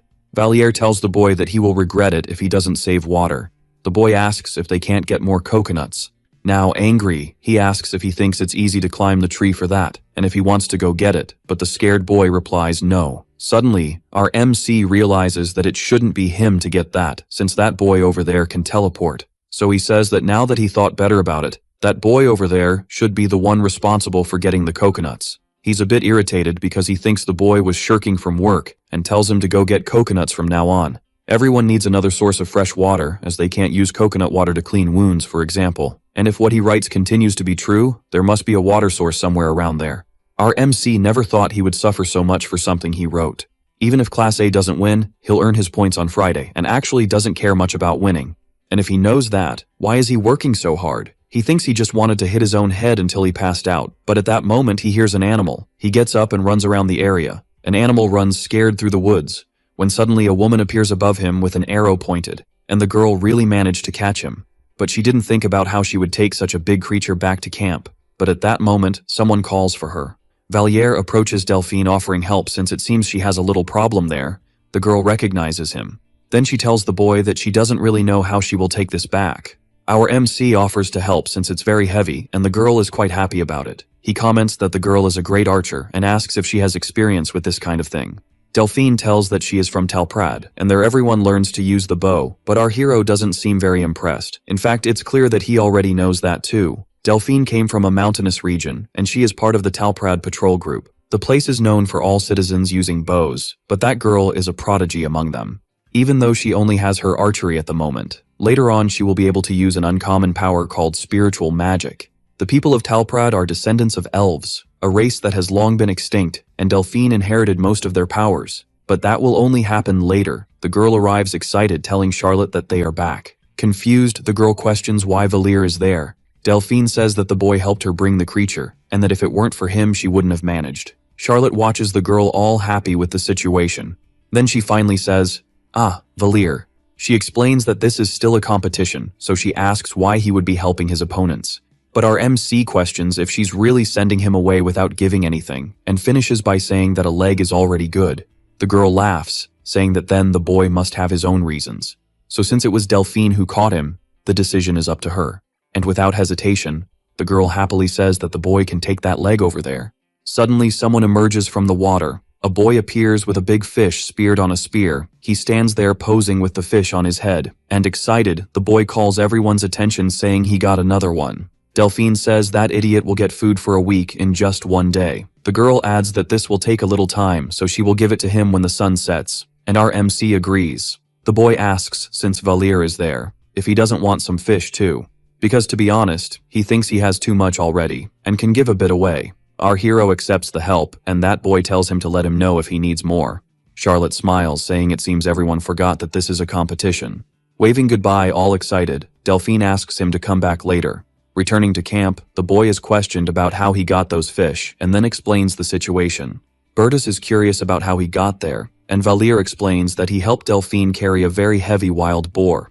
That boy seems a bit scared at the idea of having wild boars there. He is terrified of being attacked by wild animals at night, but our MC doesn't think wild boars are dangerous. Bertus, however, says it's better for them to stay alert. But before anything, he thanks our MC, as having more food is always good. It seems the cabin is practically ready, and Valir confesses that he was surprised at how easy it was to do this. Adelia comments that the rain must be leaking through the roof, and our hero says they can make a floor so they won't be on the wet ground, although that is quite laborious. After that, everyone continued to work, somewhat dazed. It was as if they were completely absorbed in their work. Time flies when we are focused on something. Sometime later there are several fish roasting on the fire, but the people around seem a bit downcast. Harriet comments that they don't have forks, and our MC suggests using leaves as plates. A strange sound comes from the forest, and the girl wonders what they are doing and what could be so fun. Meanwhile, in this camp, the atmosphere remains somber. Bertus suddenly says he knows everyone has had tough times, and that it's also bad to sleep in an unfamiliar place. But he reminds them that it's the first cooperative mission and questions if it wouldn't be good not to fail right on the first mission. While a boy calls for Bertus, he grabs one of the fish and eats. He continues to voraciously eat that fish. He mentions that it's actually very good, and everyone must be starving, suggesting they eat. They eat, commenting that it's good, but it would be even better with sauce or salt. Harriet comments that it's her first time eating lobster and feels a bit bad for finding it delicious. Our hero observes her for a moment and calls her. He then offers her something, telling her to eat. The girl questions why he is giving it to her, but our boy asks her not to question and just eat. Harriet stares at it for a while, and the two continue in silence in front of the fire. Then she finally eats that thing. Suddenly, Ellen runs towards the sea and Valir shouts her name. Another girl questions what she is doing, but no one knows. She just jumped into the water with a spear. A short time later, she emerges back to everyone's surprise. Then they wonder what is speared on her spear, and the girl brought a bunch of lobsters. A boy looks at her in shock. Ellen approaches the fire and tells them to roast those too.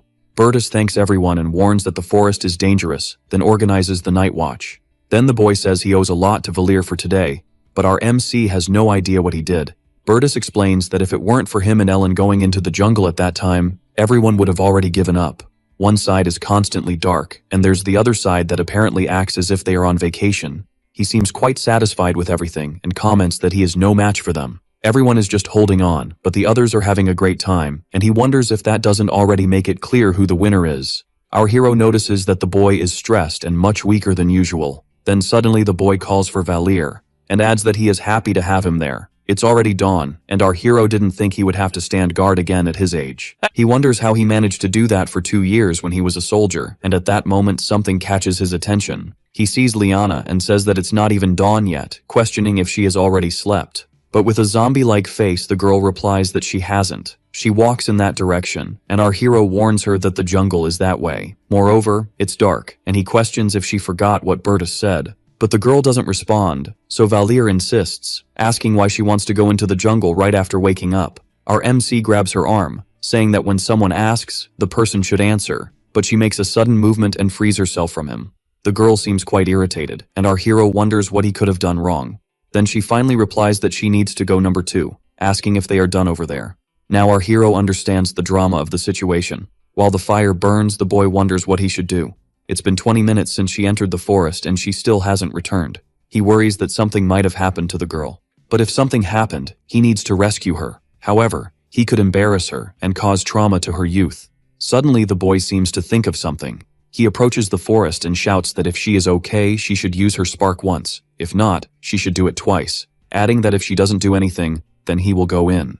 Then it seems the girl did it twice, making our MC believe she is in trouble. Somewhat embarrassed, he tells her to do it again if she needs something to clean herself. Now irritated, he tells her to use some leaves and asks what she expects him to get over there. But suddenly several sparks appear at the same time in front of him.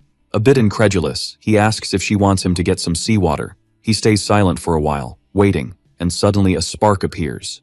After some time, our hero is back at his campfire, and the girl walks over with a pot in hand, looking somewhat defeated.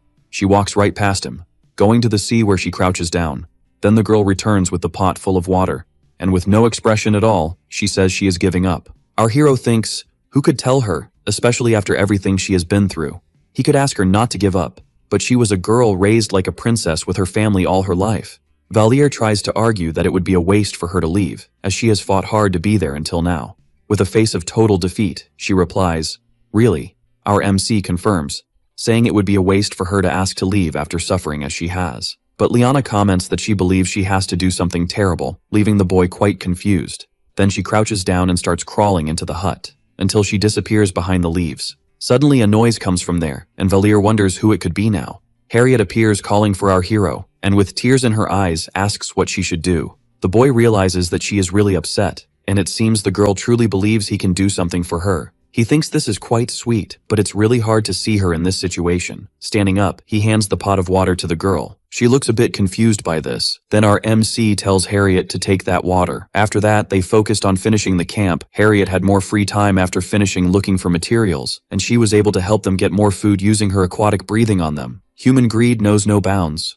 While the others continued working on the camp, Ellen and our hero entered the jungle to look for more water. He comments that there are animals around, so that's a sign there's a water source nearby. Drinking water is very important, but clean water is also absolutely necessary for hygiene. Wearing those dirty, sweaty clothes adds to the stress, and a fresh water source could serve for drinking and washing everything. Valir thinks they might give up for not being able to wash, and although he doesn't enjoy their laments, it's better to keep enduring. The duo sits down to rest as they are quite exhausted. Our hero notices that his companion is also worn out, and that they can't explore the whole island like this. In that case, he closes his eyes and concentrates. And finally, he manages to hear the water. He points in a direction, indicating the way. The duo follows again, a bit more motivated, and they finally manage to find what they were looking for. Without thinking twice, the girl jumps right in. Valir analyzes how Ellen just threw herself into the water as soon as she saw it, and concludes that the girl must be going through a lot of difficulties. He wonders if the others will want to come there, as even if they wash, they will sweat again on the way back to the camp. But the truth is that everyone will follow the decision Bertus makes. Ellen tells him to go over there, and our hero questions why all of a sudden. The girl says she will take off her clothes, and now the boy understands. He thinks Ellen must want to wash her clothes, and decides he will do the same. Originally, it was Delphine who found this water source, but of course, with Charlotte's variable, things changed. Finally, his partner calls him.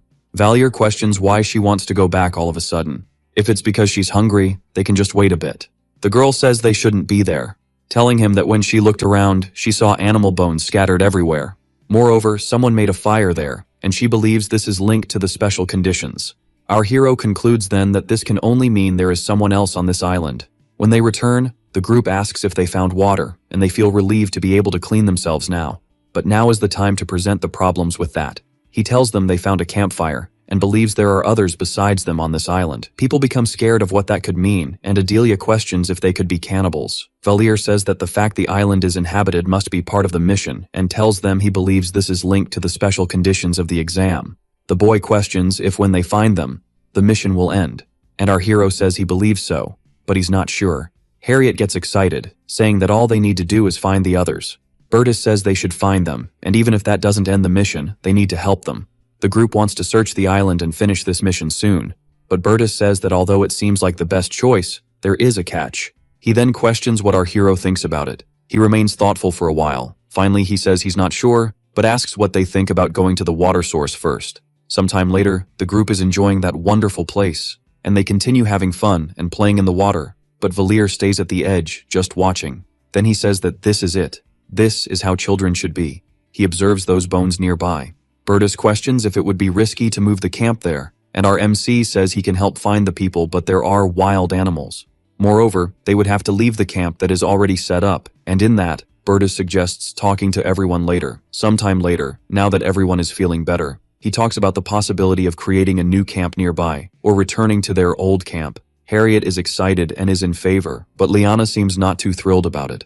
And she points out that she saw a snake around there earlier, and just then Ellen arrives with the snake speared on a spear. The girls are a bit surprised by this scene. Then Berta says they will retreat after all. Sometime later, they gathered several buckets of water. It seems they still have a bit of meat, and most of the cabin reinforcements have already been completed. Valier asks if they shouldn't finish the reinforcements before resting, but the group isn't too happy with that idea. But in the end, they agree, even though they thought they would rest. As our hero thinks, prepare to bow to me tomorrow. According to the original story, the next day, there will be heavy rain and wind, but the people don't know that. And soon after everyone finished, a heavy rain fell upon them. The rain is really strong, and Bertus orders everyone to stay inside the cabin. Valier adds that if any collapses, they should move to the other. Harriet looks frightened as part of her cabin gives way, and soon after, it collapses. Our hero hears that girl screaming and asks if she is okay. She screams that she can't see anything and feels like she will be taken by the wind.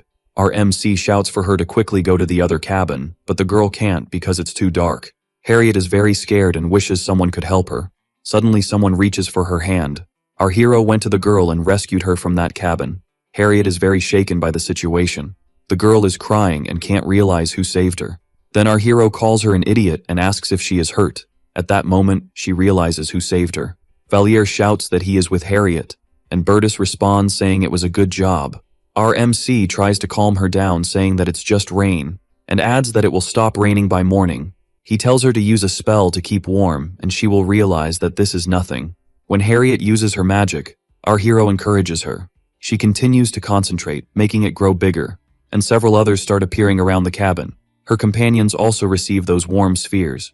Valier questions if she did this for everyone, and the girl seems not to understand, asking if she shouldn't have done it. He smiles while thinking that the Harriet from the book only cared about herself and maybe Bertus. Then he tells the girl that it was a great job and she should keep going. Meanwhile, the rain continues to pour heavily over the island. Bertus is surprised to see our hero there, but he explains that he thinks they need more food and will take advantage of the fact that it has decreased a bit. That boy says food is important, but there is a problem. Valier says if he needs to go to the bathroom, he should do it quickly. The guy says he was wandering around checking his numbers. Then he noticed something. He reports that Kyer is gone. Our MC thinks that in the original story, everyone from Class A had already left by this point, leaving only Ellen. What Class B experienced in the novel is now also happening to Class A. People are starting to disappear. Eric says he was woken up by Kyer, and that he only went to sleep after the guy took his post. Since he disappeared at night while on guard, he should have at least been able to shout if there was any danger. Valier says this could be part of the mission, and that he might have just run into the forest and gotten lost. And considering the circumstances, he believes the latter is more plausible. Bertus says he believes there are about 3 scenarios that are the most likely. The first, Kyer went into the woods for some reason. The second was kidnapped by someone else on the island. And finally, the third idea is that Class B kidnapped the boy. Valier questions why he thinks it would have been Class B. Bertus explains that the mission is to survive until Sunday, but doesn't explain the way, so winning early could make all opponents give up. And if that happens, they could easily win by holding out until Friday. Our MC finds the guy extraordinary and got some clear explanations that even he, as a writer, hadn't thought of. The boy asks for a favor, wants Valir to go to Class B, and since he has done that a few times, he won't be suspicious, and the rest the boy will have to improvise. Our hero continues through the woods under that rain. He notices that everything there is destroyed and wonders if the Class B people evacuated the area. He starts shouting for Delphine, Ludwig, and Charlotte, asking where they are and if they are okay. Suddenly, someone appears calling for our MC. Valir questions if the boy is okay. After a while, they reach a tree they are using as shelter. Charlotte asks what the boy is doing there and wants to know if he is there as a spy. Our hero sits down, saying he is guilty and that the situation is kind of bad. The girl tells him that things are also bad around there. The girl asks about Class A, and he tells her about the damage, but not as severe as what happened around there. Valir notices that their group is also smaller, and he asks about Louis. At this moment, Charlotte questions if they also lost someone. It seems that people have disappeared from both sides, so the possibility of kidnapping by Class B is out of the question. Our MC says he can't say much, but they lost someone too, and the girl understands. Valir gives the girl a tip about the waterfall, saying there is clean, fresh water there. She just watches him for a while. Finally, our MC says he is leaving, and Charlotte worries, asking him to be careful. Then the two friends say goodbye. After he returned and told Bertus everything, he decided they should look for the island's natives. And even if this is the special condition the instructor mentioned, they first need to get food, so the people capable of fighting were separated into groups to look for food and the inhabitants. Our hero continues his path with Liana, but it seems the girl is falling behind. Valir wonders if she is weak for being a superpower user and not needing to move much, plus the cold is draining her vigor. Our MC says she is feeling a bit unwell, so he asks if they should go back, but the girl replies that they should continue. He continues to observe her in silence. Finally, he says they can't go on like this, suggesting they rest a bit. They lean against a tree and the girl is really tired. Suddenly, she asks him to give her the weapon, and our hero complies with her request. Liana starts using her power on that weapon. Finally, she says she feels good and really wants to set that whole place on fire. Our hero wonders if she used electricity to heat the weapon and is impressed by that. The girl says the boy should try, and she starts energizing the weapon again. Taking it, he wonders if she is kind or not. The girl wonders how they could find an animal to hunt in this rain, but Valir seems to notice something. The two come face to face with an animal. The duo keeps their distance and notices they are about 15 meters away. Our MC knows it is too fast for Liana's abilities. He knows he has a spear, but he isn't very good with it, and if he misses, that animal will run far away. Suddenly, he has a good idea. He asks if Liana can imbue it with electricity, as if it were an enchantment, and the girl replies that she could try. Then she starts concentrating her power, and it seems our hero got really focused for a moment. Holding that jolt, he says, "That's it." Clearly, both the boy and Liana forgot about what would happen when passing electricity through a completely wet spear. It would certainly electrocute the person holding it, in this case, himself. The deer runs away with the shout the boy gave. Valir says he asked for that, but she is the one who is the electricity user, so he asks if she didn't think that could happen. The girl debates, questioning how the boy can be rank 1 with a head like that, and Valir gets irritated for being called hard-headed. She continues, saying that since his head is empty, it conducts electricity better, while the boy wants to know who is being an idiot now. This is the difference between her and Harriet. This girl doesn't lose an intelligence battle, and on top of that, she's quite bold. Tired of this, our hero says he lost and they should move on. The girl just agrees. He suggests they look for the creature, but Liana thinks it must be far away by now. Suddenly, they hear a loud growl, making them tense. The duo approaches to investigate, and they come face to face with two jaguars feeding on that animal. It seems they've already eaten a bit of the creature. Startled, our MC realizes that this wasn't happening in the original story. Valir curses the situation and is quite anxious. He wonders why on earth there's something like this on a deserted island. Our hero says they can fight for the prey or back off, and an excited Liana wants to know what he's thinking. Valir suggests scaring the beasts away with the electrified spear, but the girl thinks he's really thick-headed and has already forgotten about the shock. But he explains that Liana will be the one to throw it. The girl is afraid of missing and being attacked by the jaguars, but our guy responds that if that's the case, they need to think of something. She was more interested in giving up, but our hero tells her to at least give it a try. Half-heartedly, Liana picks up the spear. As she energizes and throws the spear, she says she doesn't even know anymore. The jaguar stares at her as the attack advances. Our MC looks at her with a desperate gaze, as the spear hasn't even reached the creature. Then the jaguar lets out a loud growl, and charges at our duo. Quickly, our hero asks the girl to use electricity on him again. The girl hesitates, but he insists she do it quickly, and then she finally agrees. As that energy flows through his body, the guy thinks that his body is an insulator. He knows he won't be able to take down the creature with a normal hit and needs to strike a vital point, so he shouts for the jaguar to attack, and it seems the creature understands. The rain continues in that forest, and shortly after, the creature is on the ground defeated. Liana runs to the guy, worried, asking if he's okay. Jokingly, he says that sometimes you just need a shock to feel fine, and the girl questions what the hell he's talking about. Back at the camp, his companions are impressed that he caught this prey from a jaguar. Harriet approaches, asking if he's hurt, and the boy replies that he took a few shocks but is fine. Not understanding how it happened, she asks how the boy got electrocuted, and Liana seems a bit incredulous about it. But in the next moment, the girl realizes how it occurred. Bertus approaches, excited that he managed to catch an animal. The boy arrives with 2 birds in hand, and our MC asks how the hell he managed to catch those. Bertus explains that it's a hobby among nobles, and that there isn't much edible around here. The guy questions if Ellen hasn't returned yet, and notices that Erich isn't around either. One of the people says that Erich went into the woods after Kair, and explains that the boy just went, and he couldn't stop him. He finally apologizes to Bertus. While they are by the campfire, the boy says they should wait for the 2 to return. Valier is worried about the boys since a lot of time has passed, but he doesn't worry about Ellen because he knows she's strong. Bertus gathers the people who are still available to search for the boys. Our MC thinks that one person decided to act alone, and now 3 others have to suffer. This is the low-rank trio of the 3 arrogant brothers, Kair, Eric, and Kono. Fools who believe in their talents and don't put in effort because of their pride, and he thinks that Eric ultimately lived up to his role. In fact, our MC wants Class B to win. While walking in the woods, he hears someone in trouble. The guy shouts at the red-haired girl saying she's grown and is challenging him, then asks if he didn't tell her to get out of the way. He tells her not to be dramatic and to leave while he's being a nice guy. Our hero wonders if the guy is trying to steal Scarlet's prey, but in reality, that guy should be looking for his friend. Valier continues to look on in disbelief. Irritated beyond measure, Scarlet decides to deal with the guy. It seems the guy didn't expect to be attacked this way. The girl steps on his head, saying that the princess said she would protect her so she can do whatever she wants with the boy, and she mentions that the only reason she won't go further is that she doesn't want to become someone like him. The boy kneels, calling her crazy, and Scarlet tells him to be careful because she doesn't know what she'll do if she loses control. Irritated, the boy orders our Ankh to stop right there.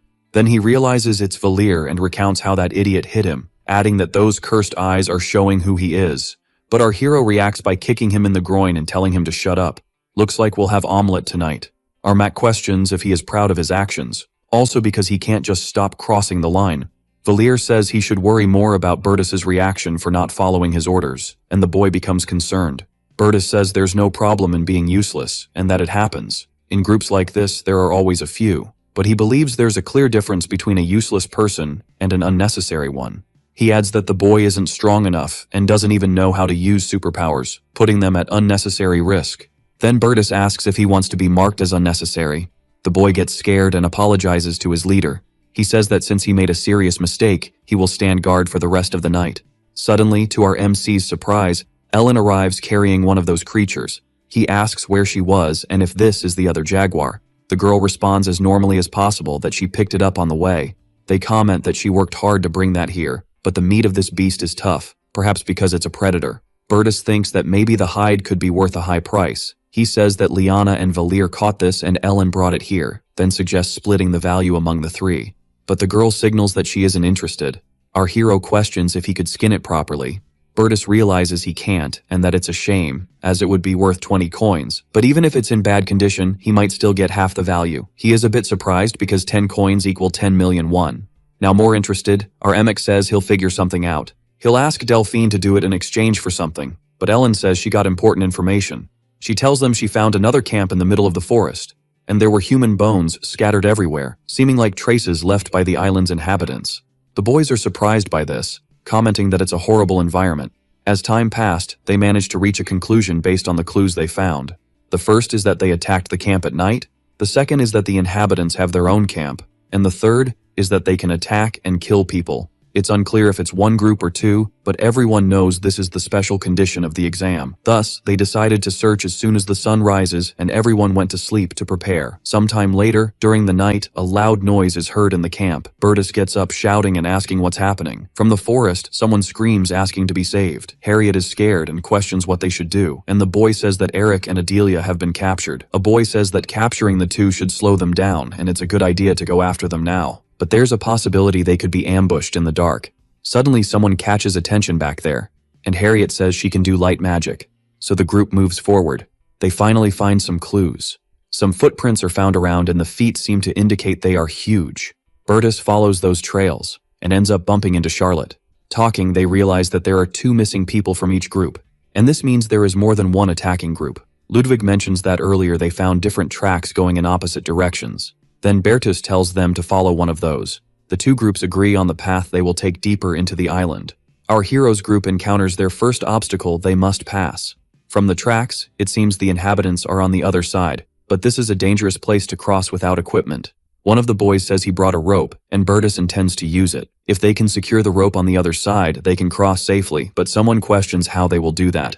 Then our Mac seems to have an idea. The boy asks in fear why everyone is staring at him. Bertus approaches and says they believe in the boy. Then, in a few seconds, the boy teleports to the other side completely naked. Our hero asks if there's anything the boy can't do, but the boy is quite embarrassed.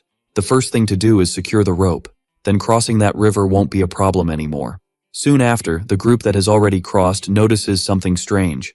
Bertus asks why they suddenly started acting strangely, and Harriet comments that they seem to want something. The way they talk makes it seem like something really urgent. Bertus continues talking to his friend, trying to understand what is happening. Suddenly, from the other side, our MC shouts for the idiots to run. The boy looks back, questioning why that is. He finally understands the reason for all that concern. A huge orc is staring at them. The group is a bit startled that it is not a person, but an orc. The creature growls threateningly. Then it strikes, almost hitting the group. But the rope snaps, and the person who was crossing starts to fall into the river. The group screams for the boy who is falling. Fearfully, Bertus tells them all to run and to only worry about their own survival. The group on the other side is a bit worried about their friends. Our MC sees the orc walking away and thinks it is a creature that appears in fantasy stories. Of course, he included it in his novel, but seeing it in person gave him chills. The truth is that an orc is not a normal mob, as that thing is much stronger than a human. He used to follow a lot of historical accuracy, and based on that, they are now in trouble. Our MC says that the teachers probably saved that boy. That artifact they received to use if they wanted to give up can also be used in an emergency like a recall spell. He believes that since the boy was in danger, the teachers must have summoned him, as it is not the exam's objective to risk anyone's life. Ellen questions if killing this thing would end the mission tonight, and the other boy asks if they could kill that monster, but the girl replies that she is not sure. She finally adds that they will only know after trying. Then she says that first they depend on the boy. He must cross the river and reconnect the rope. Shortly after, the boy is already completely naked again. The group continues fleeing from that orc. Bertus asks if Harriet can use attack spells. The girl can, but probably not in this situation. That boy thinks there is no way to survive coexisting with these animals. Thinking about what happened when they found the footprints, he could have realized something was wrong. He thinks Harriet can use attack magic, but it is hard to concentrate in this situation. Liana can use her lightning spells, but they are not strong enough to kill the orc, and in the end, he is the one with the best chances against the monster. Bertus says he will face the orc, asking the girl to hit it with lightning in the meantime. He also asks Harriet to try to concentrate as much as possible to attack. Finally, he tells them to climb a tree so they won't be attacked. The monster approaches furiously, and the boy thinks it is all or nothing. He believes that defeat does not mean death. If someone gave up in this situation, it would be useless in a real emergency, and he believes the mission takes that into account. He remembers when he saw a monster book. A large number died after the war against the demons. This was the most common type of monster. As someone who wishes to ascend to a worthy position, he cannot be afraid of something like an orc. So determined, he says, for the demon to come. The rest of the group realizes that everyone is fighting. Our MC shouts asking if they are okay. Liana uses a powerful lightning spell on the creature, and taking the opportunity, Bertus hits it with his weapon. The monster feels the attack and retaliates immediately. It strikes the boy's feet, and then delivers a direct attack on him. The monster hits the spot with great force. Liana wonders if she would be the next target, decides to stay calm and tries to defend herself with electricity, but the orc suddenly throws his axe at her. This catches the girl completely off guard. An axe goes through and hits the tree directly. Harriet watches in shock as the creature approaches her. Then the monster grabs the axe and throws it at the girl as well. She is scared and unresponsive. A huge impact occurs in that place. But at that moment, Ellen appears holding her weapon, and the girl delivers a precise attack against that monster. Our MC thinks there were two things he tried to show during the deserted island arc. First, that the students have difficulty working because they are spoiled, and he tried to show that Class B is better than Class A. The enraged monster charges at Ellen. In the novel, she was the only one in Group A who did not give up. Valier tried to show how her strength is unmatched by her classmates. The creature again tries to hit the girl, who easily dodges. With a jump, she positions herself to attack it from above, and she hits that huge monster squarely again. For a moment, the creature stops and puts its hand over its eyes. While our hero thinks he did that, something catches everyone's attention. Harriet summoned a huge fireball. She watches the creature from up in the tree. The monster also looks at her, not expecting all of this. Finally, she throws the fireball while shouting for everyone to get away. The orc tries to protect itself from the attack, but starts to suffer damage. In the next moment, a huge explosion occurs at the site. The group tries to shield themselves from that massive explosion. Even Harriet is surprised by the force of the attack and loses her balance. Our hero is too far to help her, but realizes she will be eliminated if she falls. He shouts for the teleporting boy to save the girl, but that guy hesitates. Shouting louder, he says the girl is going to fall, so he must use teleportation and calls him an idiot. Harriet begins to fall from the tree. Then suddenly, two arms appear to catch her. Not understanding anything, the girl questions if she wasn't falling. She tries to see who saved her and thanks him. But soon after, she realizes the guy is completely naked. At that moment, he teleports again, leaving the girl even more confused. Our hero comes running, asking if that idiot is okay, and he approaches, still questioning if she got hurt. The girl suddenly stands up and jumps to our MC, hugging him. She cries a bit shyly, saying she was terrified. Valier tries to calm her down, saying that everything is fine now. He thinks that the one who saved her was the other guy, so why is the girl hugging him?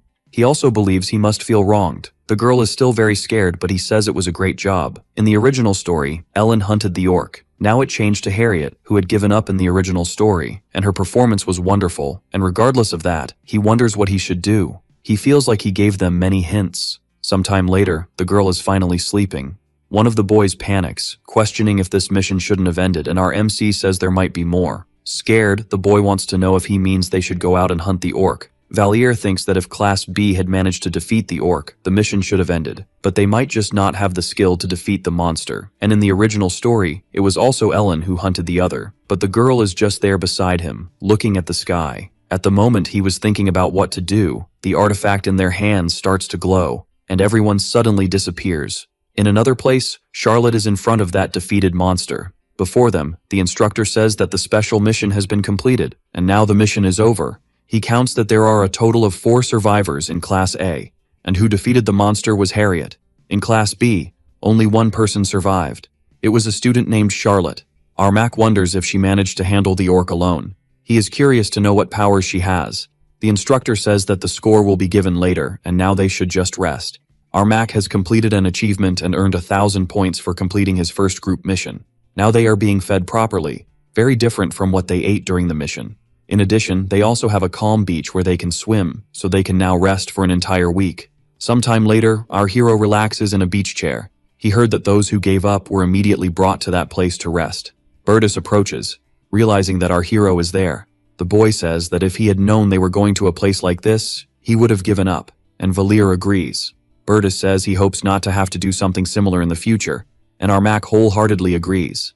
The boy says they should tell the same to Ellen and Harriet, but Valier adds that Bertus also suffered quite a bit. It's not like it was easy for him. Liana was relaxing in her beach chair but takes off her glasses and agrees with them.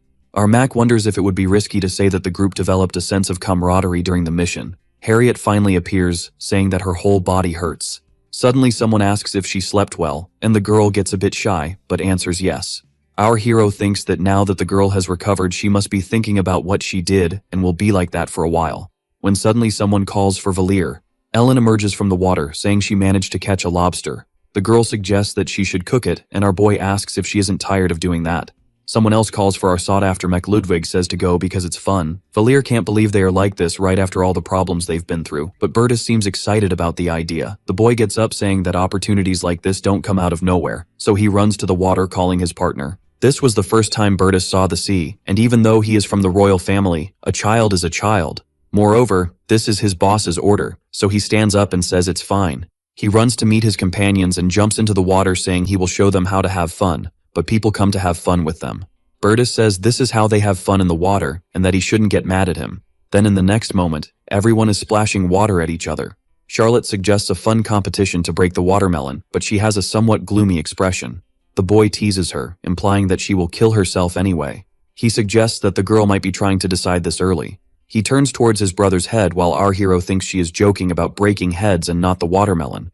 The girl questions what he means, and asks if he wants to take revenge for her innocent joke too early. But the boy says it's to give advice and then asks if she has talked to Valir. He adds that he doesn't want to know what it's about, but the person precious to his sister is also precious to him. And since he doesn't know which side Valir will take, he asks her not to make judgments with personal feelings, as he doesn't want to have to kill him. An instructor says that both classes have completed the special condition. There is only one survivor from Class B and 4 from Class A, and several other factors were considered for this result. This mission ends with Class A's victory. Our MC thinks this happened because he influenced the story. He adds that the students from the winning class will earn extra points, and each student receives points through personal evaluations.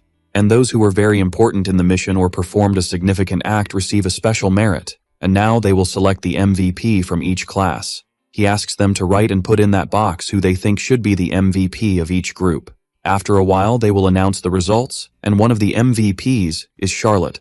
On the other side, it's Harriet, which leaves the girl quite surprised. The girl gets shy and asks why her, while receiving congratulations. A bit embarrassed, she sees her friends clapping. Then she looks at our hero who is applauding and smiling at her. Later that night, everyone is around a campfire. While having fun, our hero is just relaxing next to his friend. The girl asks if they aren't tired yet, but our hero says they seem fine. The two look at each other for a few seconds. Valir comments that if she has something to say, she should say it soon, but the girl gets upset, asking what she should have to say to him. Our MC says that if the girl has nothing to say, that's fine, but the girl seems a bit annoyed. Then after a few seconds, she thanks the boy. Harriet gets a bit shy and silent. The boy smiles, asking if it's true, while the girl wonders why he is laughing. Out of nowhere, he questions what exactly she is thanking for, and the girl gets confused. Our hero explains that she thanked him, so he wants to know for what, but Harriet gets tangled in her words. Harriet becomes increasingly shy as he insists on wanting that answer. It seems she is reaching her limit. Raising her voice, she says she hates him, but Valir asks why she thanked him then, and the girl tells him to go away. The break is quite long, so there is nothing to do but eat or relax. Days like this won't come around soon, so he needs to enjoy it. But at that moment, Charlotte appears.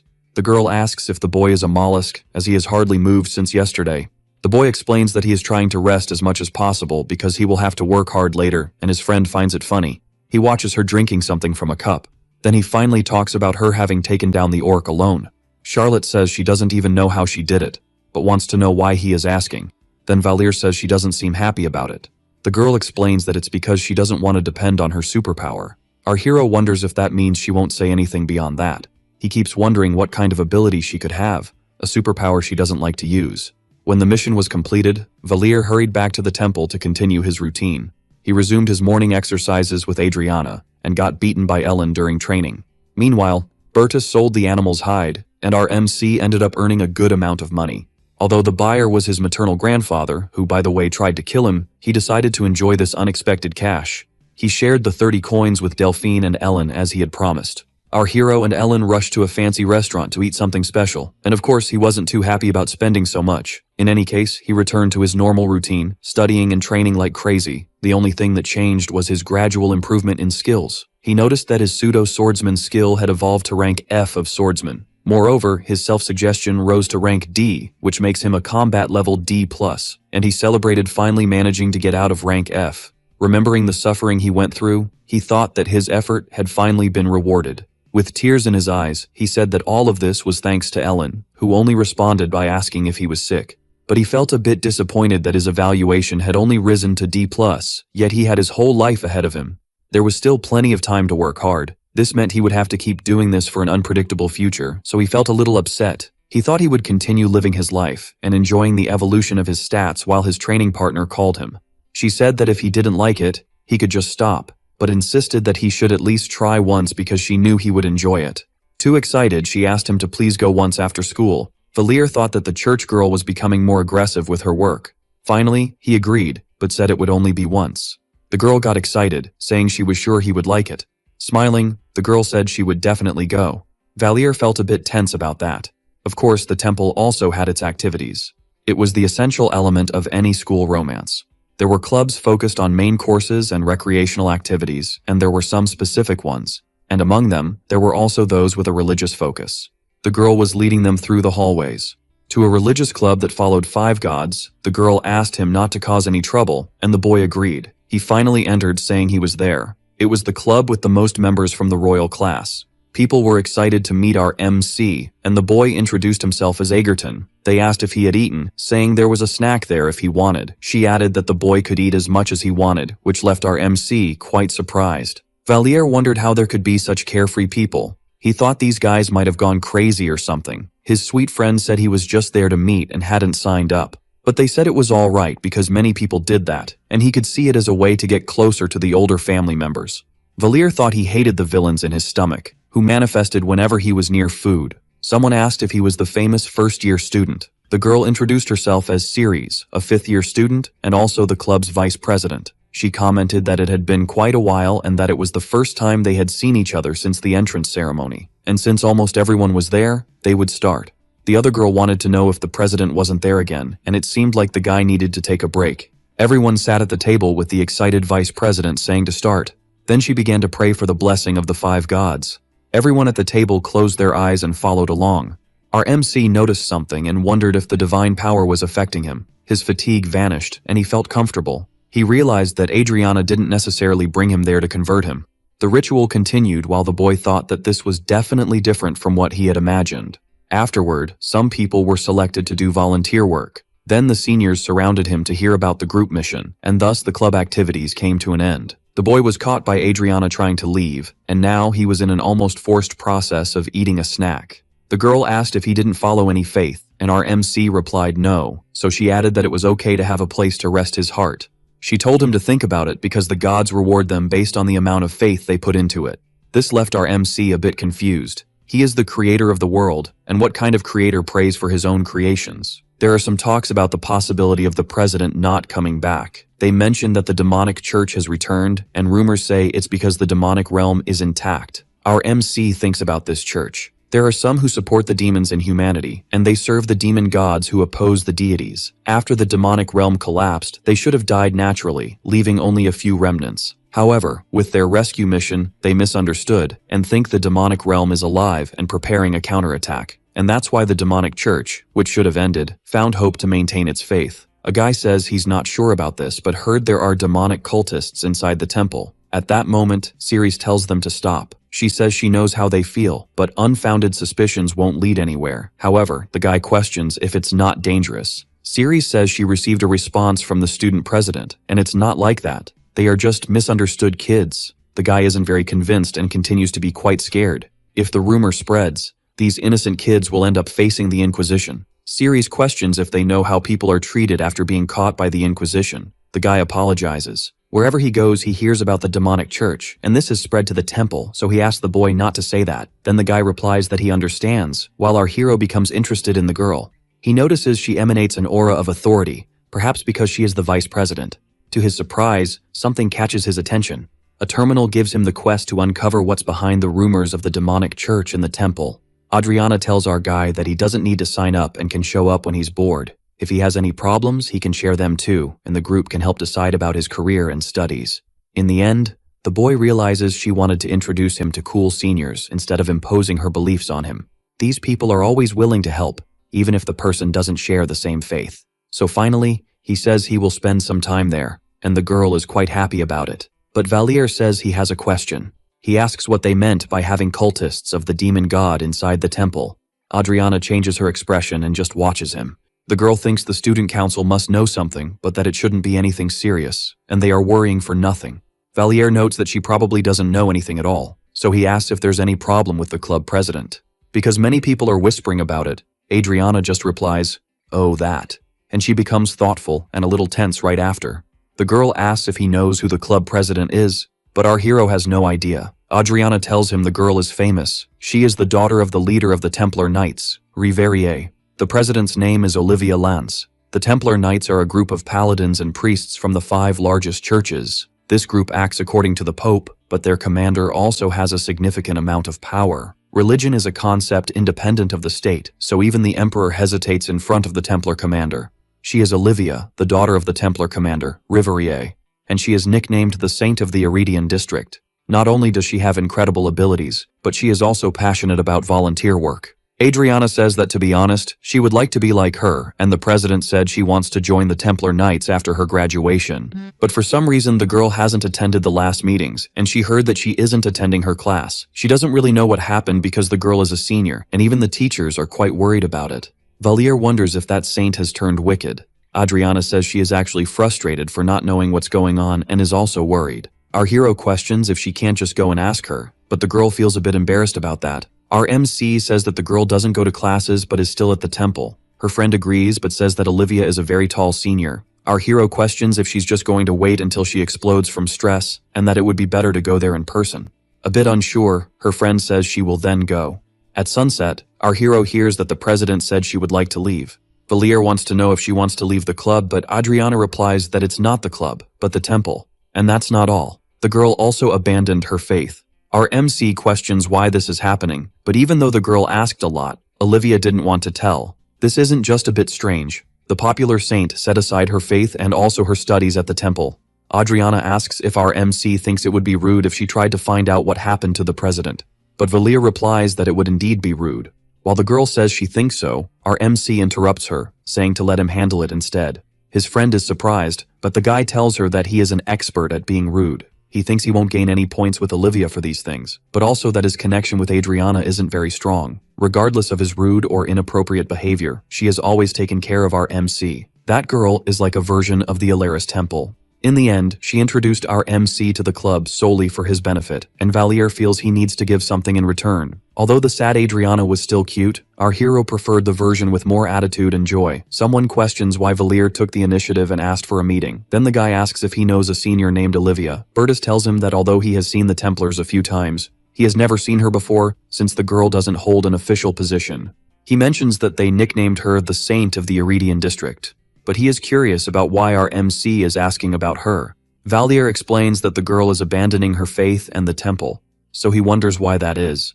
Bertus confirms this information, and our hero replies that he heard the same thing. He adds that it's strange, and although he doesn't know her well, the girl is a celebrity in her own way, which makes Valier curious. Bertus explains that since the girl is a student, she cannot participate in the demon war, but he heard she is good enough for it. Then the girl requested a medical leave for a year and used her divine powers to save many people, thus earning her nickname. Valier comments that the girl is a wonderful person. Bertus explains that she could become the new pope or commander of the Templars, but despite that, she decides to abandon her faith and everything else, which is concerning.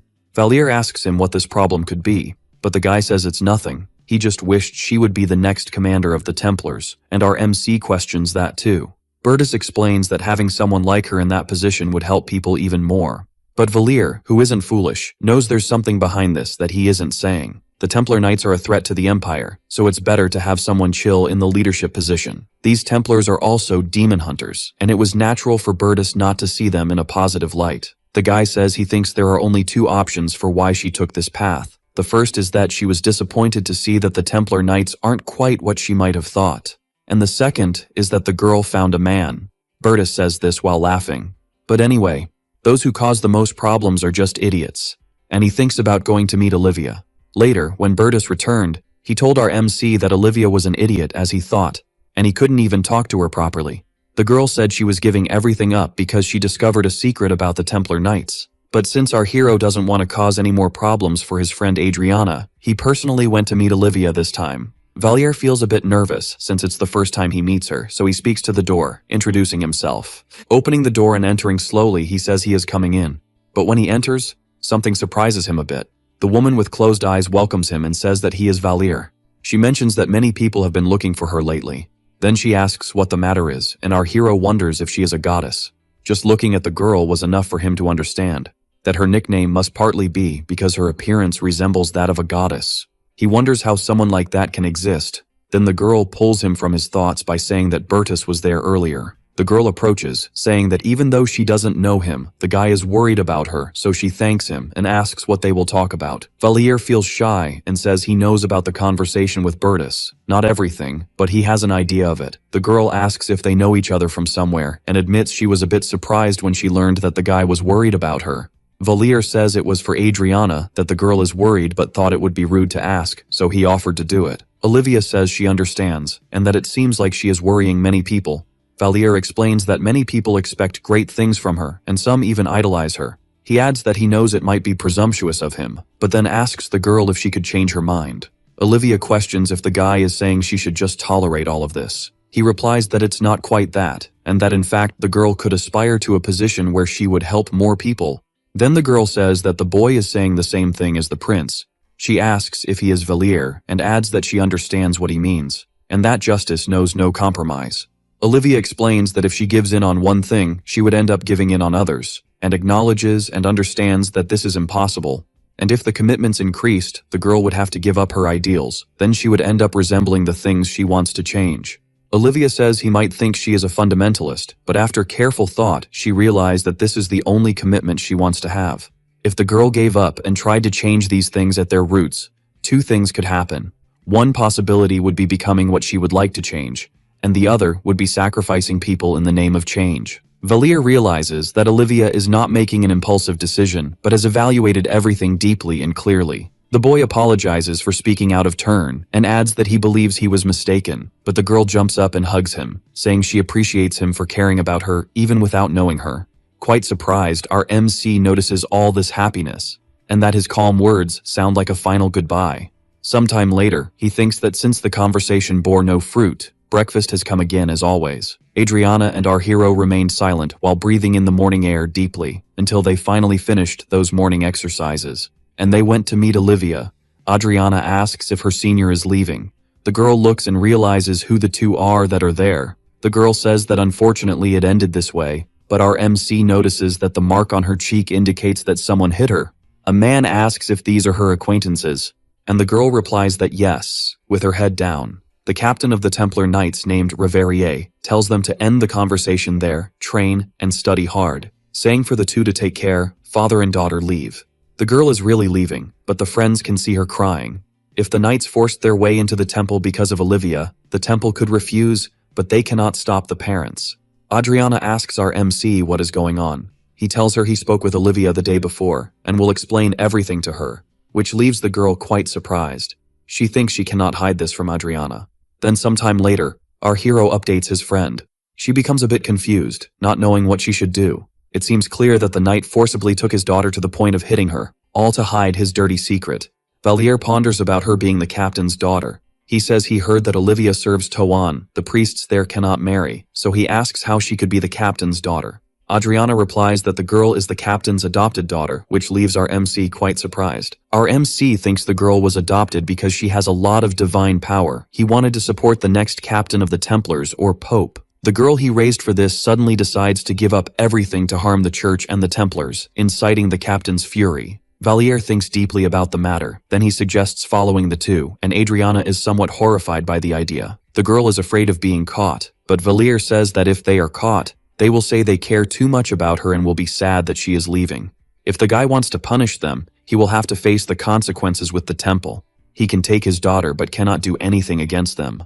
The girl gets excited and says that this will work out somehow. The train continues on its way, and inside, father and daughter talk. Our duo of pursuers watches them closely. Focusing, Valier enhances his hearing. The captain asks if the girl really wants to take the hard path, and says that she will give in sooner or later. Olivia asks if he can't just send her away, and she will forget everything she heard and saw, but the captain says that won't happen, and that she must change her mindset. But it cannot change what it was born to be. Says that the girl was born with everything, and that's why she is his daughter. The guy says that no group is completely innocent, tells her she was destined to be one and not an ordinary person. The girl says she can't do this, that she is just a horrible person intoxicated by her good looks. Her father replies that instead of hurting herself, she should just accept things as they are. Our hero continues listening and realizes that if Olivia doesn't accept, her father plans to pressure her until he succeeds. She insists, pleading with her father, saying she won't change her mind. Looking out the window, the captain says he doesn't want to hear any more of her nonsense. Sometime later, Valir tells Adriana that he believes the girl's father will use methods that could hurt her. The girl worries and asks if she would be tortured, while our hero responds that she could be. Adriana is visibly concerned, questioning why they would do this. She starts to panic, asking where they could be taking Olivia. Valier thinks that Olivia never had a significant role in his story. In other words, she didn't even appear during the gate incident.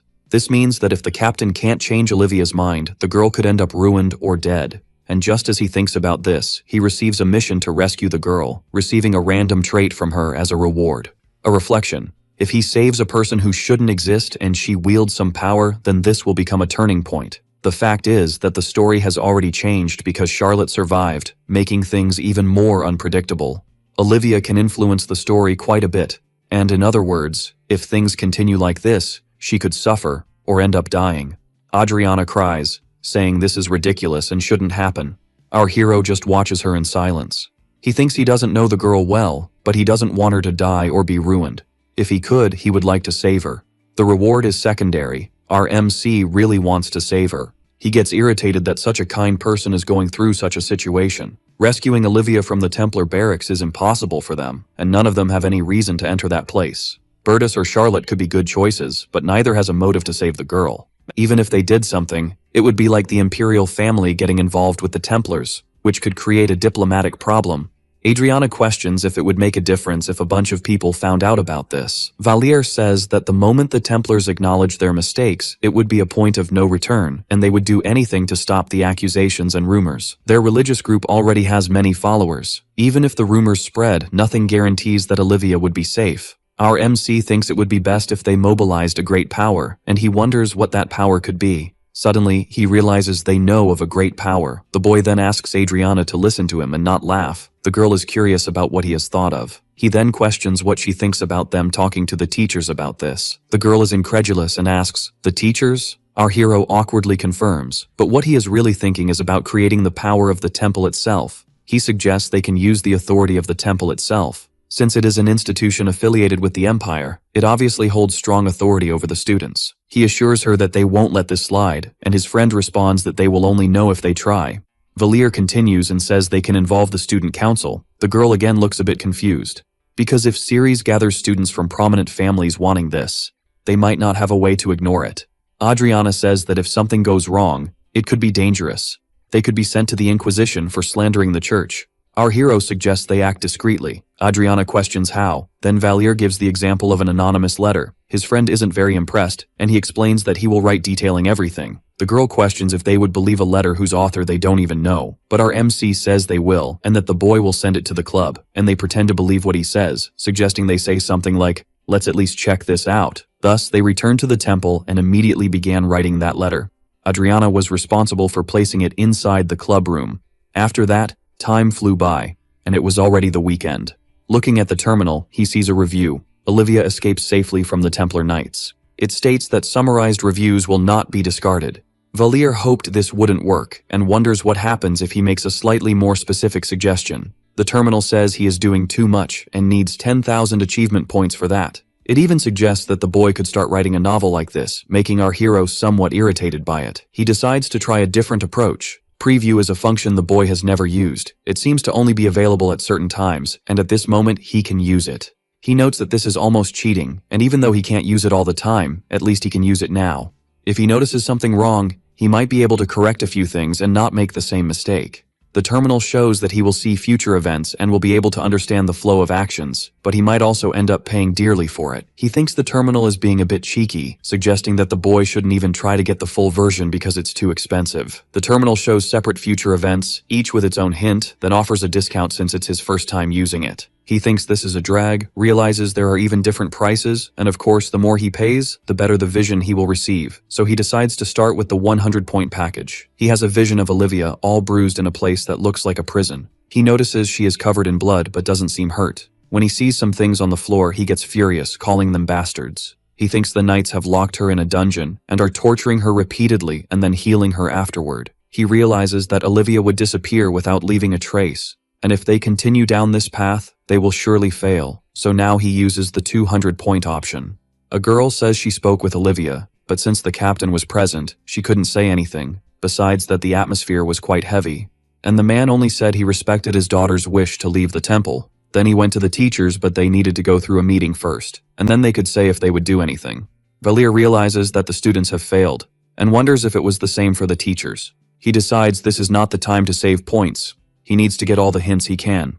During the teachers' meeting, one of them questions if it isn't obvious that something is wrong since Olivia refused their visit. She adds that she heard Olivia was very unwell and there would be no reason to reject them if nothing strange was happening. The other person says that the temple's decision has already been made and there is nothing more that can be done. Now this is under the jurisdiction of the investigation agency, and it is unclear if the captain can be investigated since there is no evidence. The teacher cries, saying it was just for one day, that she should have paid more attention to the girl. But unfortunately, Olivia is no longer a student of the temple, and now there is nothing more they can do. Our hero realizes that the pieces of the puzzle are coming together. Since the girl had already left the temple, they had no reason to get involved in this situation. He knows he can't waste these 800 points, and he has clearly discovered the problem. Ceres manages to access Olivia, but is afraid to say anything because of the captain. Perhaps some magic has left the girl unable to speak. After that, she asked for help from the temple, but since there is no evidence, there is no reason to investigate the Templar Knights.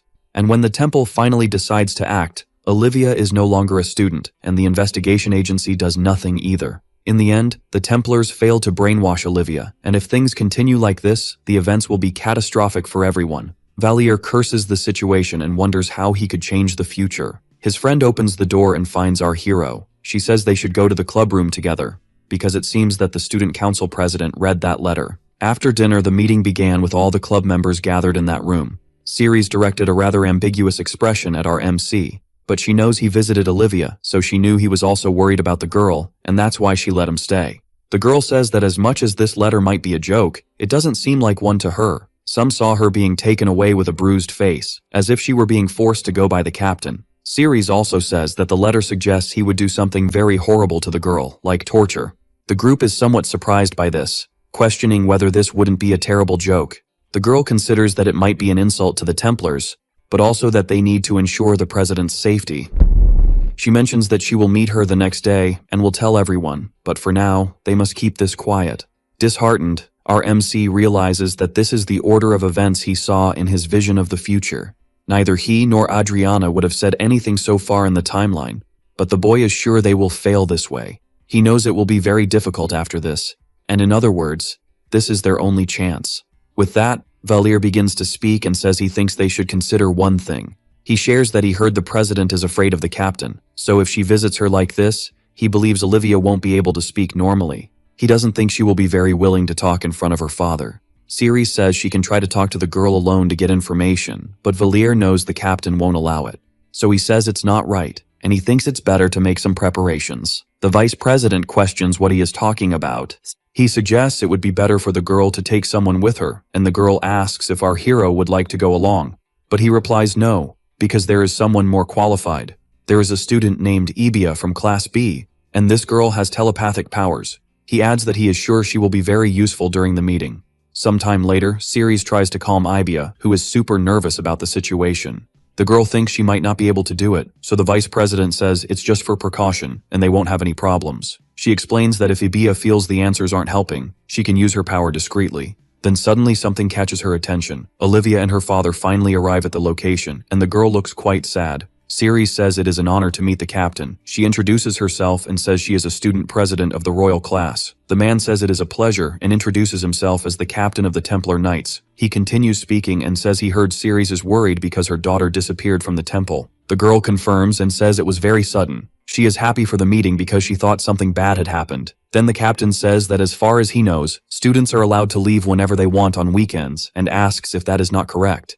Ceres confirms that the man is right, but that it was still very different. That group continues talking, and time goes by. She continues the conversation and thinks the Templars wouldn't allow her to meet the president alone. Ceres asked Ibia that if it seems like the president is being tortured, to try to telepathically find out what happened. So that's what she does, realizing that now is her moment. Finally, she closes her eyes and concentrates. The president gets startled while Ibia explains that she is a telepath and that no one can hear, so she doesn't need to be afraid. She asks if she can't speak freely, and if that is true, to wrap her hair around her fingers. Then at that moment, the president wraps her hair. This makes the young student quite tense, but the girl continues and says that if she needs help right now, to place one of her hands on her shoulder for a while.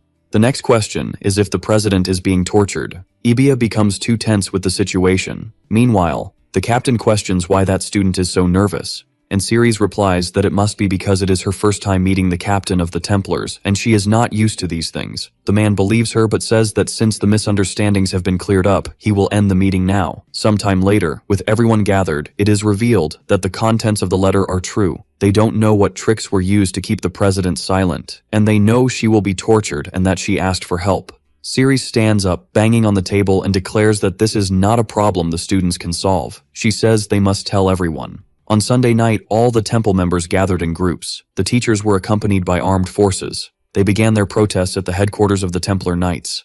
Valier really didn't follow them, but he can say that things are unfolding differently. Bertus says that our hero really does interesting things. Valier replies that he doesn't know what he is talking about, but the other boy says he saw him trying in every way to save the senior. He mentions that the whole temple moved because the boy started this, and it is the first time he sees such a large mobilization. Our MC says he thinks he hasn't done anything. Then Bertus questions what he means by that. He comments that it was he who suggested taking Ibiya as a guarantee, and it seems he was also responsible for writing the letter. Then he asks if our hero did all this on his own. Valier is surprised that the boy knows all this, even if it's all just a guess. It's frightening how accurate he is. Bertus says he shouldn't worry, and that he's quite happy with the situation, but our hero asks if the boy doesn't want to get rid of Olivia. The boy replies that this is irrelevant now, as thanks to Valier the Templar Knights have fled. Smiling, he adds that this doesn't matter now. It seems this is something big, and if it were a different person, it would just be like a father abusing his daughter. The young man explains that His Majesty has no intention of letting this end like this. Now that they have the perfect excuse, they will take the opportunity to crush them into pieces. But there's no way the knights and the religious community will accept this just like that, and this leads to a worst-case scenario, where the Templar Knights will become hostile towards the Empire. Bertus congratulates our hero, saying that he started a war to save a single person. Valier is in shock with this information, wondering if it could really be possible. He thinks that all he did was follow them a bit and provoke them with an anonymous letter. Could what a simple person does really unfold into such a big event? Very troubled by this information, he wonders if he really caused this kind of thing. Bertus then asks if he would like him to stop this war. Valier wants to know if the boy can interrupt this, and the boy simply replies that he was bothered and asks if he wants him to stop telling these things. Our MC immediately responds that yes. Smiling, Bertus says he understands and that they will then take a break. The boy thinks he didn't reveal that the Templar Knight was torturing his own daughter. Speaking honestly, they tried to persuade her without it coming to this. Of course, if she continues to refuse, he knows she will end up being tortured in some interrogation. The temple mobilized its forces, but after Bertus intervened, the imperial family took the initiative. So they decided to reduce the incident to just the captain of the knights and not the entire order. The imperial family requested that the captain be dismissed, so a new one more favorable to the empire was appointed. While the negotiations continued, the temple preferred to keep things more discreet regarding Olivia's rescue. On Sunday, the president returned to the temple. Originally, she wanted to abandon her faith, but in the end, she managed to return safely as a student of the temple. Valier receives a reward in points, and also a skill of strength and mental resistance against magic. Then, on the last night, Olivia came to him. The girl apologizes, as she knows it's already very late, but she asks to talk to the boy for a bit. It seems the girl heard that a good part of her rescue was planned by him. Our MC asks if it wasn't Ibiya who did everything, but smiling, Olivia says she also thanked her. The girl says she thought it would be enough just to abandon everything, and she thought there would be no problem in doing so. With her usual gentle expression, she says she was quite naive about it. Our hero wonders how she became stronger during the days of captivity. Just after a few days, Olivia, who was kind and friendly, somehow exuded a lonely atmosphere. Valier asks what the girl will do now at the temple, but the girl replies that it's dangerous to go out now, as she knows things she shouldn't. Then she asks if they can sit for a bit. Our MC questions if the girl is going to abandon her faith, and the girl confirms this. Then the boy asks if she can continue with her faith without necessarily being part of a group, and Olivia replies that she knows what he is trying to say. She adds asking if she would like to show something to our boy. Then a bright energy appears in her hand. She explains that this is the power of Toan, the god of purity, and she asks how corrupt and impure people can use this kind of power. There are priests and paladins who have betrayed the doctrine and committed horrible crimes. These are the Templar Knights. And yet none of them received a judgment or divine punishment, and their divine power remained strong. Olivia asks how she can still have this power after deciding not to serve the god anymore. She says that divine power is not proportional to faith, and anyone can continue using it even if they do not follow the doctrine. The gods grant power and don't care much about how it is used, and that's why the Templars who should have disappeared still exist. What's the point of all these prayers and hymns if the gods don't care to listen? Olivia says, who knows, maybe they are just those gods. Valier doesn't quite understand and questions, but the girl replies that it's nothing. The girl wants to know why our MC wants to help her, and that she knows it was him and Adriana who wrote the letter. And then she asks if he did it because Adriana asked.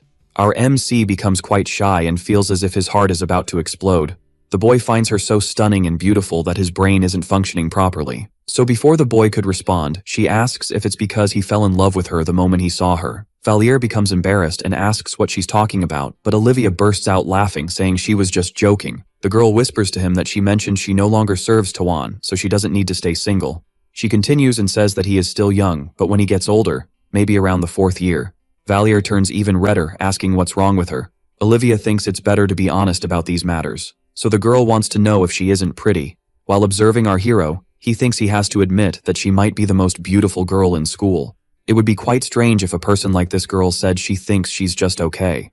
Valier wonders if she is corrupted, as she shouldn't be behaving like this, and if that wouldn't be a disaster in itself. Then Olivia interrupts the silence, saying, Valier, and thanks him with a kiss.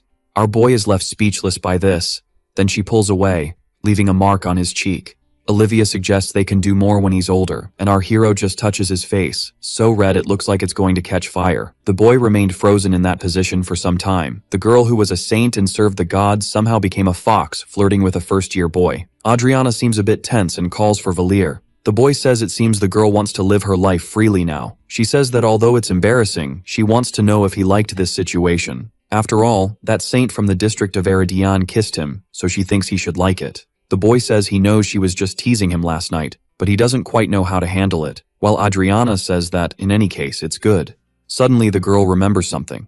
She tells that Olivia said she wants to eat with them, and this scares our boy. He asks his friend if they could not go, but Adriana replies no. Olivia appears in a completely different outfit, questioning if they made her wait. The girl says they arrived a little while ago.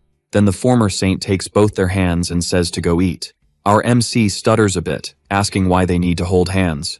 Olivia wants to know if he doesn't like it, but Valier, still stuttering, replies that it's not like he doesn't like it. The boy can feel the envious looks that are on him now. Finally, the girl says that if it's not a problem, they can keep going like this. Valier thinks the girl is definitely doing this on purpose. Already in a restaurant, Adriana comments that she doesn't want to join the Templar Knights. Olivia apologizes for causing this kind of confusion for her, but the other girl replies that she has been through much worse. Then she asks our MC because she heard he has a superpower, catching our hero off guard, but he confirms. Valier explains that it's a self-suggestion, and the curious girl questions if it's like self-hypnosis. He explains that he can give suggestions to himself and strengthen his body according to something. Our MC tells that if he believes he can run fast, he runs, but feels embarrassed for seeming like he's cheating at something. Adriana says that our MC's ability helped in her case, and the girl is surprised. Then she explains that they were able to notice her situation thanks to him using that on the train. Olivia ponders this. Then she thanks our MC again, who replies that it's all good. Crossing her arms, the girl says it seems she has no other choice. While sipping from her mug, our hero asks her what she's talking about, but the girl just smiles. With a look, Gentile tells him that he will have to marry her when he graduates from the temple. At that moment, the duo of friends spits out what they were drinking in all directions. Valier feels embarrassed, and Olivia says she owes him a lot, and that regardless of faith or doctrine, she needs to give back. Our MC thinks she is so beautiful that he can't even look at her properly. Then, taking our hero's hand, she explains that he saved her life, so she needs to repay him with something of equal value. The boy feels very embarrassed, asking what the hell is going on with her, and that he will forget people like him when he graduates from the temple.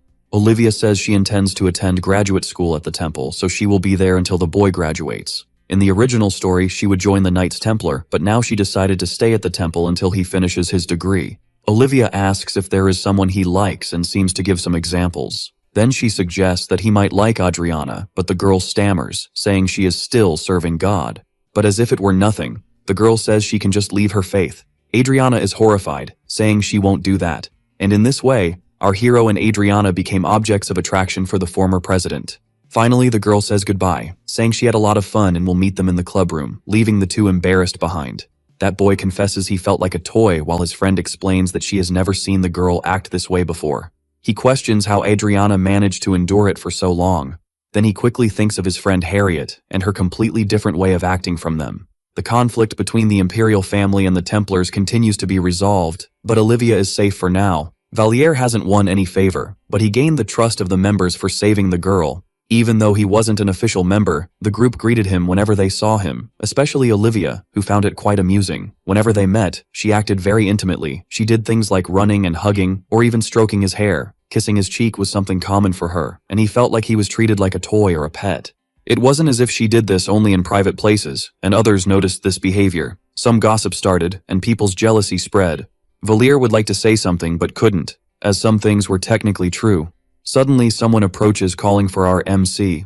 Responding, the boy starts to stammer a bit. Finally, the boy asks what his secret is, leaving our hero a bit confused. Valier wonders if the gossip was responsible for this question. Our boy repeats the boy's question. Then the boy explains that it's because he is very close to the girls. Again, he crosses his arms, closes his eyes, and says, "The secret to being close to girls."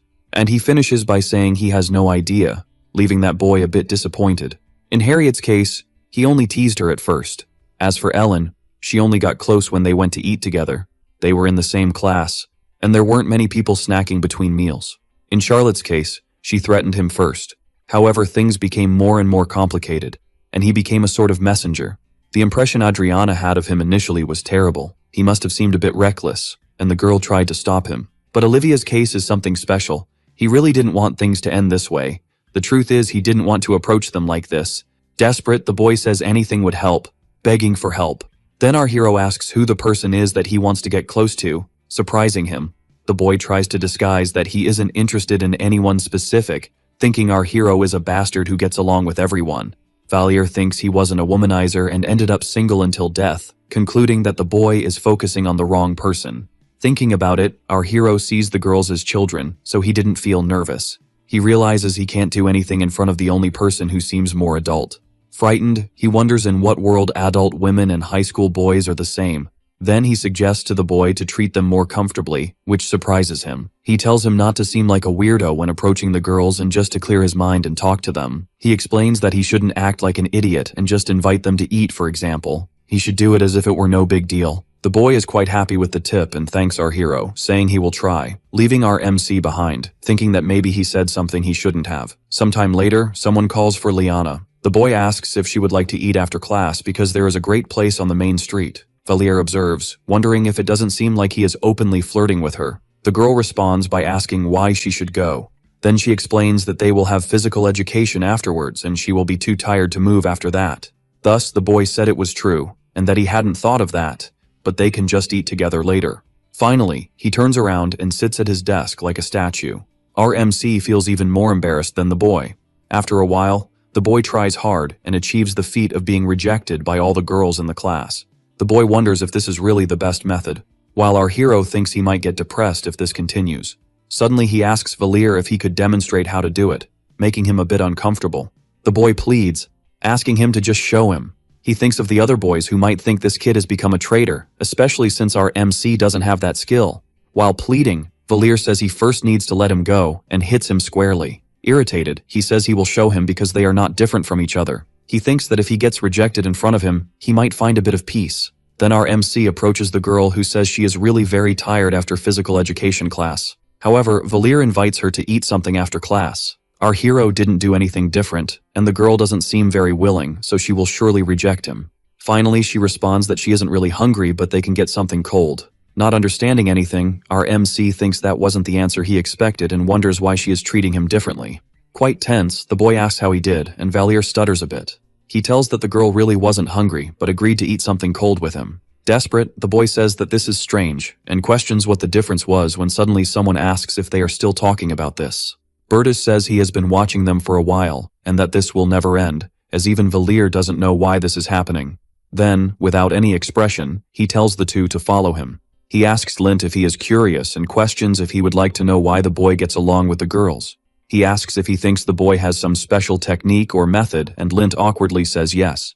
Our hero wonders if Bertus knows something he doesn't, if the boy knows the secret to being so attractive to girls. Coldly, the boy says he will explain the difference between the two, but he shouldn't feel hurt and should just listen. Without any preamble, he says that Valir is handsome, and he ends the topic there, leaving everyone speechless. He explains that he doesn't mean Lint is ugly, just saying that Valir is more handsome than him. Our MC didn't even think about that when choosing his appearance. Looking quite defeated, the boy calls out to our hero. With a crazy look, he says he will be the enemy of all men from now on.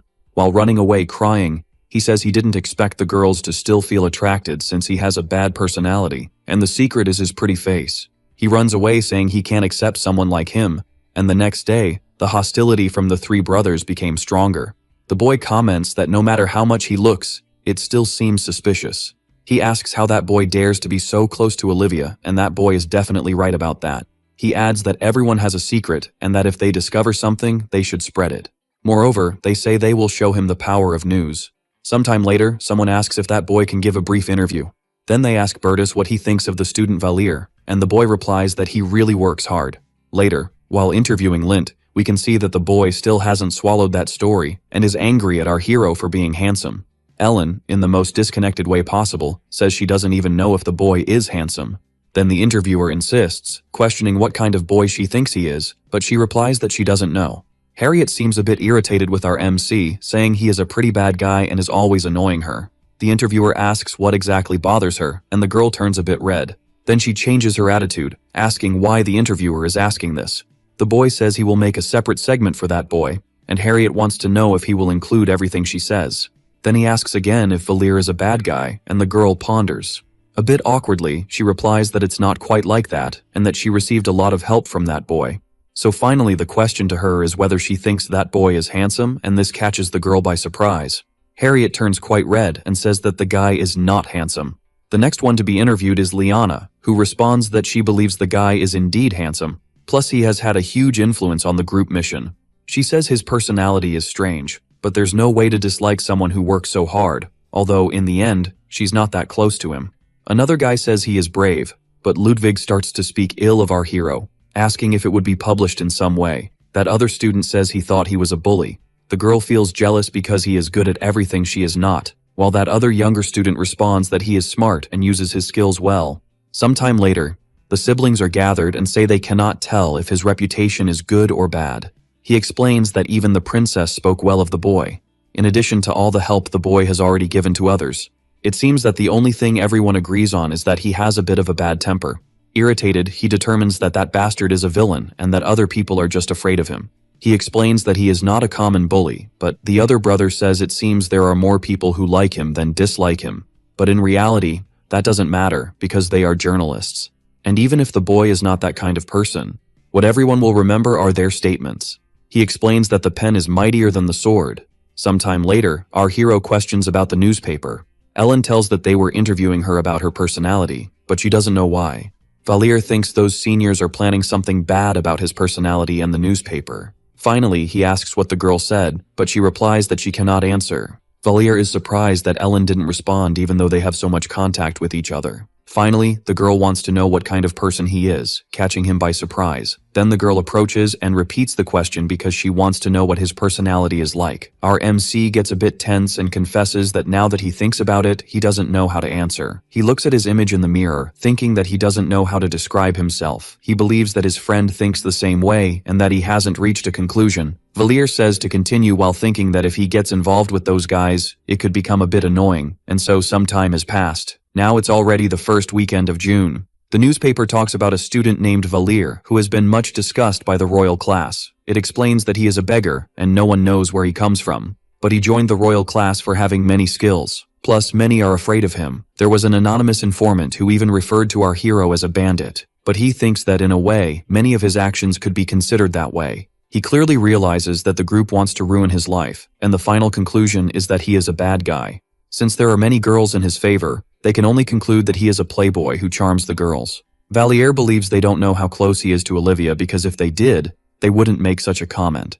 Irritated, he shouts that if they look at him this way, it will be as if what is written there is true. Our hero gets quite irritated with the situation, which only confirms his aggressive temperament. Someone approaches, saying that's why he is being criticized and calls him an idiot. Harriet seems quite satisfied and says she knew this could happen someday. Our MC asks if it was her who said the boy was bad, but the girl gets worked up, responding that she wasn't the one who did that.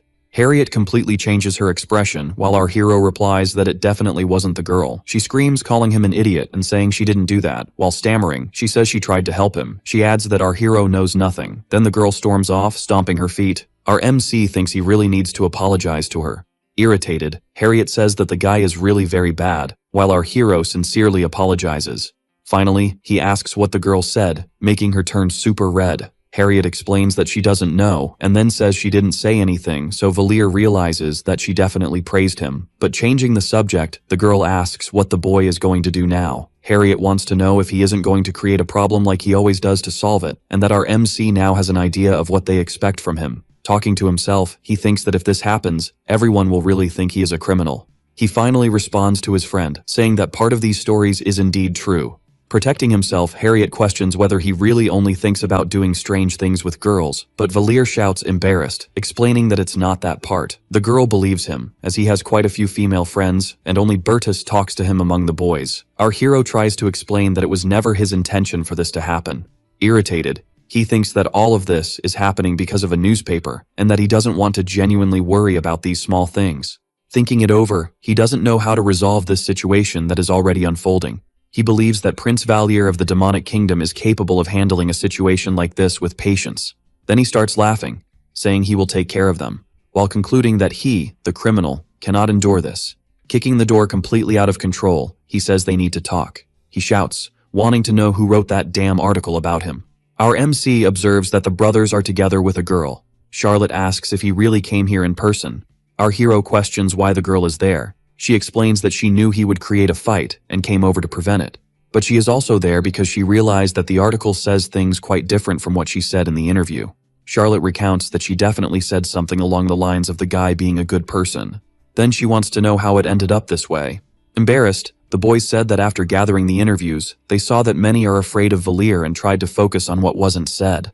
Charlotte asks if they wrote an article speculating about these things, but the boy replies that most of those things are true. Smiling, the girl inquires if they ignored that she said the boy was a good person. Quite tense, the boy apologizes, while our hero realizes that this girl is scarier than Bertus sometimes. Then she tries to defend him, saying that he really caused a lot of problems at first. It seems our MC doesn't need that kind of defense. She continues, saying that after that the boy stopped and now only maintains healthy friendships. Valir wonders if this is the carrot after the stick, while still irritated, saying she wants to see the previous articles too. The group remains tense as Charlotte evaluates the texts. Finally, she says that as far as she knows, that newspaper only circulates in the royal class and wants to know how so many people read it. The boy says they read the other newspaper more, then she seems satisfied because most of the things there are nonsense. She comments that if they believed those statements, it could create quite a problem. She gets scared seeing many articles with mere speculations and absurd things. She realizes that these people will create a lot of trouble. Irritated, she bangs on the table, saying it's a relief that no one reads this, and asks the group if those articles are acceptable. She adds that this is an insult to the royal family and the Templar Knights, and they should thank God that no one puts faith in their articles. Valir thinks that the articles may be speculative, but came quite close to the reality they want to hide. And that's why Charlotte is so irritated because other people could read this, making the lives of these boys at risk. She continues reading, saying that everything is based on rumors and imagination.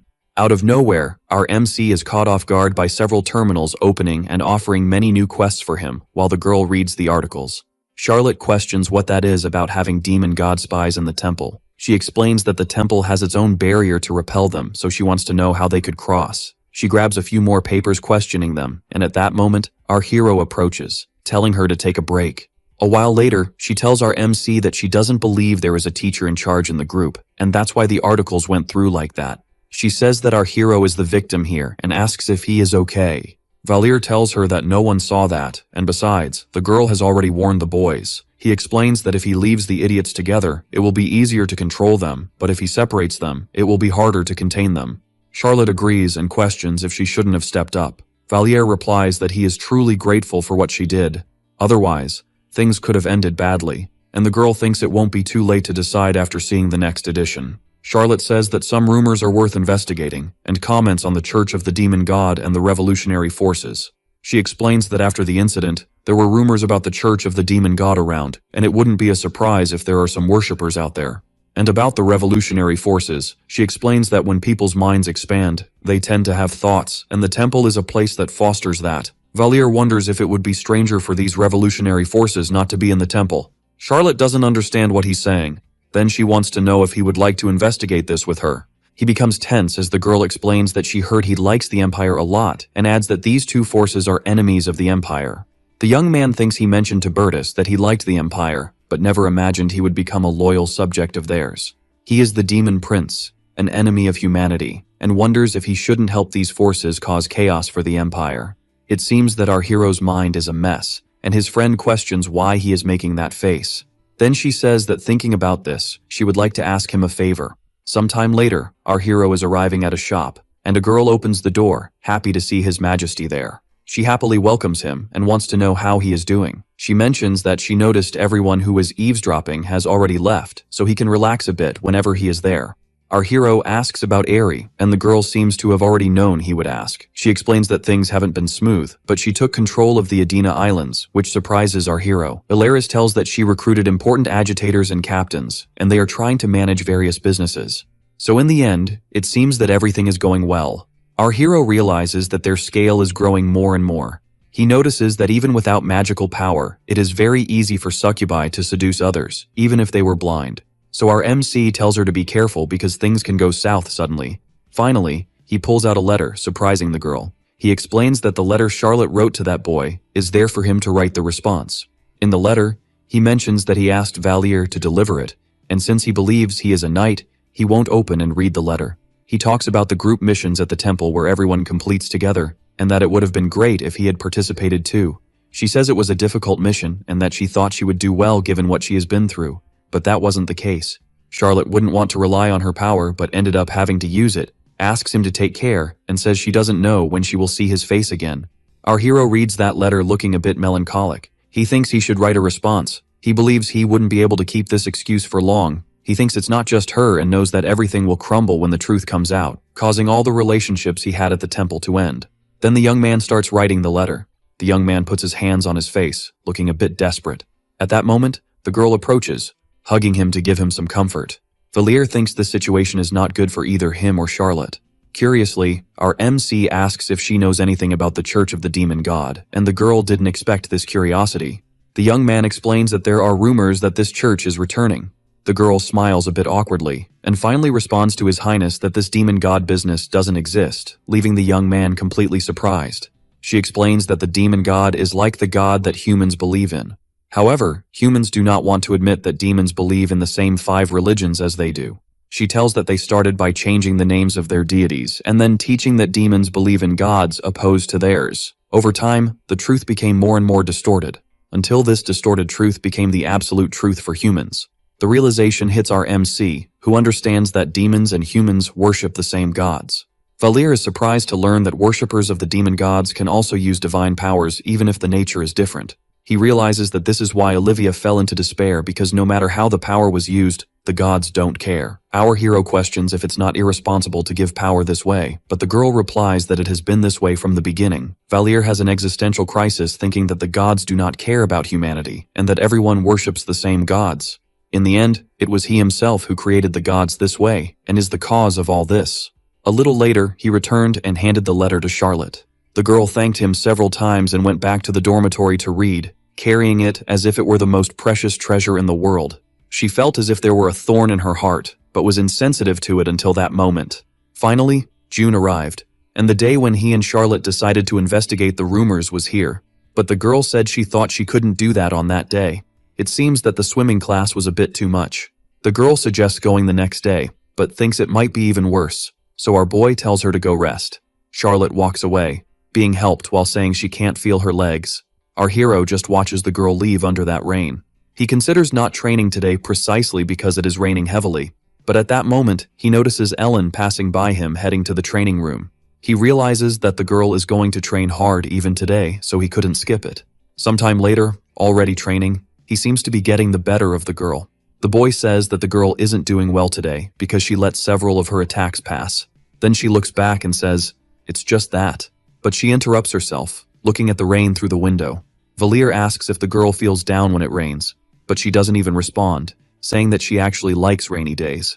So our hero is a bit unsure about the reason. He questions if she would like to take a little break. To his surprise, the girl agrees. While having tea, he comments that he didn't know she liked the rain, but she just continues in silence, observing. When suddenly she asks if our hero also likes the rain, which catches him off guard, and he replies that he doesn't think so. Ellen asks if he is close to Charlotte. Our MC is surprised by such a question but answers that he believes so. The girl falls silent again, just observing. Finally, she asks if they are really close and if there is something between them. But Valir tells her that it really isn't anything special. Ellen seems a bit tense with the conversation. Finally, she smiles and says that the boy is like her brother, and she continues telling that it was on a rainy day like this. Her brother had just returned from a long trip and was already saying goodbye to her to go on another. But he said he would be away for a while, and when he returned, he would meet her again. But why would he have given the sword to Ellen if he believed he would return soon? She recounts that her brother knew everything about her, but the girl knew nothing about him. She didn't know what he thought or what he intended to do. She knew he cared about her, and that was important, but in any case, the boy never told her anything significant. Ellen feels the same way about our MC because she knows nothing about the boy. Valir remembers that the girl couldn't say what he is like, and this isn't because she is disconnected but rather because she is too close to him. He thinks that the girl is quite close, but close enough to feel that she doesn't know how the boy truly is. It's not as if she doesn't think about him, but in fact, she thinks more than all the other people, and she spoke about it because she wants to know more. Ellen wasn't distracted because of the rain, but rather because of him, so she tells the girl that she never asked about it. She questions if the boy will answer if she asks the questions. Then she asks why he looks at Charlotte the way her brother looked at her, why he trains as if someone were chasing him, among other things. Finally, she asks if he will answer. Our hero thinks he is the successor of an organization of beggars, but even that is a lie. He is not truly a member of this gang but the son of the Demon King, attending the temple to prepare for the gates to open. But that is also a lie. He created the world and is there as punishment. Our MC is burdened by all the tragedy that has happened and will happen, and this is the greatest truth. He lowers his head nervously while the girl demands an answer, thinking she knows what Ellen wants to ask. His relationship with Charlotte wasn't built solely on good things. Sometimes he felt guilty and looked at her differently. The girl never noticed, but Ellen did. The question was why he looked at Charlotte that way when he was close, as if he were lying to the girl. Ellen had said that our MC was like her brother, who didn't tell her the most important things, and he thinks it can be like it was with his brother, disappearing suddenly. He explains that he doesn't want to go through something like that again. Our hero realizes that no matter what he says, it will always be a lie. Then the girl interrupts his thoughts, saying that she actually doesn't like rainy days. She smiles at him kindly. She mentions that she also doesn't like people like him as she gets up from the table. And after the girl says that, our hero can't find her in the training room again. He thinks he can sense that boy feeling sorry for him as if he knows what's going on. And suddenly the boy says that if he did something wrong, he should apologize, catching our hero completely by surprise. Surprised, Valir wonders if this is what they call a soulmate. Then suddenly the guy puts his hand on his shoulder, honestly telling him to do his best. This was the first conversation he had with Cliffman. In fact, he hadn't spoken to that boy since his admission in June. Finally, our MC goes after his friend. He asks if he can talk to her for a second, but the girl just ignores him and walks away. Harriet wonders if they had a fight. The girl says they were very close, but now they don't even talk anymore, and that seems like a fight. Harriet suggests that the girl got tired of hanging out with someone strange like him, and our MC wonders why the girl seems happy about it. She explains that he seems pathetic, but at least she can listen to him. Valir thinks the girl seems motivated to help him after seeing him in trouble. In the end, what the girl really wants is to help. Our MC says it's fine, and that it's not that. Then Harriet responds that she wants to do her best to help. Our hero thanks her for caring, but the girl turns red and responds excitedly that she doesn't care about him. She comments that it's been raining a lot these days, and if it keeps up like this, the river might overflow. Harriet planned to go to the river this weekend, but the flooding ruined her plans. Valir worries about his gang that used to stay under the Bronze Gate Bridge. The boy suddenly runs off saying he needs to go. Sometime later, our MC is in the rain with his umbrella. He notices that it is completely flooded, even in the area where his gang lived, and he worries about that. Then he asks a soldier about the homeless people who lived there. The soldier says they must have left because they wouldn't stay there with everything flooding, so Valir asks if he has any idea where they went. He assumes they went to the market since there's no other place they could find shelter. Going to the location, he thinks it's a place where security is poor and not recommended to go. He continues walking around and realizes there's nothing, just trash. It certainly seems like a good place to hide from the rain, and also that no one would notice if someone died there. Suddenly, someone says this isn't a place you can just walk into and leave. He suggests that he should leave before he sees something bad because this isn't a place for kids. Luckily, that guy is quite polite for a gangster, and our MC doesn't intend to stay there for long. He realizes he needs to leave soon, so he thanks the man. But that guy catches his attention again. He asks if that's not the temple's symbol printed on his umbrella. Then Valir confirms it. The guy suggests that since he studies at the temple, he must have plenty of money, telling him to let him take a quick look at his wallet. He tells our hero not to worry if he just gives him his money. While saying he would send him somewhere, our MC reacts by hitting that gangster.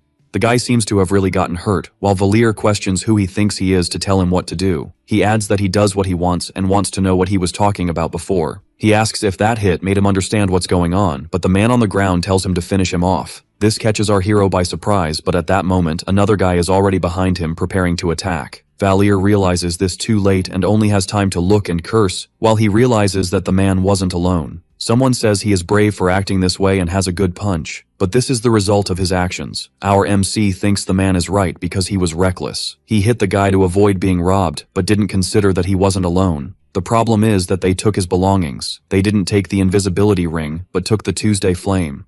If he tries to recover it in any way, it will become even more suspicious. One of the gangsters looks at the card reading that he is from the first year of the royal class of the temple and seeing his name. He wonders if he is the boy that the beggar gang sent to the temple. Our MC is surprised that the man knows this. The gangster asks if he is surprised that the guy knows. Holding him by the hair, he says that there's no way a gang of thieves wouldn't know what the beggars do. The two gangs have a symbolic agreement, as without the help of the thief gang, they couldn't survive. The relationship is actually quite hierarchical, and Loyar did everything he could to stay in line. They managed to become self-sufficient to a certain point, so they intended to leave the agreement behind. In other words, there will be a conflict soon between the two gangs, and this is the worst time for something like that to happen. The guy says that as long as Loyar's dog is out of the picture, the gang will disappear and mentions that it has recently become a bit out of control. He explains that he will be the bait to lure that wild dog. Back at the temple, the rain continues. Effenhauser says he heard that number 11 didn't return from the weekend and is missing. He questions if something might have happened to him. He wants to know if anyone knows anything, leaving Ellen quite worried. As she walked, she thought she had made another mistake. She remembered pushing someone, telling them not to lie. Her brother tried to argue, but the girl said he didn't love her because he didn't say so. The boy questions what she was saying and replies that he loves her very much. Then Ellen asks why he is leaving her there and going far away again, asking him to tell her what he is doing. The girl wants to know how many years it will be this time since he never says anything, and also what the point is of wielding that stupid sword. Her brother apologizes, but the girl is agitated, saying that this is more important than her and her family. She says that the things he can't tell are more important than his family, adding that her brother doesn't love them. Then crying, she screams that she hates him, but an older man suddenly slaps her. This leaves her completely surprised. That man tells her brother to go while the boy apologizes. She cries, repeating that she hates him. Without stopping crying, she screams that she hates him very much. She didn't believe his empty promise that he would return, but she still waited for him to come back even if that didn't happen. As always, she believed he would just show up at her door after a few years. Sometime later, she was at a grave, and before her brother's tomb, she finally realized that the boy was prepared to sacrifice himself and went to say goodbye to his family. All the girl did was curse him. The last time Ellen spoke to her brother was to say how much she hated him. She decided to never hurt anyone again, thus deciding to lock her heart, and with that, she made another mistake. Valir is missing and may even be dead. She thinks of the last memory the boy would have of her. It is precisely when she gets up from the table saying that she hates him. She thought she could be fine even without him, but felt as if she needed to push him away before he became too precious. And that's what the girl did, realizing later that it wasn't okay to be without the boy. She wonders if this is her punishment for saying such things. She was careful and swore to herself not to make the same mistake again. As she walks in the rain, she wonders if this would be karma and finds Harriet crying on a bench. Ellen approaches her friend and covers her with the umbrella. Harriet can barely contain her tears, falling into tears again. In the most direct way possible, she says they should go. Harriet seems not to understand what she means, and determined, she says they must find him. Sometime later, they arrive at the location. Harriet explains that it's the place he mentioned. Ellen says there's no way anyone is under the bridge. She confirms with the girl the fact that he ran away quickly after hearing about the river flooding. She believes he might have been mistaken about people living there and is looking for them. So they need to find where those people are first, but Harriet suggests they might not know where their friend is. Ellen says that if they don't know where he is, she can at least tell the group that the boy is missing, then asks where they should go. The girl suggests asking the guard, so they approach the man. Sometime later, they are walking through those alleys. Harriet explains, and her brother told her that that place is dangerous and has many criminals. Normally, they don't hurt a student, but there are organizations that don't care about that, and she warned to stay away, especially from that alley. Ellen says she has an idea of what might have happened. She explains that the boy must have gone there to look for something, and that he was confronted in some way. Harriet says that thinking about this and Valier's temperament, something strange probably happened in that confrontation. The other girl says they should go to the alley for information. Realizing that her friend is scared, she mentions that it is patrolled by soldiers at night. So the girls continue on their way, questioning some homeless people. She thinks that both the temple and the guards know that their friend has disappeared, and Harriet then asks why no one has found him. Ellen thinks that many must have asked about Valier, and they also didn't get much information. If the boy were dead, they would have already found his body, so this means he is still missing. Harriet comments that there is something strange about this, and her friend questions what it could be. The guards didn't just ask the homeless, but also ordinary citizens. And all of them seem to have no idea where our MC is. If the homeless at the Bronze Gate were around, it would be impossible not to know about Valier, and Ellen concludes that the group wasn't even there. Harriet says they should find someone who knows something about their friend, and Ellen agrees with that. They then agree to go back to the beginning and look for the homeless at the Bronze Bridge. The guards are surprised that the homeless haven't gone to the market, as they wouldn't have any other place to go. Another guard says they don't stay at the market anymore but at the Mana train, as they can sell things on rainy days too. He mentions that he heard their income is quite good. Sometime later, already at the train, the girls ask for permission from apparently one of the staff members. The boy asks if they are interested in this top and says it is really cheap. When they ask if he knows Valier, the boy seems startled. Ellen explains that this boy has disappeared and that's why they are looking for someone who might have an idea of where he could be. The guy says it's the first time he's heard something like this and will tell the big sister soon. Then he asks who the girls are, and they explain that they are classmates of Valier. The boy says the place is dangerous and they should leave, committing to inform them about everything, but the girls don't intend to do that. Ellen insists that they will go together. Then the guy tells her not to regret it later. He explains that they are just starting to settle properly. He thinks the rain was a good opportunity to move their base there, and they are gradually relocating. The boy says he brought her there because the girl said she would follow him, but he really should be careful with what he says, which leaves Ellen confused. He continues talking about the big sister's personality. He explains that the sister doesn't care much if the girls are from the temple or not. The people around are curious about the girls being from the temple, finding them pretty and wondering why they are there. Someone approaches asking what is going on and why they are being so loud. The girl asks who they are and where they came from.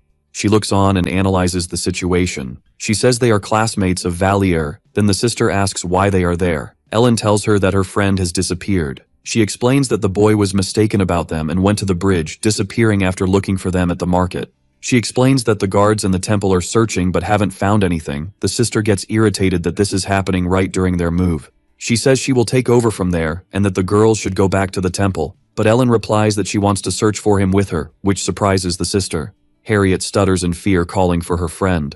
The woman says she understands, but that they are very young and could get into real trouble, so they should go back. When she goes to touch Ellen, she just dodges her hand. Loyar is a bit surprised by the attitude. The woman tries to touch her again but is dodged once more. Ellen explains to Loyar that they can also be useful. The woman tries once more and is frustrated again. Ellen says she doesn't want to fight. The woman asks if she means that if she fights seriously, she could get hurt. Loyar explains that she is doing this because she is worried and knows how things will go wrong. Considering that Valier is fine, they should go.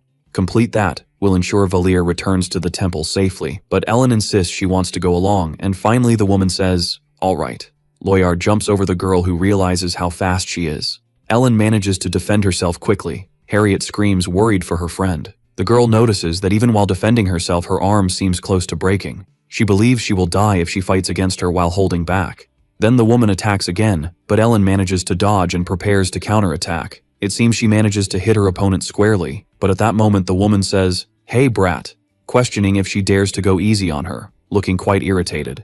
Then Loyar attacks again, forcing Ellen to defend herself as best she can. The girl flies away from the force of that blow. This time she runs without intending to give time to recover. But again, Ellen manages to defend just in time.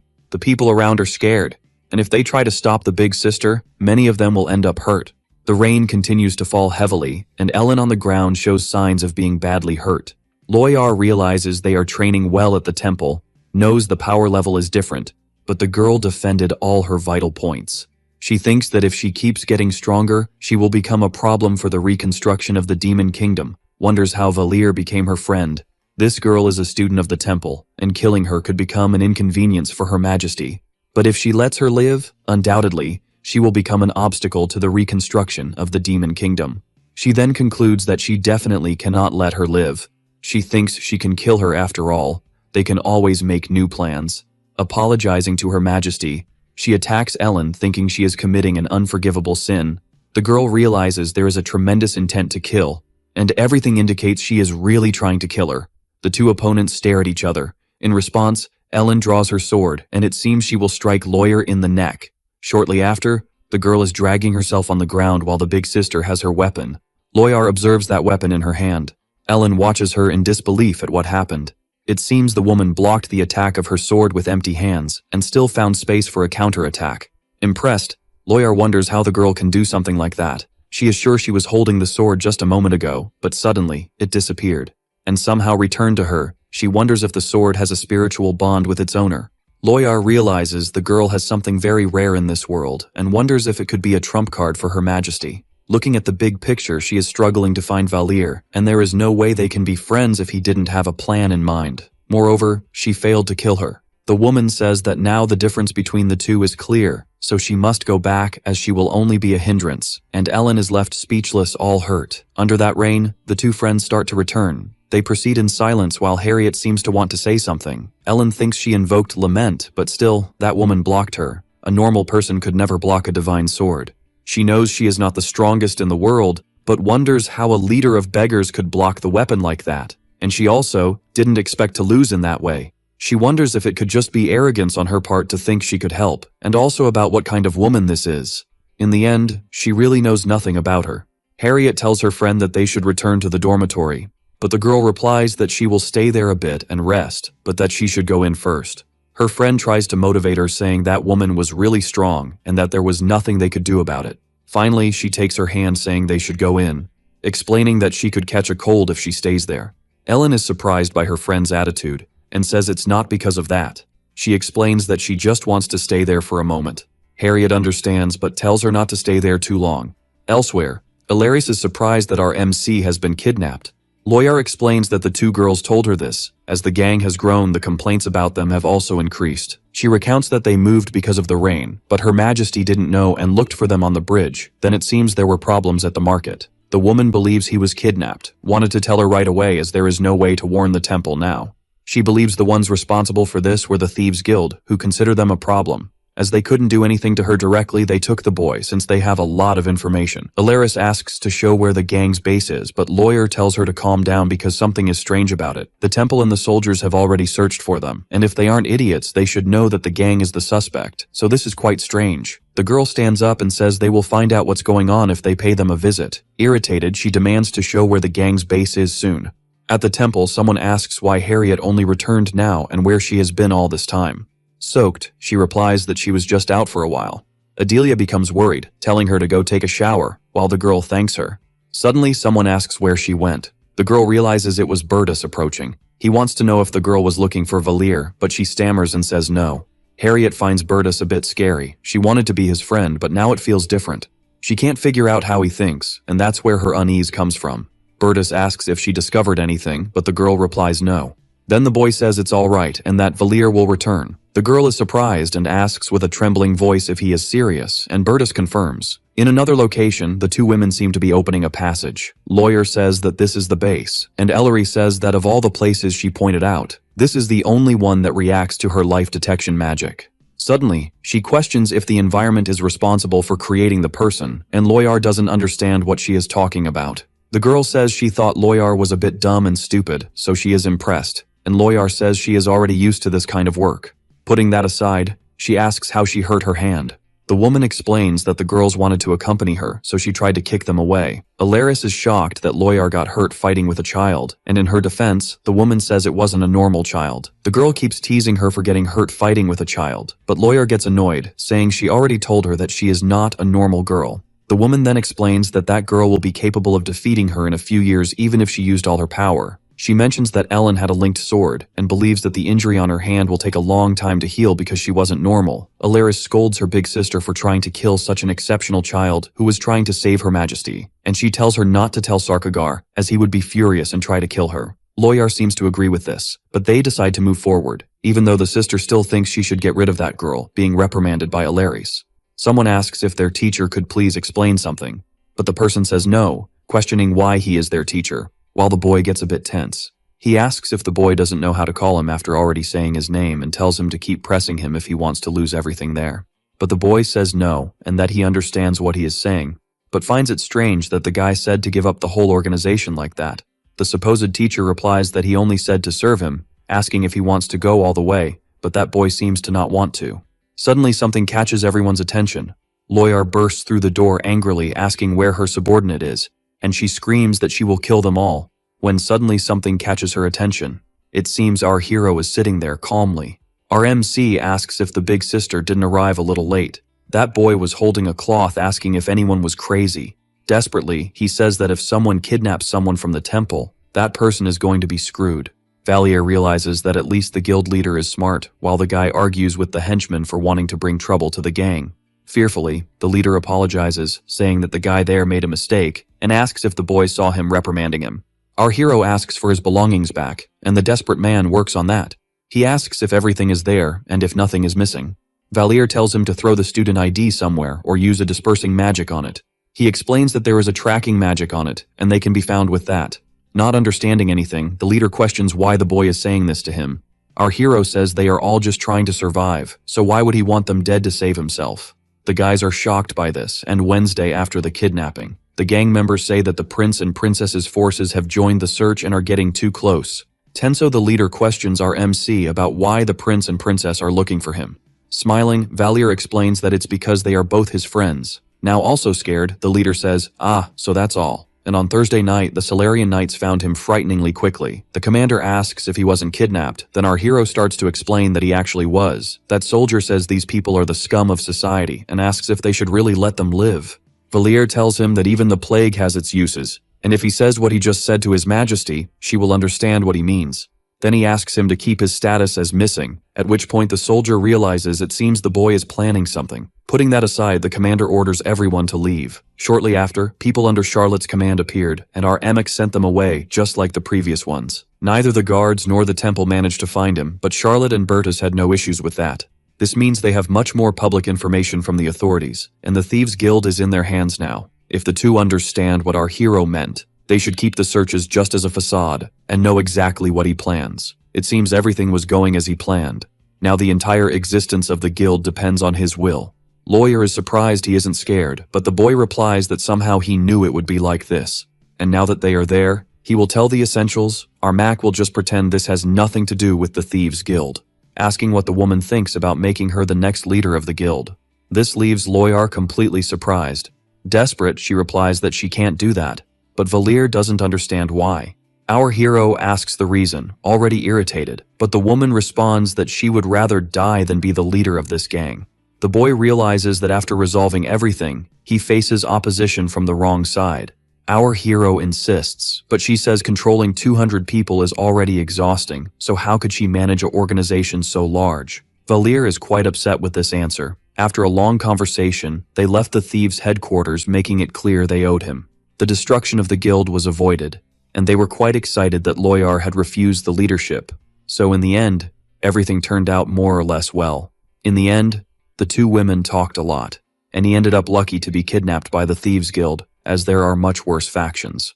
And our hero sincerely apologized to those people who found him and cared. Finally, he returned to the temple and worked hard to give them his fabricated statement. He just repeated that he knew nothing, but he doesn't know if the investigators believe that. However, he wasn't bothered anymore after, until the investigation ended. Of course, some dangerous things came up, but they were properly handled. But changing the subject, Valier wonders when this rain will stop. and he notices ahead Ellen sitting in the rain looking thoughtful. He approaches calling out to the girl. She looks quite surprised when she sees our hero. She stutters a bit calling the boy's name. Valier heard that she was beaten by Loyar and that she had been looking for him since he disappeared. Our Max sincerely apologizes to his friend for his disappearance. He starts telling her something about his secrets. But at that moment, Ellen approaches and hugs him saying, "No." Happily, she adds that she doesn't want to know. She says the boy doesn't need to tell her his secrets. And if the boy is safe, that is enough and all that matters. He feels Ellen's warm touch on his neck, and also her sincere concern for him. He can't help but freeze in that scene. Adriana was worried and asks if he is okay. Olivia is also relieved he is fine and says she was worried something bad would happen. Charlotte thinks Valier is the biggest idiot she has ever met, while Bertus wants to talk more about it after he rests. Our Mac thought his school life was a tragedy, but he realized there were many people worried about him.